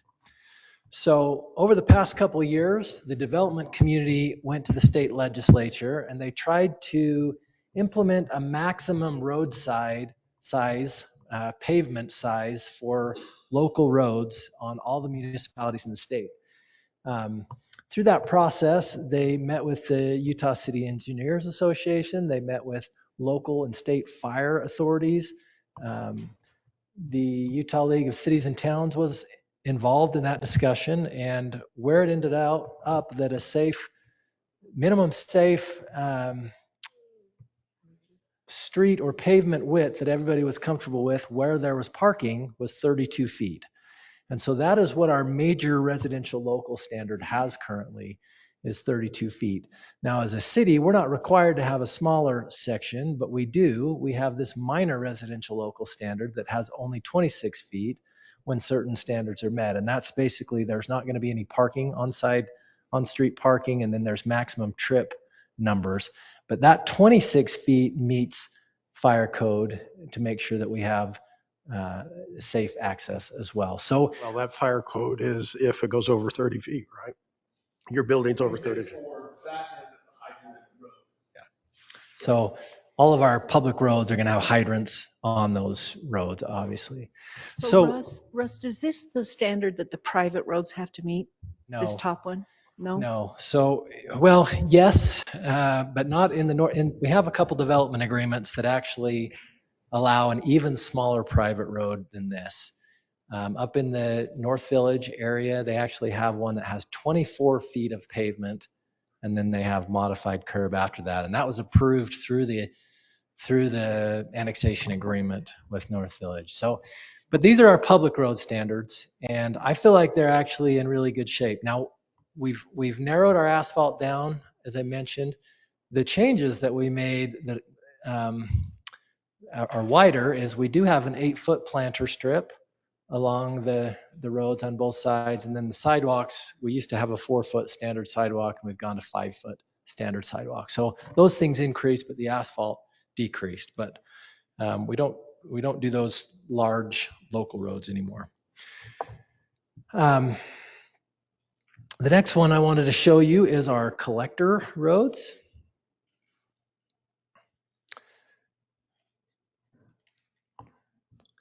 My goal here, by the way, is we are getting ready to update our standards again, and we wanted to make sure that we had input from the council. But I really feel like there's a lot of driving around and seeing some of the old standards, and I want you to know that we've already made significant changes. So Russ, you also council passed this for this presentation as part of your annual budget retreat as one of the policy Action items. for us to look at.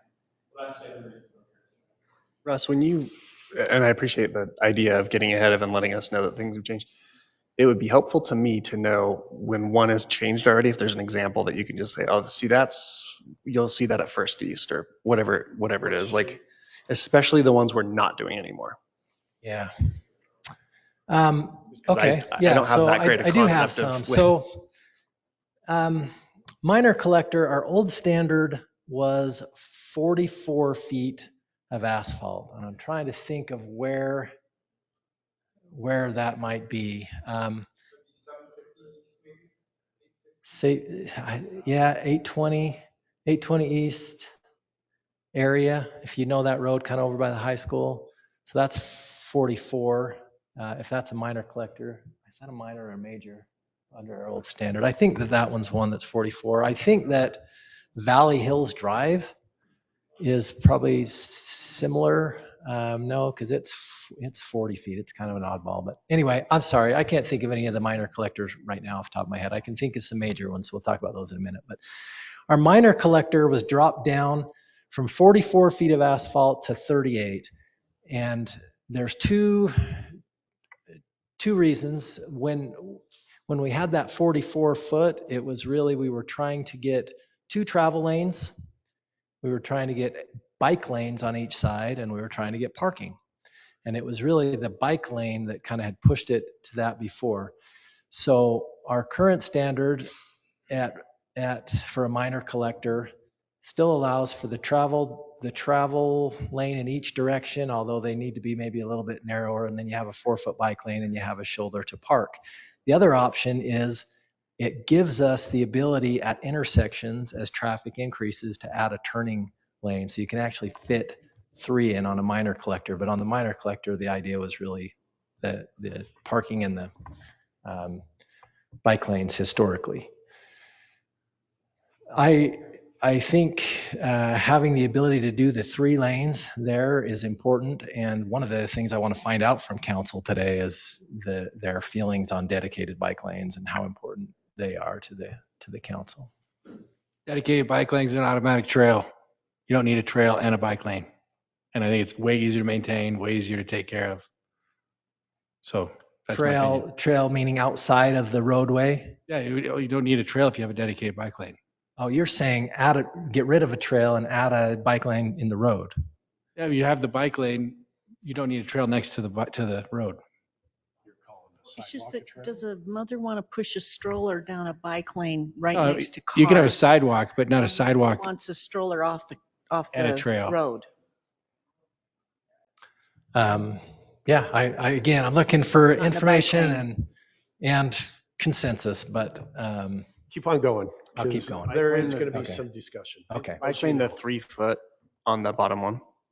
So the bottom one, our bike lanes are generally 4-foot minimum, and some roads they're 5. For example, this is our major collector standard. The major collector standard is one of the ones I really want to talk about most tonight because there are some serious problems I see with this road. This is the road that was just built through the cemetery bypass. There's a small section along the section A as well through Smith's. But the idea with this is that several years ago, the council had indicated they were interested in having a landscape median. Everybody likes that look and feel, right, of the landscaped median. And so we started putting together this cross section. And to be honest, I think we were kind of pressured into this 17-foot asphalt width right here. This, in my opinion, is the problem with this cross section. This 17 feet is not adequate for multiple reasons. One, it doesn't meet fire district's access requirements. And we do have Chief Hales and my good buddy that I just spaced his name. I'm gonna debate that. Chief and Clint, what is it? Drivable surface? Would a curb and it's drivable, or is it asphalt? So the minimum per code would be 20 foot of hard surface. Drivable. Yes. So for the, then it's 26 if you exceed certain criteria as far as your building height and, yes, for ladder truck. Yeah. So 20 foot would be a median or kind of a minimum there if we kept that median. I actually would recommend more. I would recommend a minimum of 24 feet if that median is something that the council wants to keep. And this is why. Even at 20 feet, if you get a emergency vehicle pulling behind someone, people pulling off to the side, you don't have enough access to get around them, move beyond them. And so you can end up blocking up this whole entire corridor and have access that's not adequate. The other reason I really don't like the single lane there, I do think we would stripe it as a single lane, just to be clear, but it doesn't allow for maintenance. If we're going to do a landscaped median here, we have to have room for staff, parks and cemetery staff, to be able to have some equipment there on the side of that road and maintain the landscaping and have enough of a buffer between the moving traffic that they're safe. In addition, if we have to work on a water replacement or if we have to do any utility work, we're completely shutting down that road and we're forcing ourselves into one direction, where if we had 24 feet, you could temporarily put some delineators in it and you could actually use it for two-way traffic temporarily while work was going on. Otherwise, you're completely shutting it down. And then I'm with you. I say get rid of the median, because driving just that road this week, I'm like, these are ridiculous. They don't do anything. It doesn't beautify anything. It doesn't. And it just makes it hard for snow removal. I mean, I tell you, the first snowstorm, the corner of that one coming off of Smith's is going to be toast. Like, it just doesn't make any sense. Because they designed it wrong. So I can understand where you're going with this. So a major, that is two lanes going one way, the other way, right? So if, let's say, we modify the major to have no inside meeting and just create one big driving surface, but then if we go, let's say, 2-2 going two-way back and forth, such as Main Street, right? Yeah. Would that be okay? Then you would have the potential to be able to shut down, let's say, because Mark's going to have room, and Mark and I have talked about that, especially when we went last year to Colorado. How am I going to have my people be safe and maintain the interior of that road?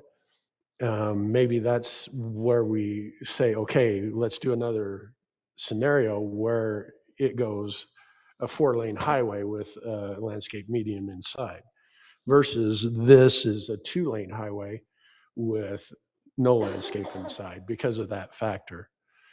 And I don't know, maybe there's another. So typically when we get to 4 lanes, like 2 lanes in each direction and a turning lane, we call that an minor arterial road. Yeah. And we actually don't have a standard for an arterial road. We usually that needs to be designed per traffic requirements. This is our major collector road, where the requirement is really, you have 1 traffic lane in each direction, you have a turning lane, and then you can also have like turn pockets at intersections. But for this cross section here, my recommendation would be either eliminate, even if you only have 1 lane in each direction, like is showing, either eliminate the landscape median, or even though it's 1 lane, let's widen it to 24 feet. I don't want to widen. I would rather, because we'll get into it. We need to figure out, we have hills that we're going to be designing these roads on. We have them right now where we have major, major cuts that you see when I drive into Heber, I look up on the hill, there's a big cut that's never going to be revegetated because it is bedrock. So we need to be considerate of what happens on the hill and take that in consideration, because if we keep on doing that, that hillside is going to look like what they do down in St. George. They go in and just mow down everything. So we need to understand that we need to design within, parameters for up on the hill. Yeah, this is great down on the flatlands, but what we're doing is widening our road profile that is going to destroy hillsides. Yeah, no, I think the other thing too is that if there is ever a flash flood or anything like that, then we're dealing with water that will just come through. The more we cut into the hillside, the more we take away that natural vegetation. That's what protects us. And I know that we already have all of the flood. We had that discussion, about a year, 2 years ago with Jordanelle, with putting in the flood protection above that. But still, you can't compensate for natural vegetation in my mind. Yeah. I mean, I think there needs to be thought into how we're going to protect from damage. And Clint, what was the number you said? all it takes is one time. 20 feet drivable So surface. if you, and drivable or hard surface exclusion of shoulder, so ideally not including the storm drain sections. Okay. So Russ, why wouldn't you recommend 22 then? Help me understand why you want to go straight to 24. And my concern with 24, my concern there is that's wide enough that people don't think it's one lane. They think that we forgot to line it, and then they try to go past each other, and we have a bigger problem. Yeah, what I would do with 24, so to just come right out and answer your question, is 24 gives you the ability, again, in those emergency situations to actually have traffic going in each direction. Also, I don't think with 20, and maybe you could with 22, I don't know, but I don't believe that you can get all of the cars pulled over in an emergency situation and have enough room to get around them without having a backup. Now, can I ask a question? Yeah. What's the width of a fire truck? Our aerial apparatus is outside the mirror, I believe it's 11 feet, 6 inches. Okay. What's the average width of a car? Let's say a big F-250 with full, probably about the same. Yeah, most big trucks are 7 feet. Actually, I don't know what a dually is, to be honest with you. Yeah. Normal. So my point is, 8 to 8.5. okay, we have parameters within, what a fire truck is and what a car is. So let's not go over. Again, I don't want to disturb as much more land than we have to. Yeah, we need to be safe, right? Quick math on that's 19 feet. And then that's perfect alignment at the side, perfect alignment on the side, going fast and not crashing. I mean, that's what I'm saying. Why 24 instead of 22? I'm trying to understand. What are you trying to do with 24? So again, if don't over. If it's just you want to make sure that they have the ability to get by, we could probably go a little narrower. 24 gives us a lot of flexibility. 24 gives us the ability, if we're having to maintain a water line or anything like that, that we could utilize that for two-way traffic on a short-term basis. The other thing it allows us to do is it would allow us to expand it capacity if we needed to in the future as well. But what I would end up doing with it still is you would have a good shoulder on the inside there. You would have a bike lane on the outside of 5 feet, and then you would have a striped area in between the bike lane and the. So I would still asphalt to asphalt. Yeah. So I would still stripe it as one lane, but I would have a bike lane that was actually separate from the. But none of us build roads, you do. So tell us what to do. That makes sense. To me, I disagree. And we don't drive fire trucks either. So tell us what we do. Scott, I design roads all day. in Hills. Oh, good. And I understand. I work with civil engineers, so I understand. Well, maybe we can that- talk with Russ offline. We just got to get moving on this stuff. We have an hour and a half left of this meeting. Great. We have a ton to go through. This is Can the I just- information that I want to know. I want to know, is that landscape median important? And I want to know Me, if it's that's a not. consensus. No, Okay. I don't Probably think not so. in this 3 to 1. situation. And I can I agree. add Very to helpful. the reason why I think it's not? Do you remember going in, I don't know what road it is, but the main road that used to take us into Park City, what is that? That's- And it used to have, we used to call 248. it the Gauntlet. I used to work there. They took out the big median. And then they ended up having to take that center because it was like that. It was just dangerous. It created this, Yeah. Why it did, bottleneck it was effect. 5 Yes. feet above Yes. grade, so you So couldn't do I anything there. personally, I mean, even though I love to have that beauty, I don't think it needs to be in the middle of a road for sure. And especially not in this situation. And is there any way that, I'm a visual person. I see these graphs. I still can kind of figure it out, but can we have examples of actual pictures of roads going more to what you're thinking of Yeah. and of what we have here, just showing examples of them. So I just personally can't. Can I throw this out? Maybe Russ and ahead. I can work together, because I believe in Russ and I trust Russ and I respect him a lot. Maybe we can do that, Russ, is come back to council with examples so people understand what's going on. What other goals did you have, Russ? Well, what we didn't want to do is go through all the work to get things updated and changed and come back and have a 2-hour discussion and go change and come back. And so I wanted to just get some general we feedback. can have a discussion now. There was also concern about, just as Sid mentioned, that as we get in the hills, we have a lot of area that's going to be developed that's in the hills, and not wanting to have overly wide roads in those areas. What we're doing, just for your information, and I know we're in a hurry, I'm going to try to hurry here. Even though we've had this standard of major collector, we allow some alternates. If they don't want parking, we allow them to pull out this landscape median, and actually, this is what the section looks like. What that allows for, and this is only collector roads, what that allows for is 3 lanes of traffic, or traffic in each direction and a turn lane. Yeah, and so we've done what we can to narrow that when we're going with the slope. Where we're not going with the slope, it doesn't really cut into the slope anymore. But I think this will still be our standard for minor collector. And if they want parking, they've got to provide 10 more feet on the outside of that. Most of them are saying, I don't want parking, and that's kind of what we're doing. Got such limited parking already. Russ, one. With Sid's question, he mentioned up there the big slope that's cut into the rock. Just so you know, that is not one of our collector roads. That is on a private road. That is one of those 24-foot roads with sidewalk on the outside of it already. So that's not one of the collector roads that I think you're talking about, Sid. We can go drive. We need to go on the drive, because I went and took pictures of it, and it's 44 feet from asphalt to asphalt on that road. It's above, I don't know the development right off. We actually don't have any. Fitzgerald? It might be above Fitzgerald. It's above Fitzgerald on Valley Hills Boulevard that's I don't know if you know extended. what I'm talking about. Yeah. So let's look at that. But what we do want to do is we do want to limit the asphalt width. I fully agree. But again, these are all for collector roads, and having the turning lane, that they all have the capacity that requires a turning lane up there, unless you want to just force traffic to halt.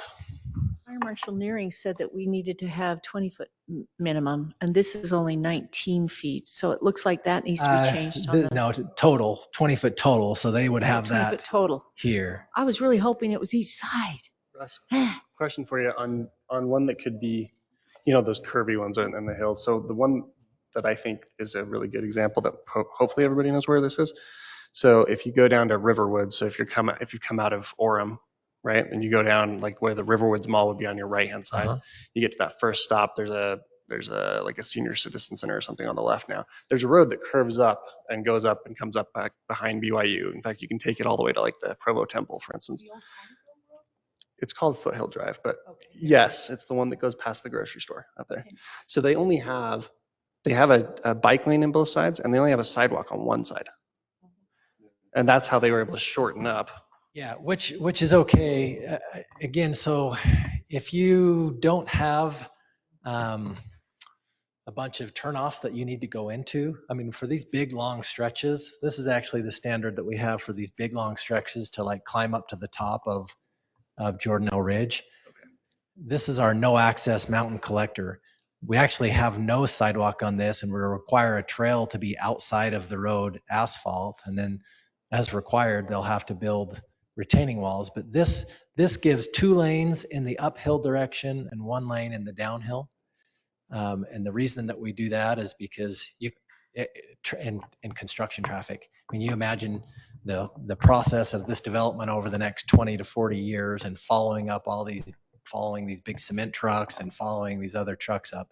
You got to have a way to get you by. have something like this. So we do when there's no access needed. Yeah. That's what I was curious about. So go ahead, Sid. I'm very visual. I like to draw.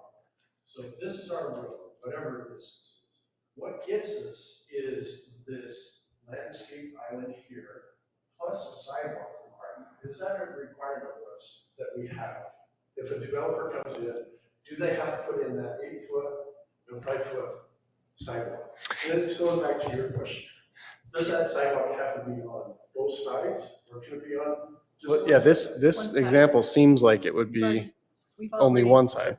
Well, so the one I'm looking at on the screen right here is for those where there's not a lot of accesses off of it. And there we only have a trail on one side and not a sidewalk on either. So in that case, no. In the other ones where there's neighborhoods on both sides of them the whole way, we do have a sidewalk on both sides.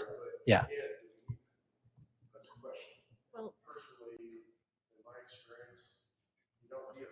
Well, so rewording what you're asking, are you saying, is it important to us to have a sidewalk on the uphill side of a narrow, or not narrow, but on an uphill side of a steep road intersection? I think one side. I think one side's fine. Do we need, or can this, let's say, this sidewalk be up here? Does it have to be down the road? Matthew, So my question would be, there's no place to put snow on the uphill side if you don't give us any room between the hill. Let's say, Good reminder. but this sidewalk, again, if we can do that with the sidewalk and have landscape there, push snow there. How much? That's a higher elevation too, Matthew, on this road they're talking about up high on the foothills. Correct. So that would mean more snow removal. How much room were you talking about in that drawing? If you move the sidewalk, oh, that would help. So, again, what I'm getting, we have this development on the 8,000 plus acres. It's totally different than what we have down here. Totally different. We need to figure out what we do up on there to minimize the impact on this natural. This cut here, we need to minimize it. So that's all I'm saying. And you know, I'm not against any of that, Sid. I just realize that we really only have one major no access collector corridor that goes the full width, north to south. And it's probably going to be this one that's dug into the hillside. And it has to be able to be expanded in the future because it is the only one that's going to go north and south. It's our foothill. Well, the north and south roads that are down from off the top that are in this North Village area, they are our normal collector cross section. This no access mountain collector is in the future. There's going to be a road that kind of goes from the north. It's going to come off 32 and it's going to climb all the way up to the top. There's not going to be subdivisions on each side. Up around the bend. Yeah. Okay, so the one that's coming from Valley Hills Boulevard all the way up to State Route 113, I think it is. Yeah. Which one is that? So those ones right now are following this cross section right here. Well, see, that doesn't leave a lot of room for expansion. And I would thought that it would be up on the slopes because it's that highest road that goes, you know, from Coyote all the way up.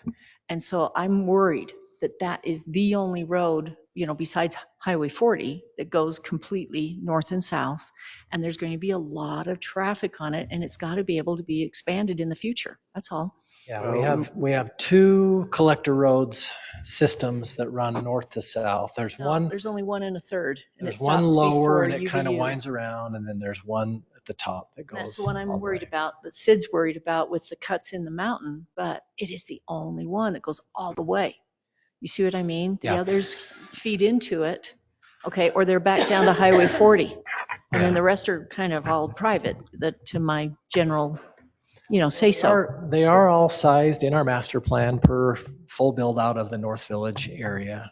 So I feel comfortable with the sizes. Yeah, that's what I was going with. The traffic study says that's the size you need. And And they put all their What traffic I'm on hearing Highway here 40. for feedback, just to because we are gonna come back. We're gonna have standards. We're gonna come back and present. But I'm hearing a question as to, do we need sidewalks on both sides? Sounds like we understand the need for the pavement width. We understand the need for snow storage. Is a sidewalk on both sides really necessary? No, Can it be moved off the I road? say no. One So, side. and we can look into that too and provide you some more information. I mean, realize it's going to be a very busy road, and having people try to walk on the road, because that's what they do. That's it happens. I'm just going to say, I'm hoping that as we start moving forward with all of this and more discussion, obviously we need to have more discussion about this. But I do think it's important that we realize when we say traffic study, I'm going to be that person that's going to say, we have never, ever quite hit the mark when it comes to traffic study. Hence why UDOT has changed their mind 3 times just since the process of everything starting, because we've had so much growth, and that growth has dictated and changed over time. We've added density to some of that. So my concern is that anything that we discuss on that section in the NBOZ, anywhere in the NBOZ, we need to make sure we're thinking ahead of what is the traffic study right now. Because the traffic study seems to be, how do I want to say that? It's open to interpretation each year. So I'm thinking we need to be 5 years, 6 years, 10 years down the road, even if it's not right now, that we need to realize that that can change. And if we do, then I think we do need to have more discussion about, I have more concern that maybe we need to have a larger and a larger, as far as our major collector roads, instead of 17. Maybe it does needs to be 2 or so forth. I don't know. I'm just saying, and I'm not an expert, but my concern is that if we don't think ahead, and if we keep thinking, well, this is what the traffic study says right now, in 2 days, that traffic study seems to be the constant change for us, that we are constantly hearing, oh, wait a minute, no, it's different now, it's different. Well, I That's my understand thought. where you're coming from. There's a lot of factors that go into that. This area up here is really kind of an isolated area, but I think the discussion here is our standards. I think I have enough on these 2 standards to move forward, work with Sid, come back. A couple other quick questions I have for you, and I'll sit down. Downtown area. We to this point haven't, other than the main historic business area that has curb and has angled parking, we haven't really identified a standard that's different for our downtown area. As you know, we're not putting curb and gutter in right now with our Central Heber replacements project. So, but our only road standard in this area is kind of our local road standards. Do we want to consider something different here without curb and gutter, because it's really hard to enforce curb and gutter on a one lot that's redeveloping when we don't have it elsewhere? Is there interest in having a different look in the downtown area outside of that business core? No. curb and gutter? No curb. I mean, that's really the question. Do we want to plan for curb and gutter in that downtown area? Do we want to I'm going to say yes, and I'm going to say the reason why is because we're thinking in the future, and I think it's important, instead of trying to wait and say no now, then later on. I love that we have those wide roads throughout the main area in through the downtown area. I have that. People can park in front of my house. But at the same time, too, it becomes a huge mess when we don't have that curb in there. and the rain, it just sits there, it puddles, the snow puddles. And so having some type of curb and gutter would be wonderful, because then it would move that out of my driveway so I don't feel like I have a skating rink in the middle of winter there. So What's going to happen when your home's redeveloped? It well, doesn't, not I always. agree with Yvonne. We need curb and gutter in the Yes. downtown area. Yes. There's appropriate All of it. areas. What's that? All of the downtown area. We're going to have it Really? between 150 East and 150 West. No I- question. Outside of that, you think it's It important just, to keep it- that it- standard the I same? think at least in the business area, I think it is important. I think Yeah. it looks cleaner. it just makes it cleaner. Help Yeah. me understand where you're talking business area outside of Well, 150 to 150. so for that presentation that John Jansen just gave, there's like this redevelopment area that's generally 150 East to 150 West, 500 North, 600 South, and then of course it runs along Midway Lane. But outside of that, like where you live, 200, 300, 400 East, those are roads that we right now aren't planning to do curb and gutter, and we don't. When developers come in, a lot of times what we do is we deed restrict it and say, if the city ever builds this, you'll be responsible for those costs. Well, it's really actually hard to get that later. And so it's hard to enforce 2 lots in a block to put Yeah. curb and gutter in, and then it's nowhere else outside of that. So My thoughts. I have a curb and gutter right in front of my house. I'm on 500 East, 4th South. Every road that you could take to get to 500 East, I'm pretty sure, doesn't have that, No. right? They're just, it's road to Yeah, gravel it's or rural. dirt or Yeah. whatever. That's fine with me, I think. I think 150 does actually fit everything that I'd want to have curb and gutter. So in answer to your question, like, do we want it outside of 150? My answer is no. And the primary reason is I don't want to have, and when you said I'm just yes, saying I'm thinking, inside right, when you, this area, inside the 150, business 150. area. So I think you Yeah. actually are agreeing. I think when you said yes, Yeah, that's what I was saying too. I think Oh, I okay. think you're, I thought you were because what saying Russ is no, asking not is, at all. yeah, what Russ is asking, I think, Oh, Russ, okay. is if somebody came to us at 250 and wants to redevelop, do we want them to have to do curb and gutter, even though there's no curb and gutter on their block, which is, I don't think so. That doesn't make any sense to me at all right now. For a long time, Yeah. and I would always say, let's have them put it in, right? We're going to redevelop. It's been 10 years. Things have changed, Yeah, you I know, don't know if and it gets yet out to 500 everybody though. says, oh, it's too expensive. Please don't make me do it. So I'm just saying, I have an idea. I know this is weird, okay? I like my roll curve, up in Valley Hills, because we've had a huge issue in these new roads where people think it's their right of way and it's not their right of way. And if we could put a roll curve Yeah, where it's that the would be city's fine. right of way and then the gravel and then our asphalt, because we're not paving the whole thing, okay? But some kind of roll curve, I don't know if it would be that expensive. We could just, then everybody knows, okay, this is my property, this is the city property, here's that little, channel for runoff, right, that could go to the ditches or something. And we wouldn't have to worry about this messy right-of-way issue on, well, I've put my tree there. No, that's city property. You see in the future. I agree, Mayor, with that. I just don't know that that's today. I do agree. Yeah, it And needs the, to and the be reason I a- say I don't know if it's today is in the context of we're about to hear more about the road or the replacement project and all the stuff we've got coming on the west side. I don't want to spend money to do rolling curb or not on stuff that doesn't need it yet. Yeah, but 500 East I think is different. That's a different road. I mean, I don't know what the it's a classification collector is. road. It will actually So get there's a all reason 500. for that one. That one makes sense to me. 300 West probably makes sense to me. I would just guess. West also is Some a of these, collector road, for but I sure. think they're probably a different classification of roads. So in answer to your question, do I think it's important outside 150, 150? My answer is no. Not yet, not right now. No. 3 no's. Roll curve. I disagree, but is there anything from fire standpoint that we need to be from slope? Our max is it 10 or is it less? 10% slope road. Oh, yeah. So our standard is 8%. We can go up to 10 based on a couple of conditions. And in all honesty, we're fighting 10 on some of those roads up there on the North Village area, which From a fire safety standpoint, what is your maximum that you can go, that you feel comfortable that you can drive a fire truck up on?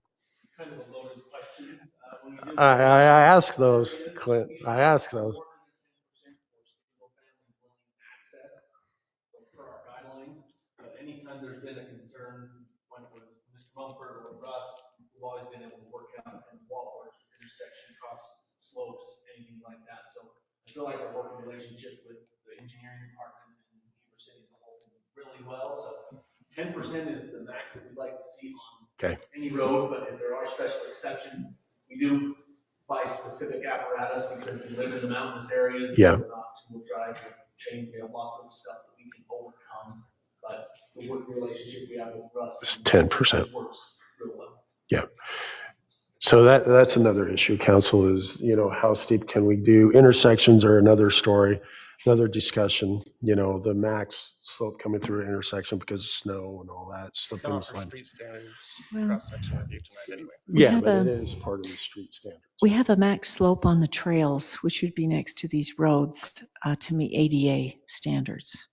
And I think that's only 8%, as I recall, or 5. It's 5. 5, Yeah, okay. I mean, your ADA ramps, you can climb a ramp that's a little over 8, but So we need to revisit that in certain situations. Again, going back challenge to, up here in this area. yeah, for sure. going back to being up on Jordanelle Ridge. Yeah, but We're going to have, there's going to be certain trails that meet those standards, but there's going to be other trails that don't meet those standards, and we're going to have to realize that. So, Well, this could be a 4-hour discussion. I think we'll take the input you've given us, what the consensus we have, and we'll do our best to make some recommendations, and we'll be back. Thanks, Russ. Thank you. Russ, I'll thank be you, Chief. in contact. Thank you, Fire Marshal. We appreciate you coming. Thank Maybe you for next staying. time, I was just going to add, Russ, real quickly, maybe next time, can we separate it? Discussion on NVOZ and then discussion for the downtown area. And Again, realize, yeah, we could. That's the idea. We're trying to figure out. This is all about just the cross-section standards. Yeah, It's not I about understand. the traffic studies or anything else. It's just Okay, about what is okay. our engineering standard that developers have to build, and do we want to have different standards in the NVOZ than we do in the rest of the area? Do we want to have a different standard in the downtown than we do the rest of the area? I really think our standards are in pretty good shape. We've made a lot of changes in the last few years to address concerns might be about a oversized two-parter. roads. Discussion. I mean, at least finishing it up, correct? Yeah, my hope is that we can take this feedback that you've given us and actually put some standards together that we would recommend, and hope that you will buy off on them, but understand if we need to have more discussion at the time and make some changes, that we will. You're Thanks, Russ. in charge. Thank you, Thanks. Russ. Thank you. it's your turn next.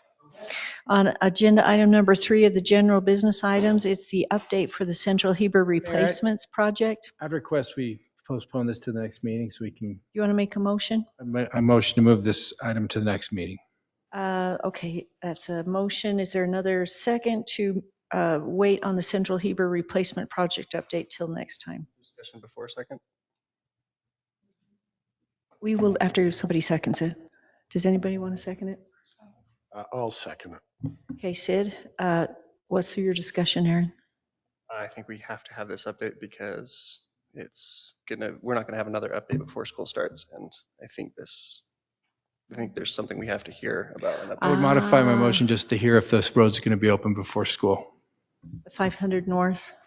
How's 500 North? I think that's the Take action, or do I just jump in? And I second whole that. We haven't Let's voted get on the an update real motion. quick. So Be fast. how's 500 North? So we have been working, all of our goals have been to try to get 500 North open before school starts. That's been our plan the whole time. We've had to kind of take some shortcuts on the contracting. I was notified this week that it is not going to happen. Our intent was to try to get paved from Main Street to 300 West so that parents could use that loop while we worked on 300 East to 550 East. It's not going to get done. We're a week behind. I have a meeting with the school district, the principal, tomorrow, and our team to come up with a plan of how to send out information and communicate with parents so that they understand what to do. We're going to be about a week behind. We are going to have the road graded so that it's usable, but there were just some obstacles that we ran into that we just couldn't overcome. And so right now it looks like it's going to be the first week of school on graded road base while we get ready to pave that weekend, and then it should be paved the next week.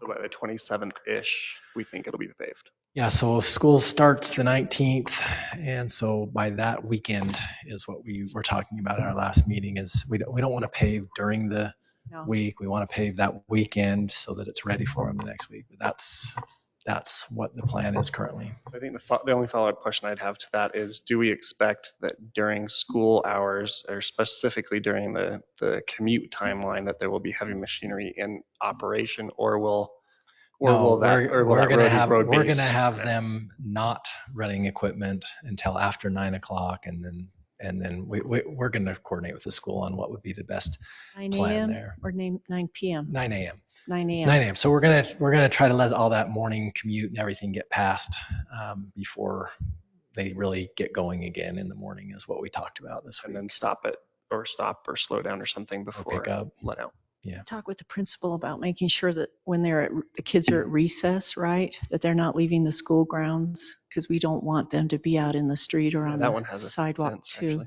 Yeah. It does, but you know how kids are. So Yvonne, what was your question? That's what I was going to ask too, because if you have parents that are trying to pick up sick kids, those are other things that I'm worried about. So that should be a discussion with them. And then when you say road grade, what exactly is that? When it's just the gravel portion? Because I remember when they were doing Center Street, they did not want people driving on there at all. Well, again, our goal is to get it paved, and they understand that we're going to have to work with people and that this is a touchy situation. So our intent is to get gravel down and graded, and people are going to have to drive on road base. I think we did have a pretty good plan as far as having people come up 300 and loop around and then come down 100 or Main. We're still going to have that same plan. It's just they're going to be driving on road base, and of course we'll get the input from the school, and maybe they might have better ideas than we did. But just FYI, I can't tell you the amount of pressure we put on them to get done, but at this point, that's where we're at. Thanks for communicating it and So being on top most of the traffic comes from 500 East to the school. Yeah. Is that the part that's going to be fully opened before school starts, or how is that going to work? When you talked about your loop and where the road base will be and so forth. Let me open a map. So our plan, so this is 300 East right here. Our plan was to get just outside of that, get it paved so that the section between 300 East and Main Street was open. Right. We were going to direct people then to follow this route or this route, and then end up coming up 300 East, dropping off, and then they can either go out this way and back around that way, or they could go down this way and back around. But the idea was we were trying to get this done, and then we were going to continue to work on this section right here while that was going on. And so I think that's still our plan. It's just that we aren't going to have the paving down. So okay. They'll still kind of follow that route, unless, of course, we're totally open to the input that we get from the school district tomorrow as we meet with them to do whatever it is they think is best as we're meeting with them. But I think that's going to be our plan. If I might just tell you one other thing regarding additional funding in hopes of completing the remaining blocks of the project. We have made application to the Division of Water Resources, and their funding meeting is August 15th for the culinary water portion. And then we are hoping to make a supplemental application to CIB for the water and pressurized irrigation portions.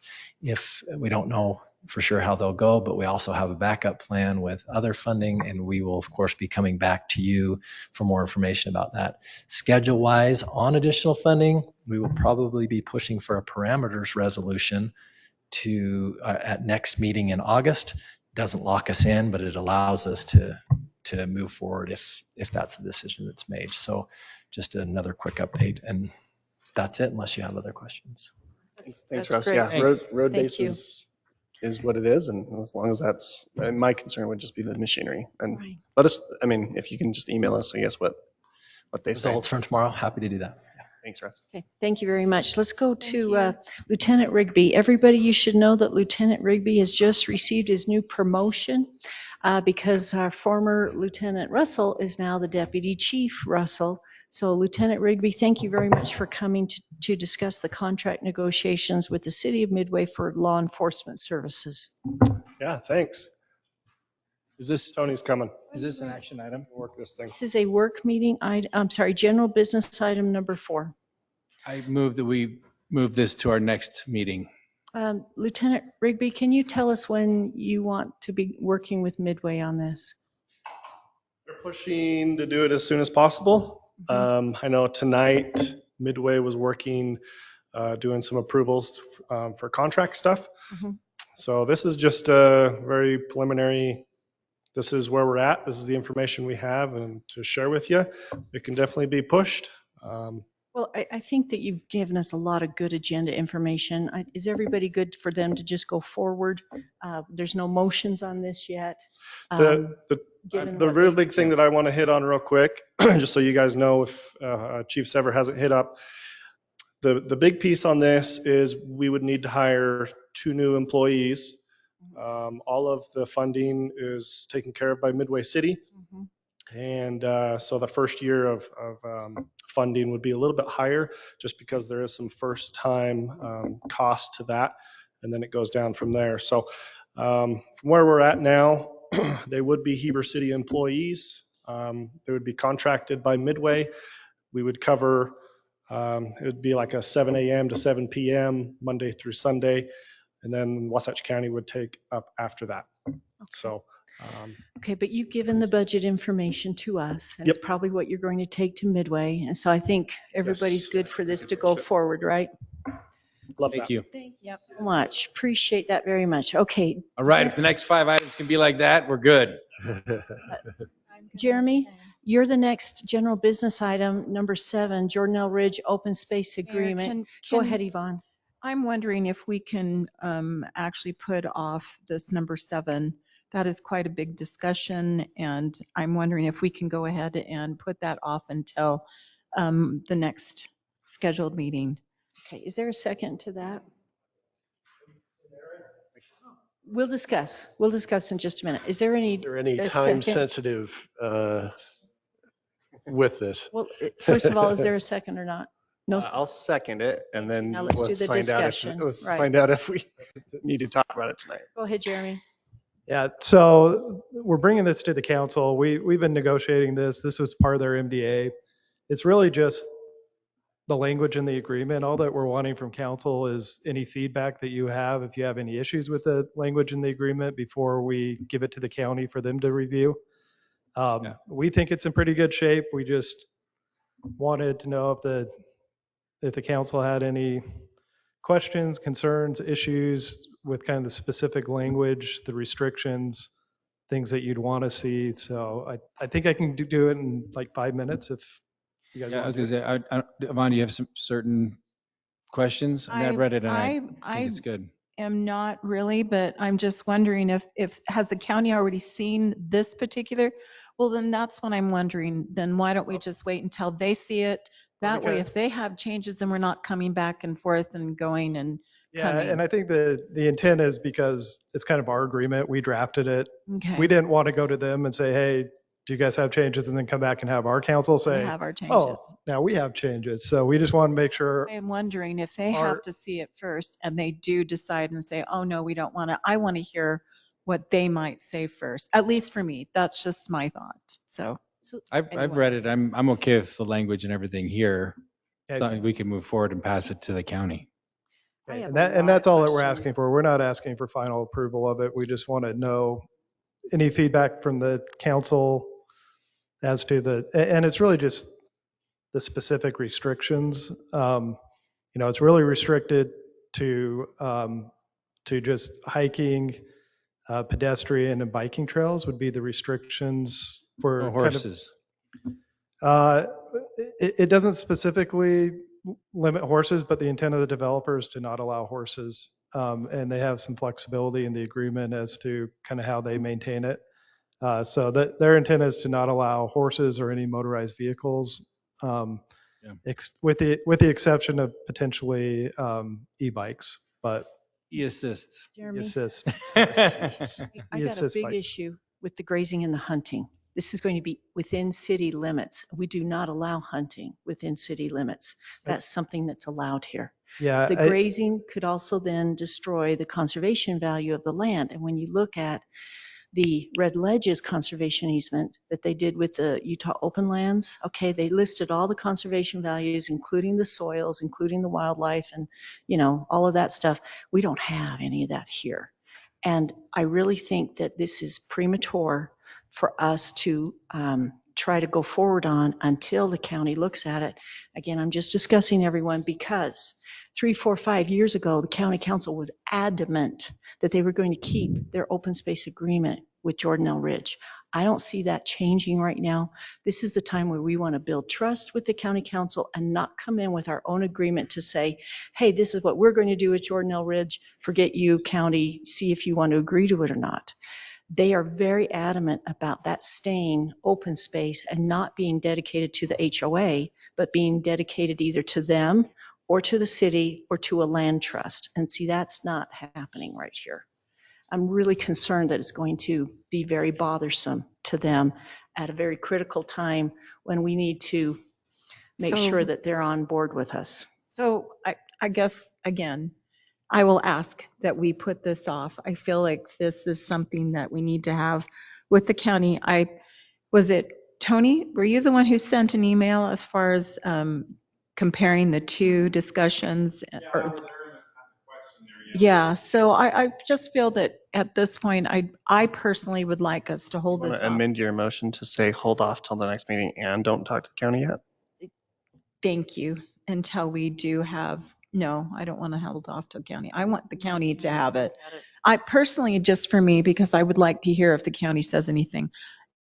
You know, I know that we're saying we Again, don't want to. That's the next to step. have that is the change. intent, is that's the next step. We didn't want to go back to the county before we'd had the chance for I our would like council to wait. review it. I So would like to wait for both, just like to wait so we can have a better discussion.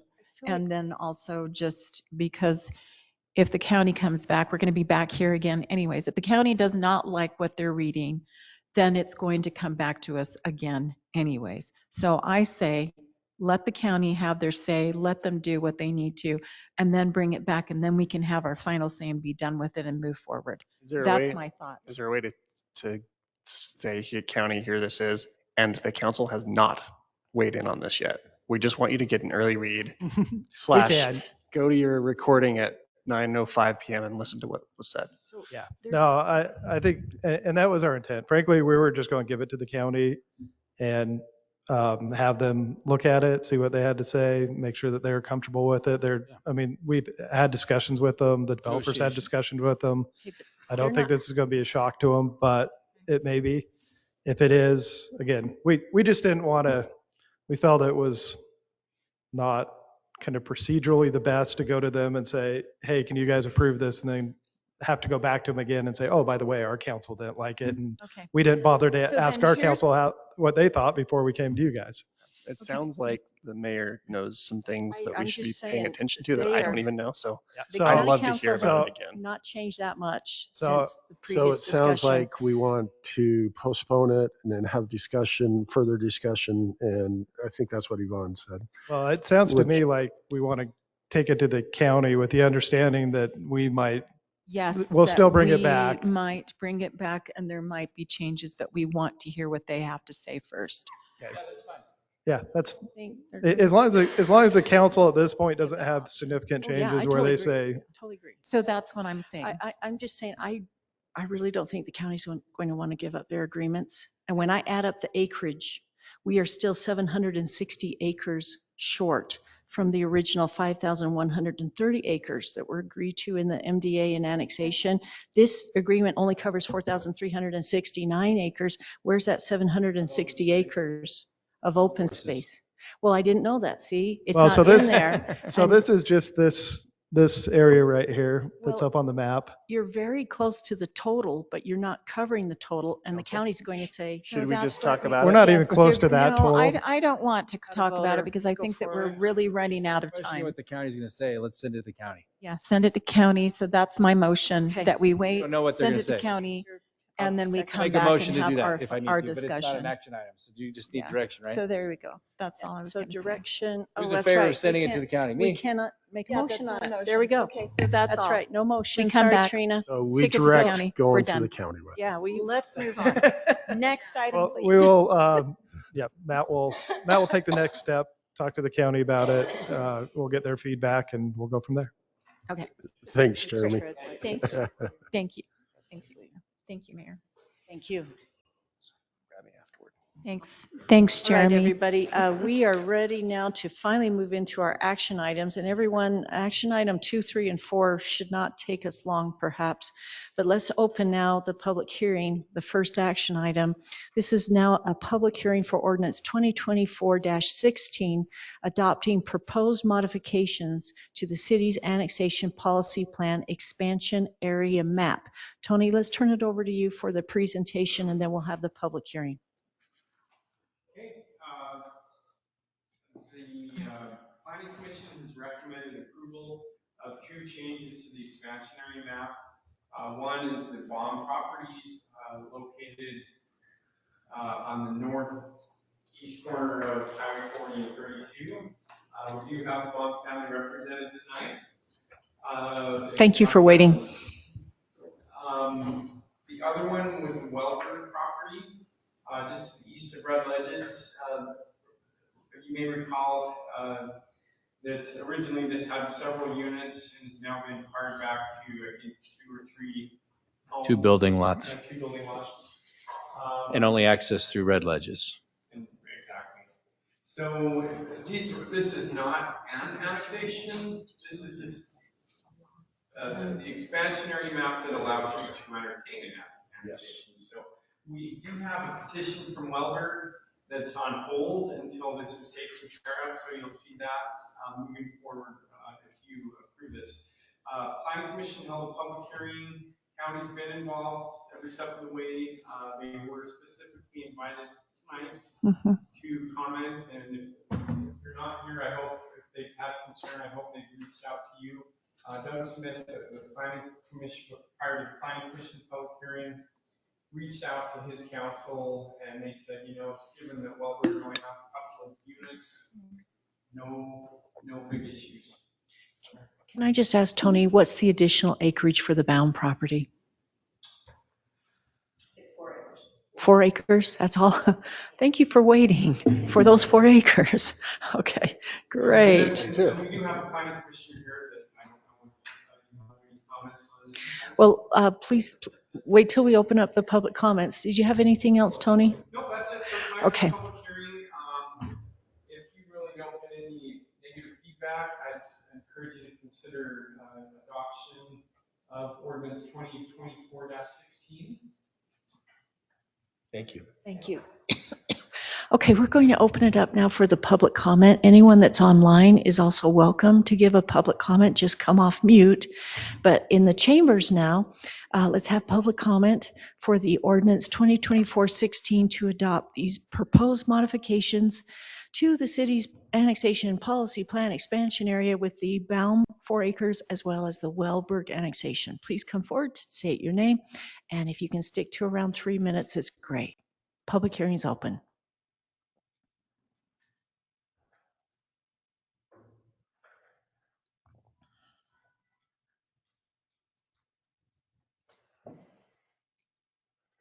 Okay, I'm not seeing anyone online for these 2 additional properties. I'm not seeing anyone come forward in the chambers.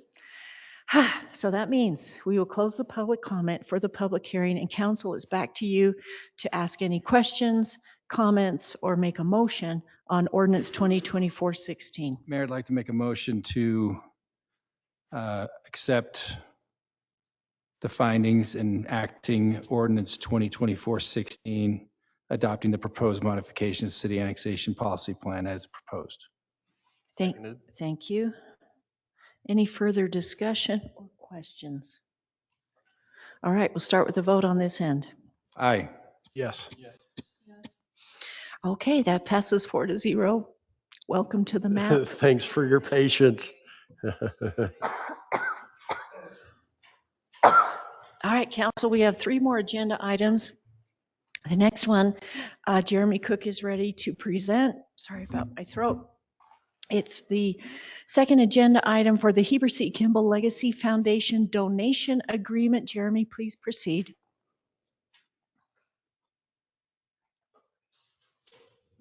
Thanks, Mayor.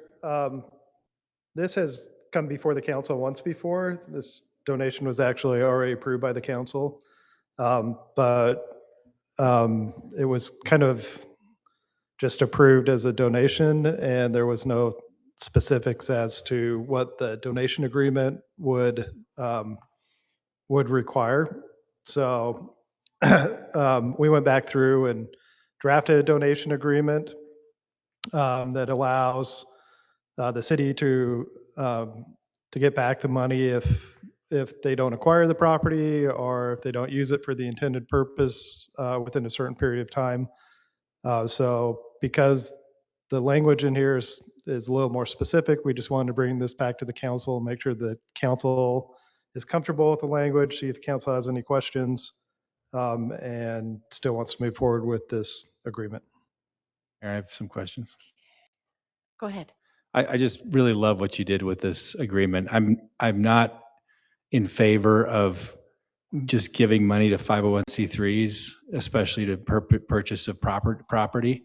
So I love that in the agreement it is written that we get the money back if it's not used for its intended purpose. This is obviously in line with our Historic Preservation Committee's goals and strategies and what they're trying to do. So I'd like to go ahead and make a motion Go ahead. that we accept this contract for the donation of $50,000 to said foundation for the purchase of property. Is there a second? I'll second. Thank you. All right, discussion time. Any questions, council? I just had a quick question. It has Sure. Matt's signature there. I know it's already been appropriated by the council, but I didn't know if it needed to be Matt's signature or my signature. If you could just check that, since, you know, it's not really a resolution. I realize that, but is it just a contract? So Matt has the signatory. I didn't know that does he go to 50,000 now on his contracts? But it was already approved, so I was just wondering about the gray area. Yeah, this isn't really purchase. So typically on contracts, we usually set them up for Matt's signature, but Checking, because I know he has that certain amount, but I thought, is it him or is it me? I wasn't sure. That was my only question. we'll look at it. Thank you. Okay, are we ready to vote, council, starting on this end? Aye. Yes. Yes. Yes. Okay, that passes 4-0. Thank you.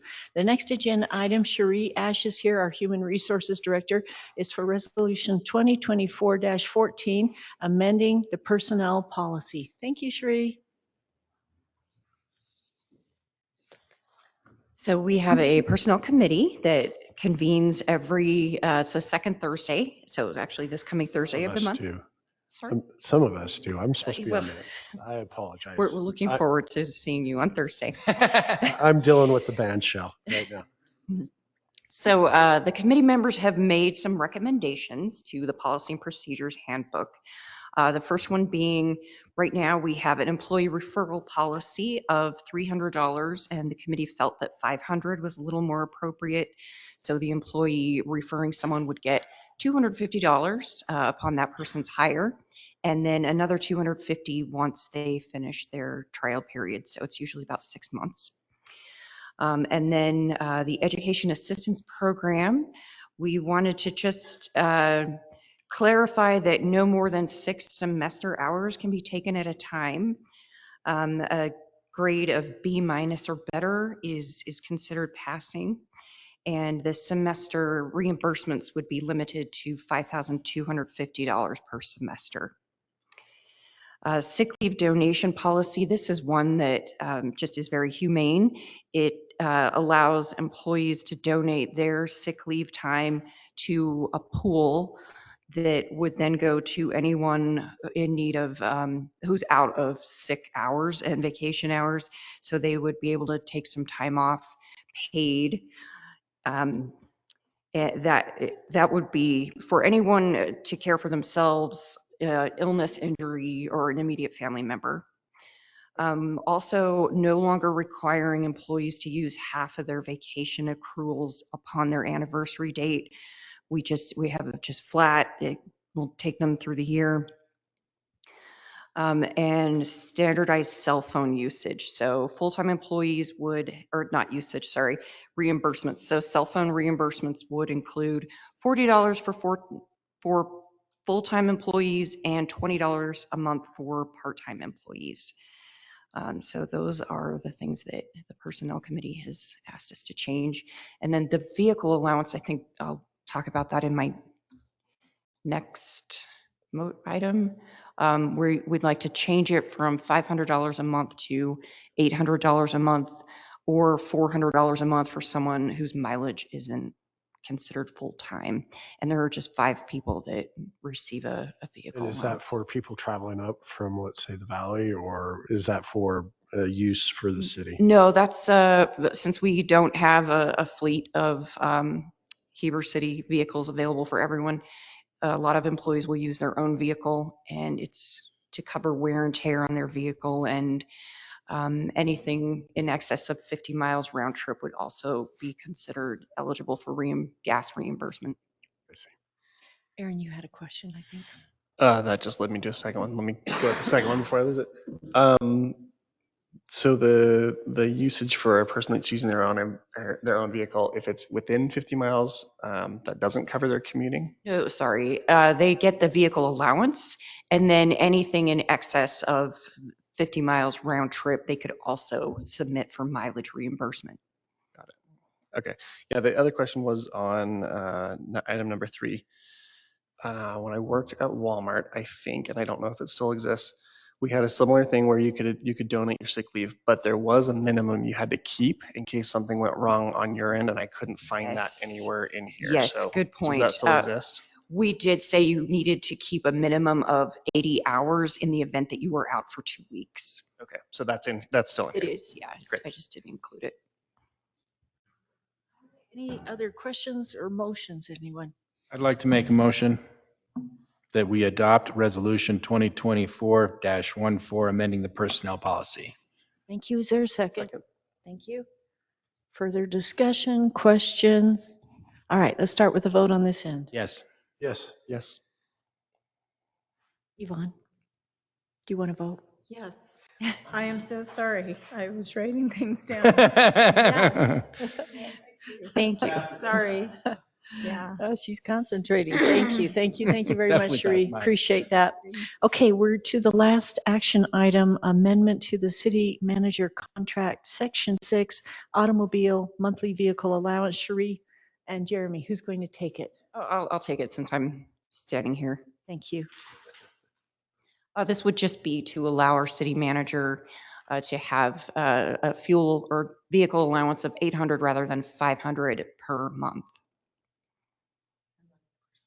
And it's pretty straightforward. Anything else, Jeremy? No, again, Matt just has a separate contract, so that's why we're bringing this back separate from the policy. Okay. All right. Questions, comments, motions? I have a question. We have not discussed a raise for Matt in the 2.5 years I've been on the city council. Jeremy, is it possible for me to make a motion to include a raise for Matt along with this change of allowance?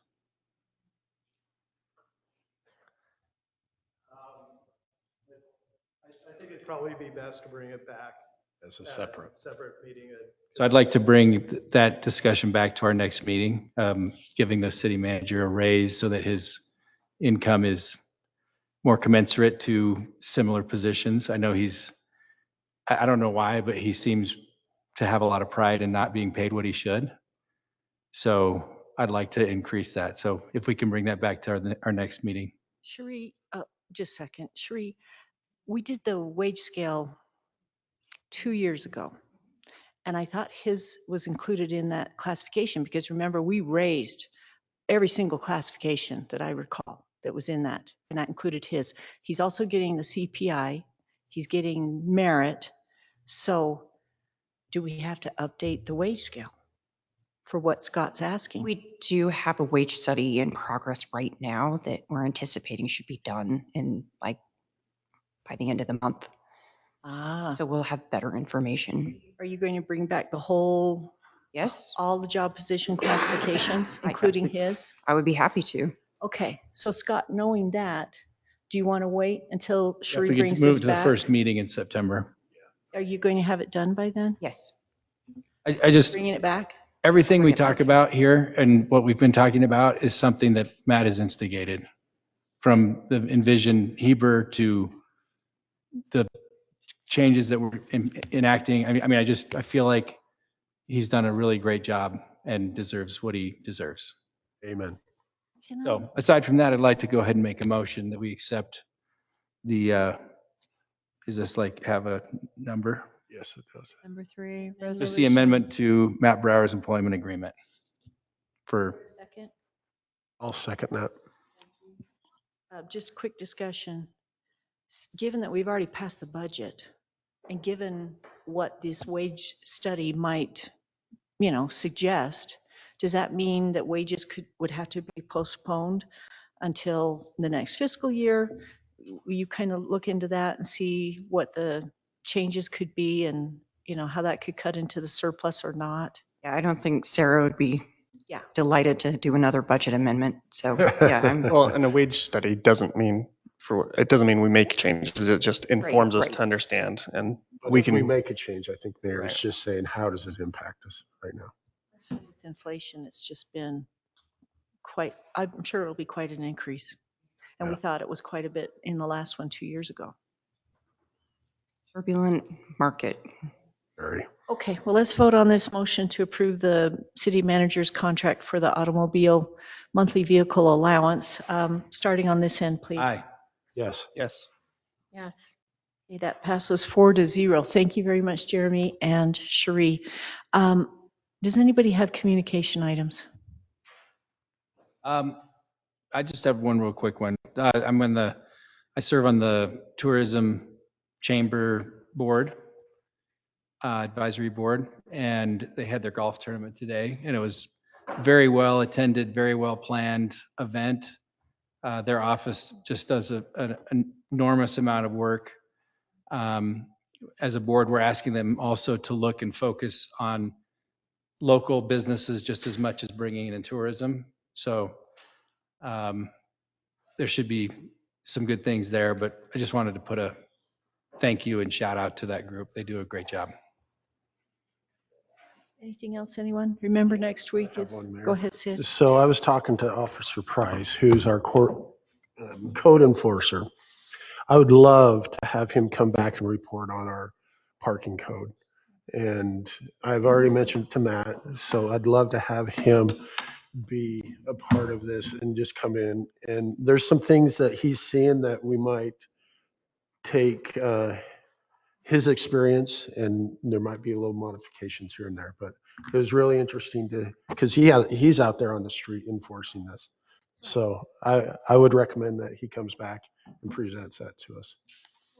Lieutenant, do you think you can get with Chief and with Officer Price and bring us back a presentation sooner rather than later? Okay, because if we need to modify our code, let's do it. Tony? I do know of one minor update that we need to do. Okay. So as you recall, a few weeks ago, council approved the code update, and there was one sentence that we forgot to put in the ordinance. Can you bring it back for the consent agenda next time? Yeah, we will. It sounds like a big sentence, Tony. Yeah, it's a pretty big deal, yeah. Okay. And I move that we adjourn. no. It's a question. It's a question more than anything. And I didn't want to bring it up when Russ was speaking on everything else, because I knew that was a completely separate thing. I don't know if anyone else has noticed, I've had some individuals who have constantly complained about the chip and seal process. Yes. And I'm not sure what we can do to improve it, but I'm going to share just my own experience. Probably about 2 weeks ago, it was one of these roads down here, and I didn't pay attention. It was not really something that was blocked off. People were pretty upset. They had them detouring in a different direction. And as we were sitting there waiting before we could continue on the road, they came with their huge machines. And I'm not probably about this much space between a car that was still parked on, it wasn't even on the road that was being worked on, but they came around the corner rocks flinging up against it. This has been an ongoing problem and an ongoing concern and frustration with the citizens. Also, the fact that there is piles after they're done of road base or rocks or whatever it is just being left on the sides, in their yard, in their driveways. And they're wondering, why did we, for me, I keep telling them, well, I know this is hard for you to understand, but they're wondering why we changed this beautiful road that was over there on 100 East, and now there is this gravel and it's slippery. And they say that when they come around the corners sometimes, and they said they're not even going fast because they know the police station is right there. But in some areas, they feel like they're kind of fishtailing out just to make a corner and a turn, and wondering why there isn't more blacktop. Those were just a few of the things that were either given to me personally or in the emails that we received. And also why, they have damage on their cars. Some of them have claimed that there's damage to their vehicles. So that's what it's more of just a concern. And I don't know if anybody else. I actually don't I would say more of the same, but I have a very specific feedback that I got so I have a client of mine that is a construction, builds homes. And his comment, and just take for what it's worth, he said, whoever you guys bid out the chip seal to is taking major advantage of you. The biggest cost increase we've had this year, this is him saying, that he's had is in aggregate. And he said, there's so much rock, it appears they just wanted to just charge you whatever they could. We don't pay and I for have it. no idea We what. don't pay for it Okay, by all right. ton of rock. We pay for what that's worth. we pay That for was his. square yardage of road done. I guess first of all, I want to apologize. It has been a challenging project. I know. It really I has. It's know, been I know. challenging to manage. It's been one headache after another. I want to give you some good news. Okay. Right now, all of the roads to be chip sealed are chipped. They are working through Thursday of this week to clean up excess chips, and then they're going to put on the final fog coat, which is supposed to be done before the end of next week. All of the roads, so I know it was really frustrating last year, but all of the roads that they have completed, they have a start to finish date of 2 weeks this year, which they are generally going to meet. The exception to that is the county wanted us to hold off. They had some events going on, and so we just said, yeah, don't finish those roads. They've got too much going on over there, and so they aren't going to meet it on all of them, but they have done a better job this year. They've even done a better job of cleanup. There has been a lot of chips that have been left out there on some roads. They have different sweepers. They have some that are just kick brooms that push it off to the side. Then they have another broom that's a pickup broom. And then they had brooms break down. And there's just always, with construction, there's always challenges and always things you have to work through. I guess my hope is, let's focus on the good. We are almost done with this for What about multiple also years. striping the roads? So striping, that was the other concern. Yeah, striping is that we're not going to finish striping them all until all of the fog coat is done, which again is supposed to be mid to end of next week.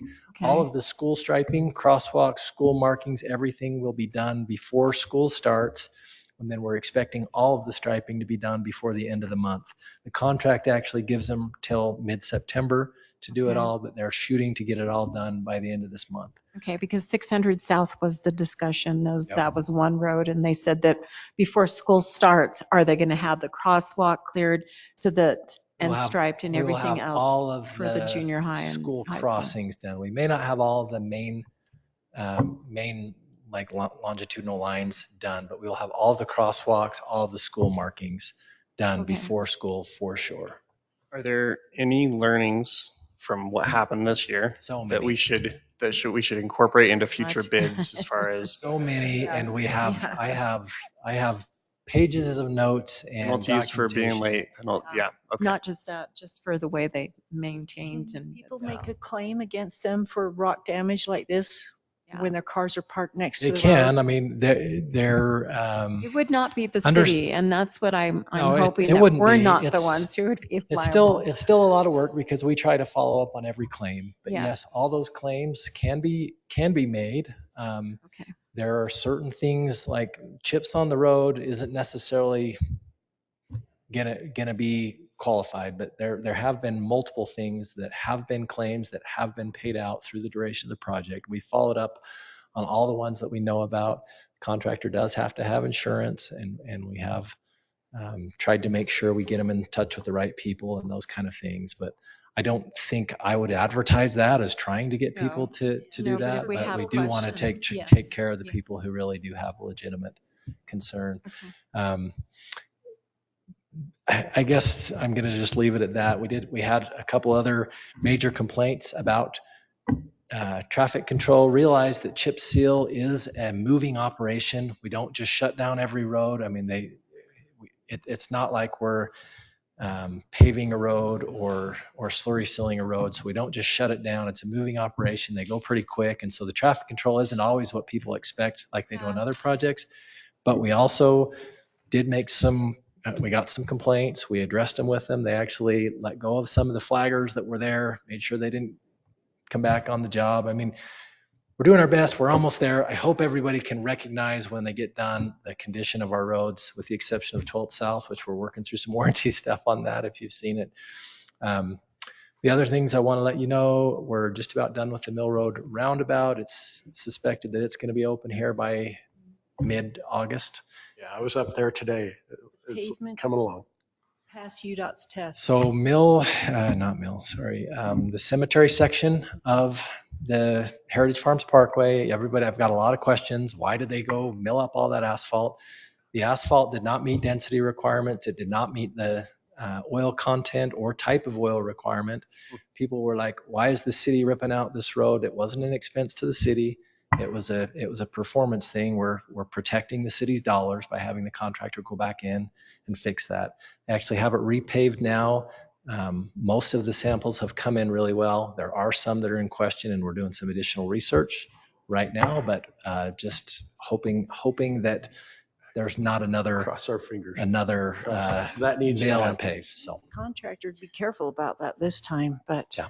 It's great, actually. I mean, I know, Russ, that you hate that question specifically, but it's great that that road got tore up. It's great that we paid attention, that we tested, that we figured out and hold the contractor accountable. Like, that is actually fantastic for the city. The options for the city were to get a small credit back that would have cost us hundreds of thousands of dollars. That would have been the wrong choice. So there's we're frustration, doing our but best. that's a great. Projects are hard, but we are doing our best to manage, enforce our specs, and doing our best for the city. is it at all possible after the chip sealing's done, and I know that it's maybe too late for it, but it is so dusty, we get complaints on the dust. Is there any way to put some water down until they do the fog coating, just to try to control the dust? I don't know. Again, right now they are chipping. They're trying to get the excess chips off, and they will immediately follow that process with fog coating. And it's only going to be like a 3 to 5 day I know, it's process. just people are. I don't want to get You I don't want to get the pavements wet before we put the fog seal down. I mean, Delays the process. Because there's been a delay, right? Now we're almost done with it, but in the future, if there's that 2 or 3 week delay from when they put down the chips to when they do the fog, they should do some, dust control in the meantime. yeah, That's all I I'm haven't saying. had a lot of dust. Dust isn't usually a problem with chip. It's I'm really getting that the complaint. chips, Depends where it the is, loose yeah. chips and things like that. On where it is. I think it's just depending on where they've left the big piles of chip. I haven't seen a lot of dust either, except for on Third.